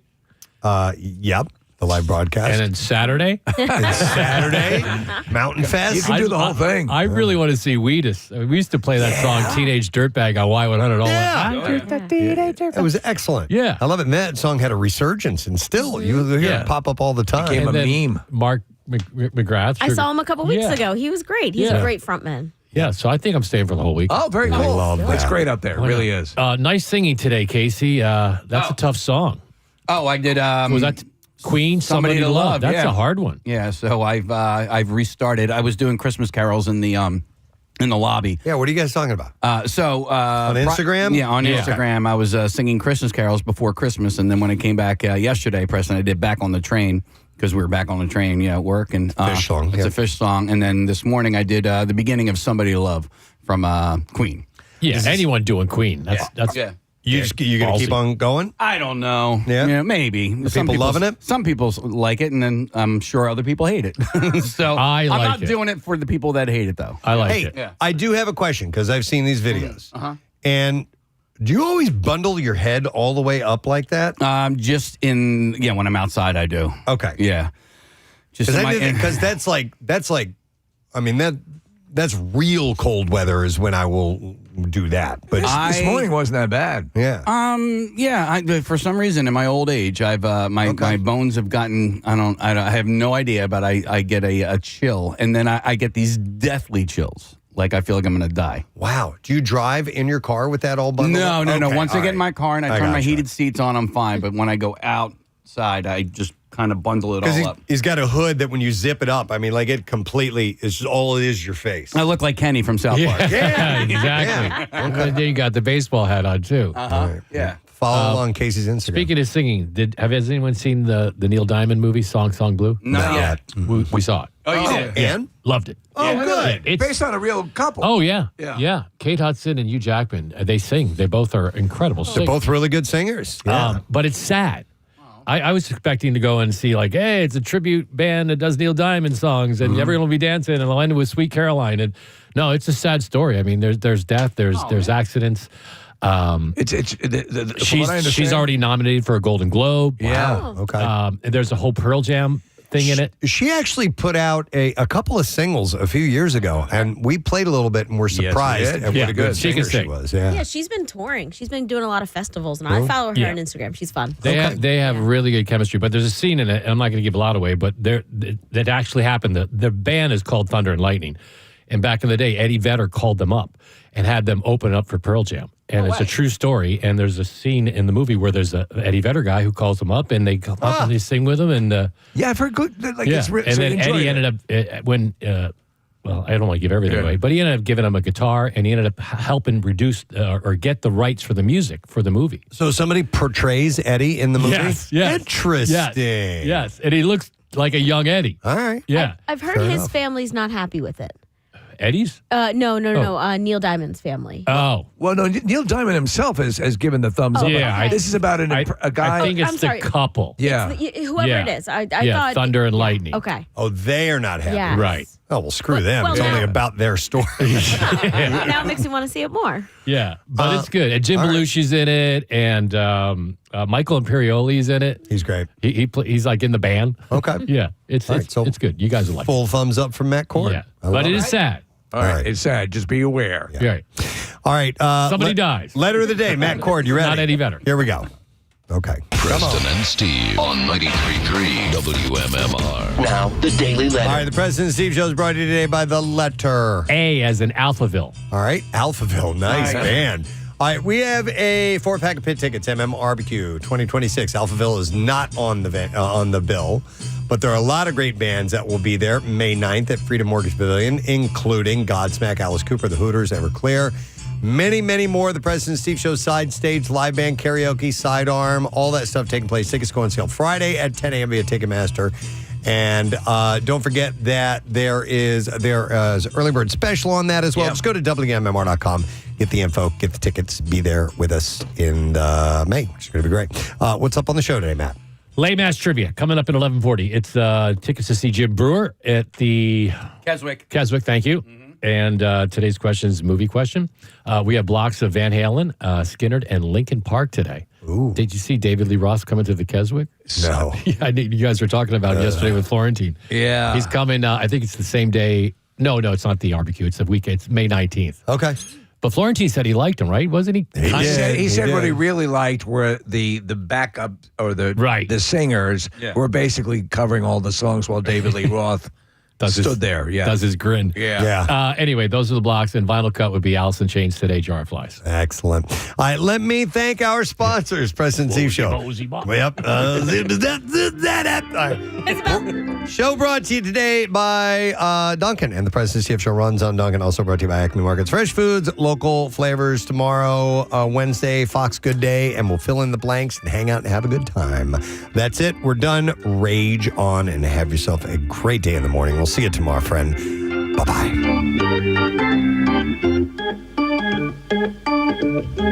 Preston and Steve on 93.3 WMMR.